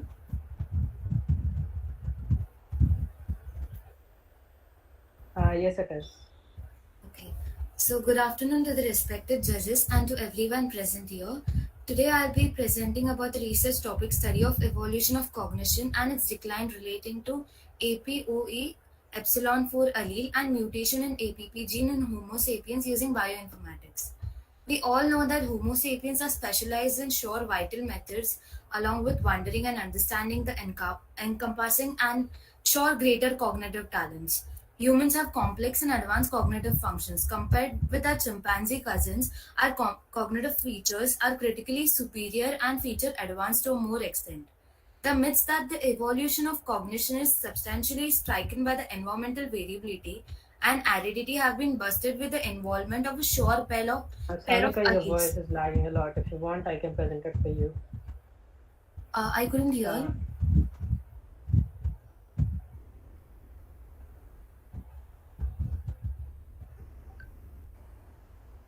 what Sachin said is that your voice is breaking, so you could do the presentation for you, and so that way there won't be any lag. Sanika, we actually cannot make you out. So Yes. I guess you Yeah, can I was continue, able to hear. Seneca. Yeah, Yeah, let's continue. we are able to hear you. Yeah. Okay. Was my voice not audible earlier? I couldn't reckon the problem. It is. Sorry. It is now. It is now. It is proper now. So you can continue, Sanika. Okay. It's good now. Okay. Thank you. I'll start again. Good afternoon to the respected judges and to everyone present here today. I'll be presenting about the research topic study of evolution of cognition and its decline relating to APOE, epsilon 4 allele, and mutation in APP gene in Homo sapiens using bioinformatics. We all know that Homo sapiens are specialized in sure vital methods, along with wondering and understanding the encompassing and sure greater cognitive talents. Humans have complex and advanced cognitive functions. Compared with our chimpanzee cousins, our cognitive features are critically superior and feature advanced to a more extent. The myths that the evolution of cognition is substantially stricken by environmental variability and aridity have been busted with the involvement of a sure pair of alleles or genes. This makes us think whether or not extrinsic environment elements have an effect on this. The cognitive features accommodates idea processing, perception, registration, obtaining vision, selection making, mastering, and many such methods. Cognition states all aware and subconscious features. The brain is a complicated organ that is normally liable for the above stated cognitive features. The This is because of the examination of the evolution of cognition calls out to observe its decline in current instances. This is because of the interference of APOE epsilon 4 allele, that is apolipoprotein epsilon 4 allele. Humans with APOE epsilon 4 allele generally tend to have greater inclination in the direction of a rapid cognitive decline. Outside the mind, APOE4 can considerably increase the danger of atherosclerosis, which may also explain genuinely why this allele is a danger aspect for vascular reasons of cognitive impairment and decline. This allele has been placed on chromosome 19q13 and keeps the name of the most powerful genetic danger aspect for cognitive decline. This allele also is taken into consideration as ancestral human alleles and age accelerating allele. In evolution to this, amyloid beta precursor protein, that is APP gene, is said to defend towards cognitive decline with a coding mutation A673T within the APP gene. This substitution takes place at the region at the 673rd position, where alanine modifies to threonine. This version is related. This version is related to minimum amyloid deposition and is ideal to defend towards amyloid pathology. Amyloid is basically it's considered toxic to the brain itself. So this mutation is a point type. The A673T substitution takes place near the target site of BACA1, that is beta secretase. So now about the next slide, it's about the rationale, that is the whole aim of the study. So what exactly is the rationale, that is the aim of the study? The aim of the study is to understand the pattern of cognitive decline with respect to Homo sapiens and to analyze whether cognitive degradation has any relation with respect to APOE epsilon 4 allele, which is a dominant allele present on chromosome 19 at position 13.32, and to analyze whether A673T mutation in APP gene that leads to a reducing beta amyloid protein production confers protection against cognitive decline. As I had mentioned earlier as well, amyloid is considered toxic for the brain. So its mutation, which takes place in the APP gene, offers protection against this toxic trait. Significant negative relation is stated between the APOE epsilon 4 allele and the cognitive function, which shows the fluctuation in the speed of acquiring knowledge and perception, and also decline in memory gain. APP encodes the amyloid beta precursor protein that forms amyloid beta containing neurotic plaques, the accumulation of which is a key hallmark in cognitive decline. As regarded upon, the coding mutation within inside the APP gene has a tendency to provide shielding features towards cognitive decline, however, excluding the individual now no longer having Alzheimer's. So now next about the methodology. Now about the methodology and how did I go about this. So firstly, input sequence of the APP gene was entered and observed in Homo sapiens. Our gene is APP and the predicted output here is A673T. That is at the 673rd position, alanine modifies to threonine. The APP gene analysis and its chromosome locations was retrieved from Tagman Technologies. The graph data which is shown here is the expression pattern of the APP gene retrieved from NCBI in human tissues, and it is adapted from the expression section of the APP gene of the NCBI site. So the APP gene is predominantly here. You can observe that the APP gene is predominantly expressed in brain tissues such as the spinal cord, but also in the kidney as well. And the genomic map of APP gene on the respective chromosome location of Homo sapiens and an ancestor chimpanzee was retrieved from the Tachman Technologies. To compare the mutation, it was observed that no such mutation was seen in chimpanzees at 673rd position of APP gene, which signifies evolution in this gene.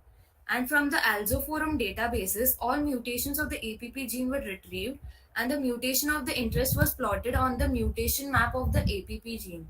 So a whole genomic map of the APP gene was plotted, and the mutation at 673rd position was observed.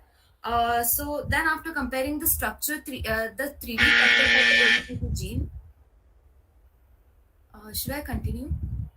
Yes, continue, but keep it quick. 2 minutes are left, right? Sure, go ahead. Yes, yes. Then the structures were compared of the 3D structure of the beta amyloid fibrils of the APP gene, and it was studied as well. So upon understanding the 3D structure of both the genes, the mutated and the original one, it was compared and mutation was observed in APP gene, which confers with respect to amyloid fibrils. So which confers a mutation, which indicates a mutation that offers protection against the cognitive decline. Result is that so here basically we have to say that uh, the outcome is that the evolution of cognition in humans is comparatively dominant in contrast to our ancestors, and it was observed with respect to the cognitive decline that the mutation in the APP gene possibly reduces deposition of beta amyloid inferred from the 3D structures of the APP gene, which I had shown in the methodology. And it was observed that the person also carrying the APOE epsilon 4 allele had higher chances of cognitive decline. And out of the 30 to 32 mutations of the APP gene, which was retrieved from the genomic map, the A673T mutation is considered to confer protective properties, which reduces toxicity in brain, which is responsible for cognitive decline in Homo sapiens. But the site on APP gene also carries two mutations on one side. So further work must be done to avoid these errors. The conclusion we draw from is that the epsilon 4 allele is responsible for the cognitive decline, whereas the A673T mutation, it offers protective mutation against the cognitive decline, holding an exception for the Alzheimer's patient. The main concern of this whole, there is always a main concern of the research area. So here the further work that can be done in this is that, should I conclude? If it was just one sentence, conclude. Okay, so here the further work is that the point mutation can convert into a harmless protein. So the substitution the further work should be done in this area. So, and these were my references. Thank you. Okay, great work. So, one thing I would like to ask is that this mutation that we are talking about in the gene, yes, does that happen in an area that we would want to call as the hotspot? Sir, actually your voice is very low. I'm not able to hear. I couldn't hear ahead of area. Okay, area which we would consider as the hotspot area. Yeah, it's this mutation occurs in the brain near the BACE1 site, that is the beta secretase site of brain. Okay, in terms of the genome, in terms of the sequence, is it happening in an area that is considered to be very critical in terms of the function of the protein? Yes, sir. This is a very critical site where the mutation occurs in the whole genomic map. Okay. So interesting. Sarika. Thank you, sir. Yeah. Thanks. Okay. So next we have Smriti Gupta. addressing her topic, how to standardize fruit fly study at home lab. Thank you so much.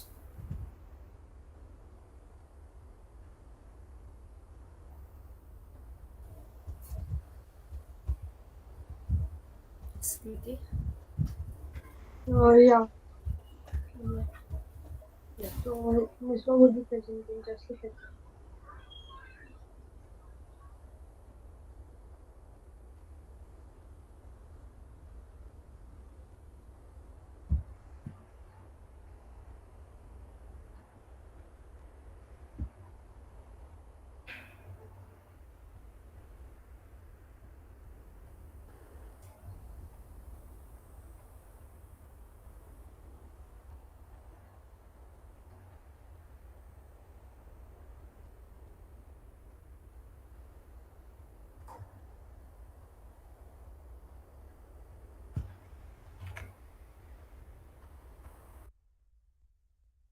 Uh, is my screen visible? Yes, Miss Bio screen is visible.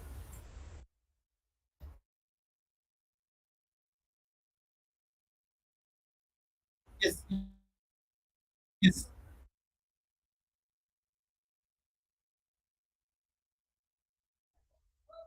Yeah, my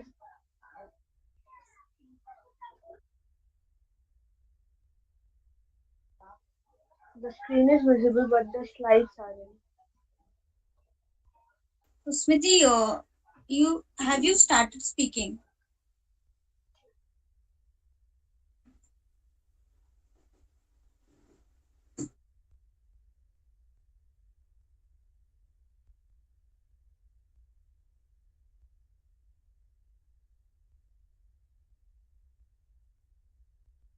Smriti, if you are speaking, we can't hear you.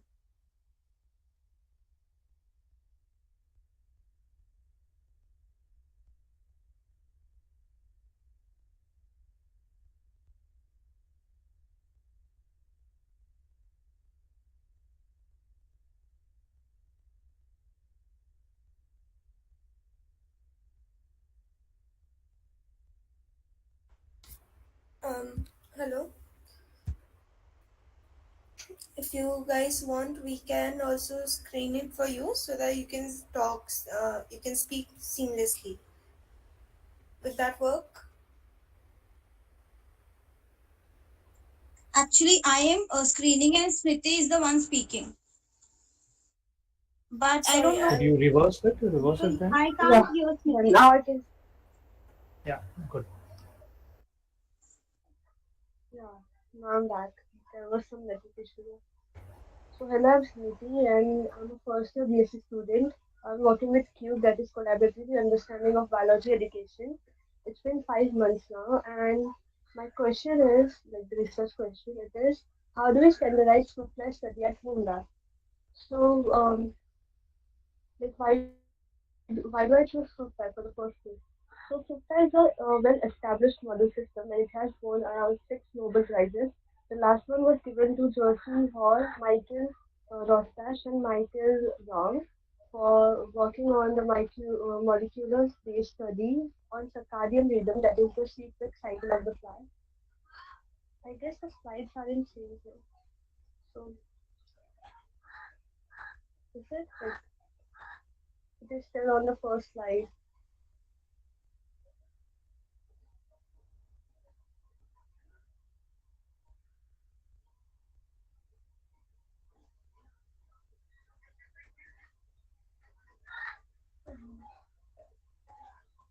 This one? Smriti, on my screen, I can see third slide.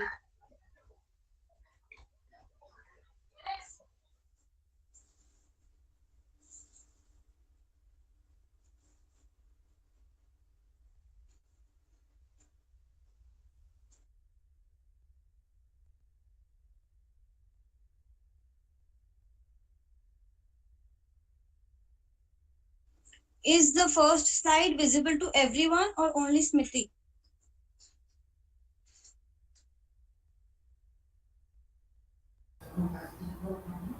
It's visible. First culture and into use. This is visible.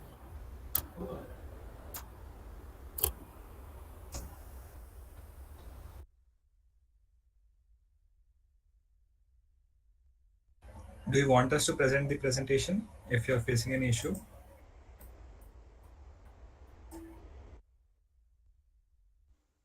And the problem is on the screen is third slide, and Smriti is saying that she can still see the first slide. So actually, she should try to rejoin. Yeah, the That will be problem is with Smriti's network, I think. okay. So Smriti, please rejoin.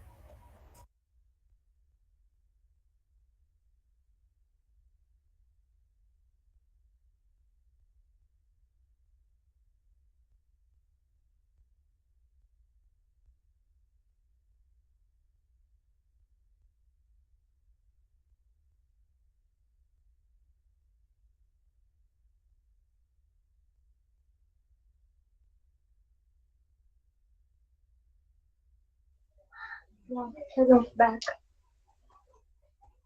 Sorry, I don't know what's going on. Like, uh, should I start again? Thank you. So, yeah, hello everyone, it's Niti Gupta. First year BSc student. I'm working with you. That is Collaborative Understanding of Biology Education. It's a program by HPCAC TIFR, and it's been 5 months now. So the research question is, how do we standardize fruit fly study at home lab? So the question would be, why do I choose fruit fly? So it is well established model system as it has won like around six more Nobel Prizes. The last one was given to Jersey Hall, Michael Rosbash and Michael Young for studying the sleep cycle, that is circadian rhythm on the molecular basis.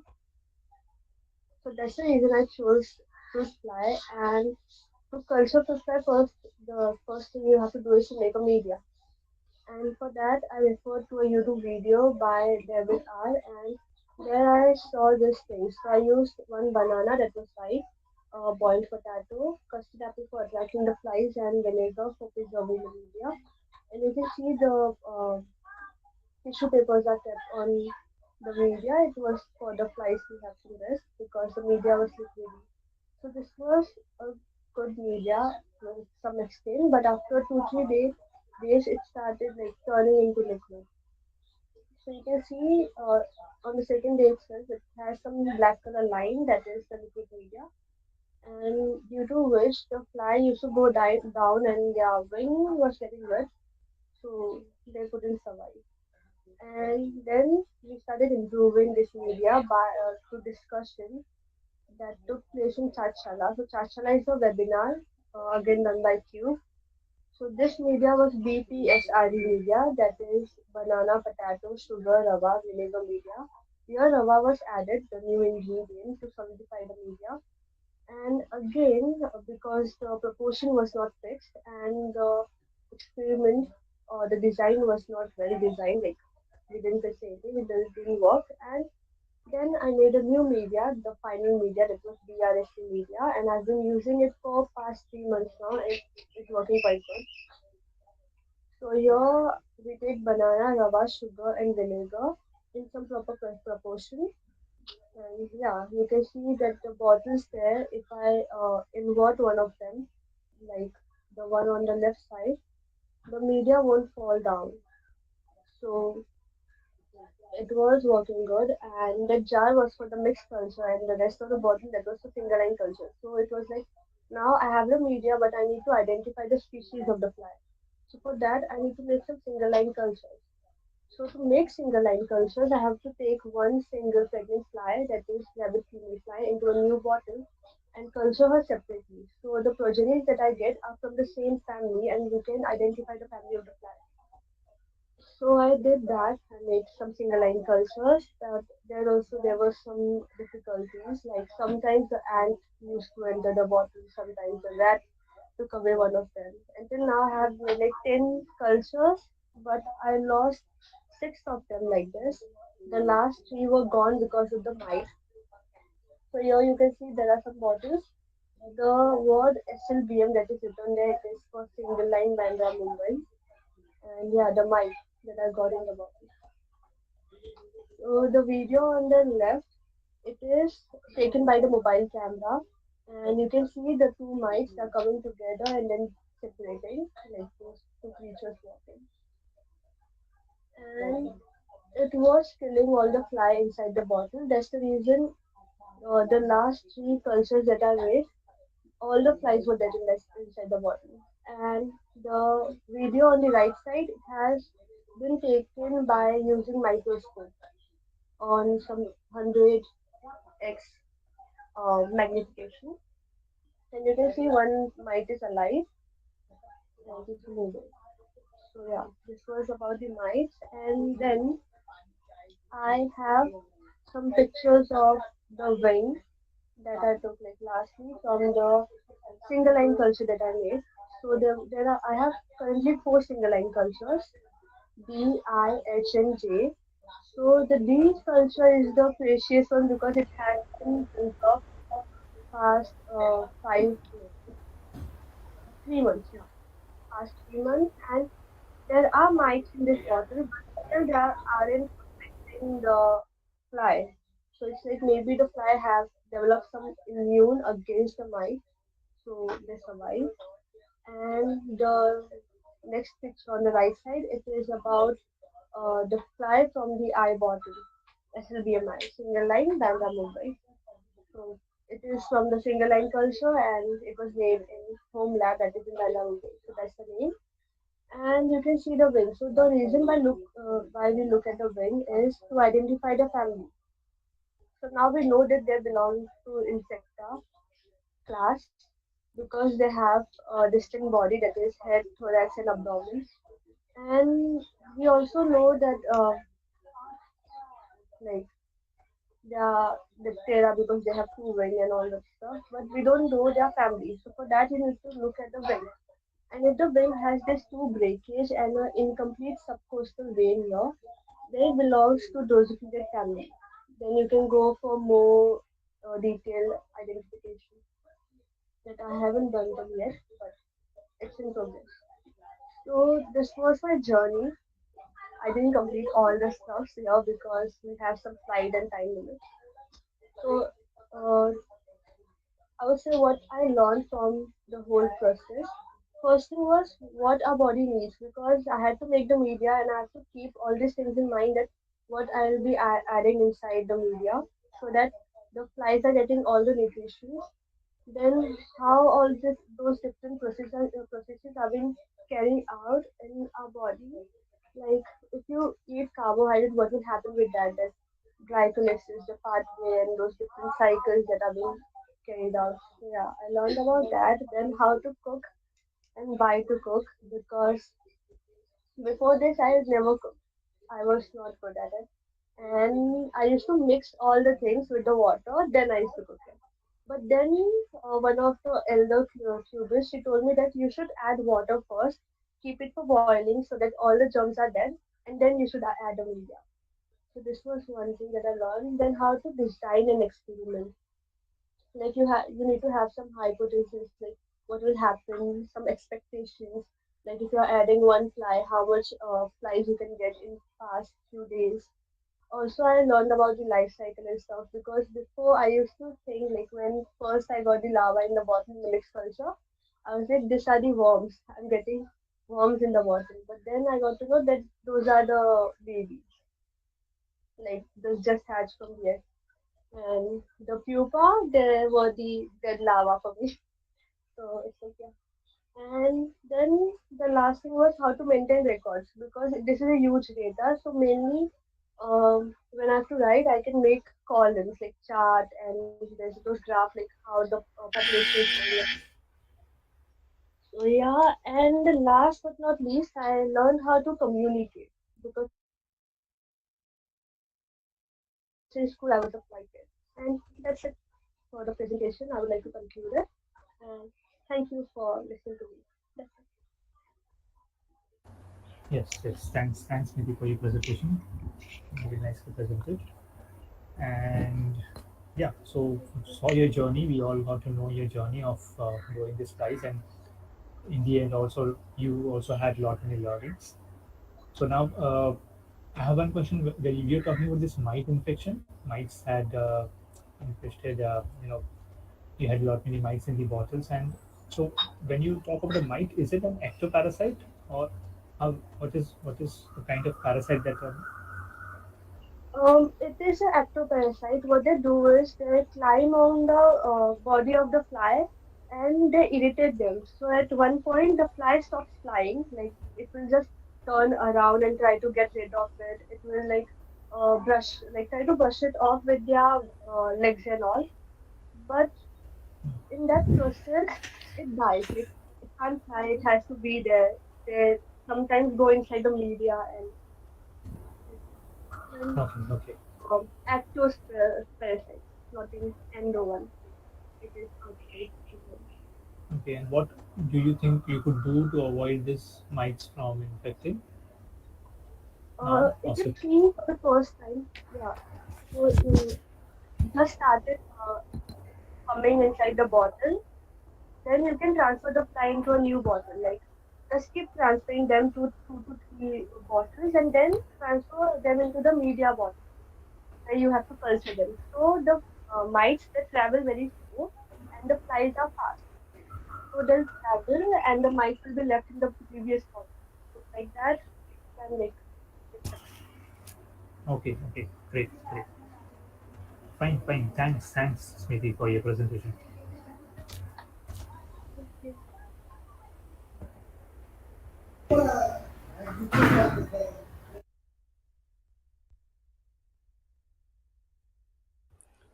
Ma'am, if you have any questions. Okay.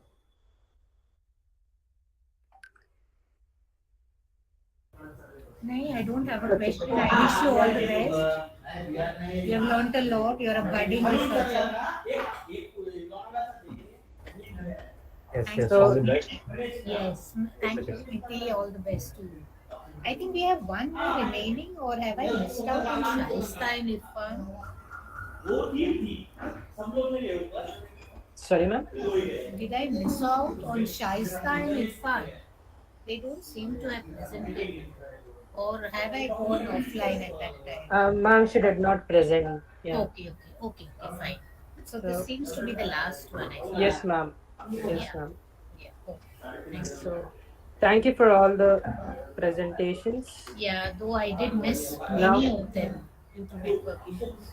yes, ma'am. So now I would like to extend my gratitude towards our judges for taking out time from their busy schedules and helping us with deciding our winners. Over to you, Saida. Thank you. Thank you, Sachin. Thank you, Mrinal ma'am and Ashutosh sir for helping out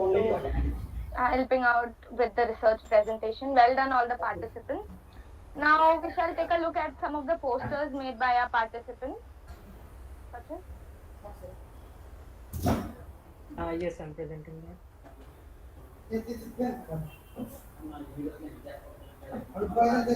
नाही दिलं मी direct तिला सांगितलं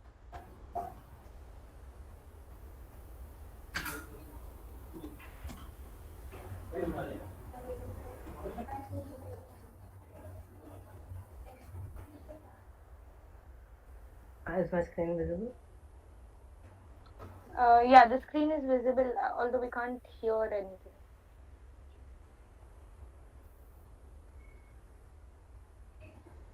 Can you just play the video? Yes, there is no audio Okay. because we don't want any copyright issues.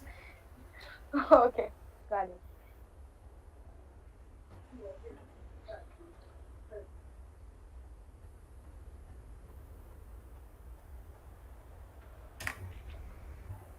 So, Nice are these made photos. by hand? It looks like these are not digitally ones. Yes, these are made by hand. Some of these Oh, are even that's really this. nice. We have great artists, clearly.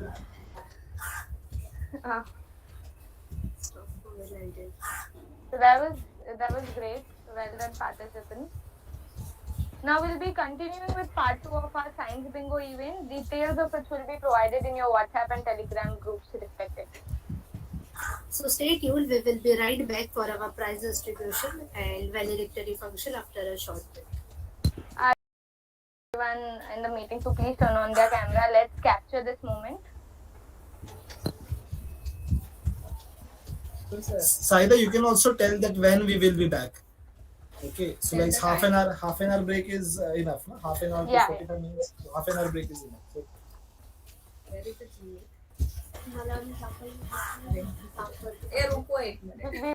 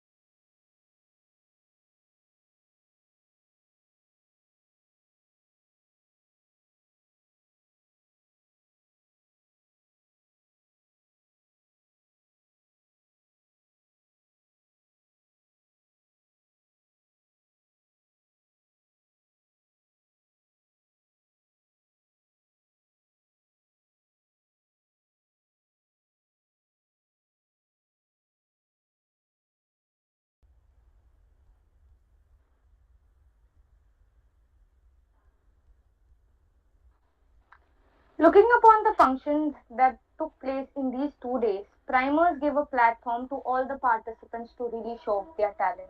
Despite all the lockdown and pandemic, we didn't stop with our efforts and your support to continue the tradition of primers, creating scientific temperament in us.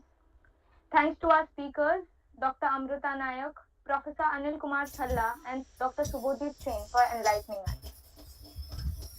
So, starting with our prize distribution, first let's appreciate all the participants for their efforts.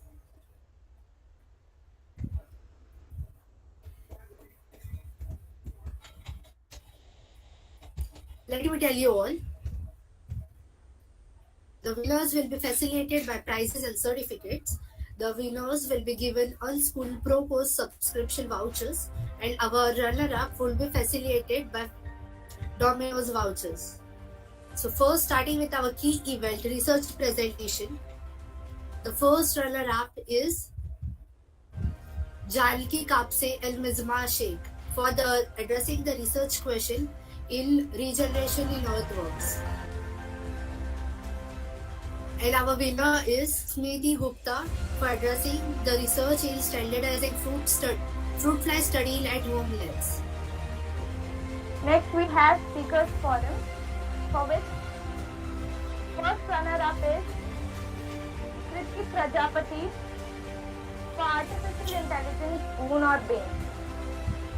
And the winner is Raghav Thakral for ethical issues concerning the use of laboratory animals. Next, we have Paint Your Thoughts event, and the first runner-up is Karishma Jain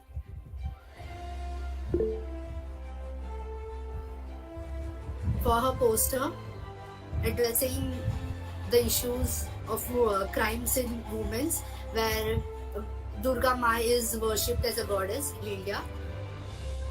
And our winner is Mercy Fernandez, addressing the global crisis of COVID-19.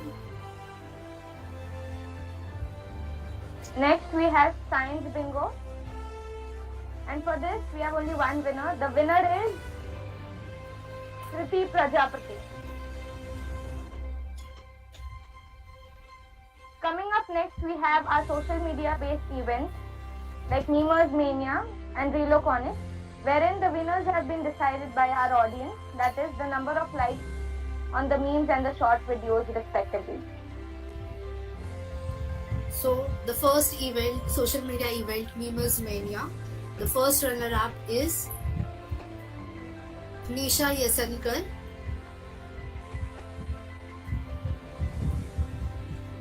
and the winner is Janki Kapse.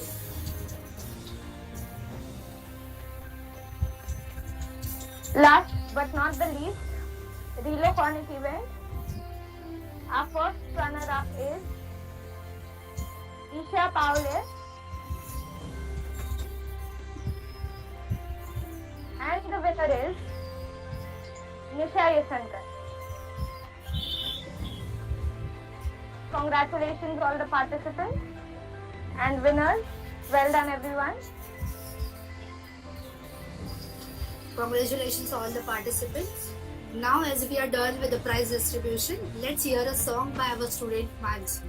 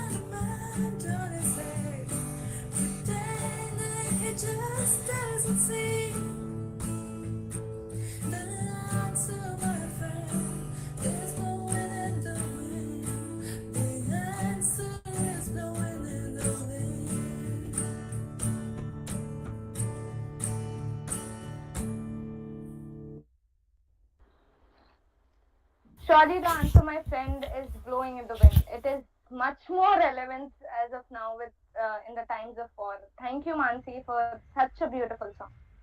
Now, I would like to call Deepa ma'am, our biotech department coordinator and convener of this event, to say a few words.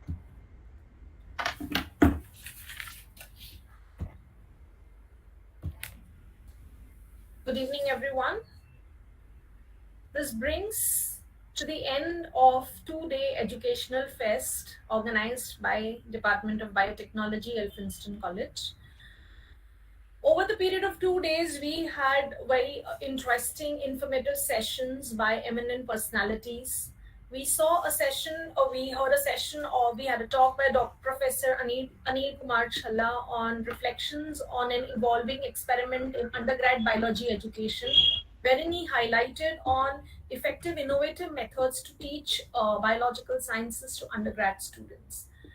We also saw a session by Dr. Amrita Naik from University of Philadelphia, wherein she highlighted on the importance of the circadian rhythm or the biological clock in our lives. Today, we heard Dr. Subhojit Sen, an eminent scientist from the Center for Excellence in Basic Sciences, University of Mumbai, wherein Sir highlighted on the importance of being carrying out experiments even with simple things. His topic was the age of home lab, training to be a scientist in COVID times. That means you can keep on doing, you can continue your experiments even in COVID times where you don't have access to the laboratories. Even with simple things, you can have a home lab and carry out your experiments. Besides that, we had other fun-filled events like memes, reels, science bingo, speakers forum. Then we also saw research presentations, poster presentations, wherein there were participation from several colleges across Mumbai as well as outside Mumbai. I take this opportunity to thank our Honorable Vice Chancellor, Dr. Swati Vaval Madam, and respected Principal Sir, Dr. Vasant Helavi Reddy, for their constant encouragement and support to make primers successful. Here, I would also like to mention that without the enthusiasm and the relentless work of our students and faculty, this wouldn't have been possible. So students, keep up the spirit of learning and spreading knowledge. We at Elphinstone strongly believe that the purpose of education is not to fill the minds of students with facts, but it is to teach them to think so that they think for themselves for life. Thank you so much.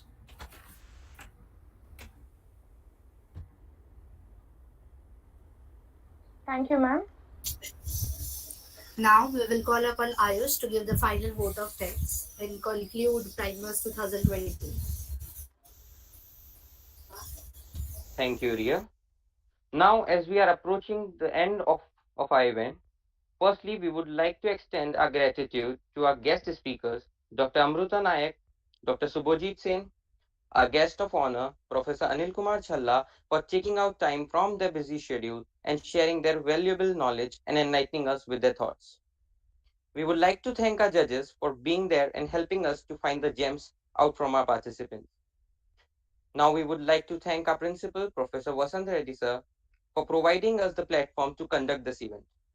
Our coordinator and convener of this event, Deepa Hirani ma'am, for constant support and guidance. We would like to thank Mayur sir, our organizing secretary, for his guidance. Teachers and other faculty members for helping us in preparing and making this event possible. Now I would like to personally thank our technical team, creative team, logistics team, and marketing team, without the support of which this event wouldn't be possible. Last but not the least, we would like to thank our participants and audience for being throughout this event and being such an amazing audience. I hope you all enjoyed the event. Thank you, one and all. Congratulations to all the winners, and if any of you want to check out the interesting memes and reels made by our participants, you can do so by visiting our social media handles. The link for the same is available in the YouTube description box. By this, we reach the end of the event. Participants and the audience that have joined us through YouTube, I request you all to please fill the feedback form that is available in YouTube description box. Hope you had a great time. We will be back again next year, hopefully offline though, with again innovative talks and exciting events. So see you in Primers 2023. Till then, happy learning. Bye-bye. Okay, thank you. Thanks a lot.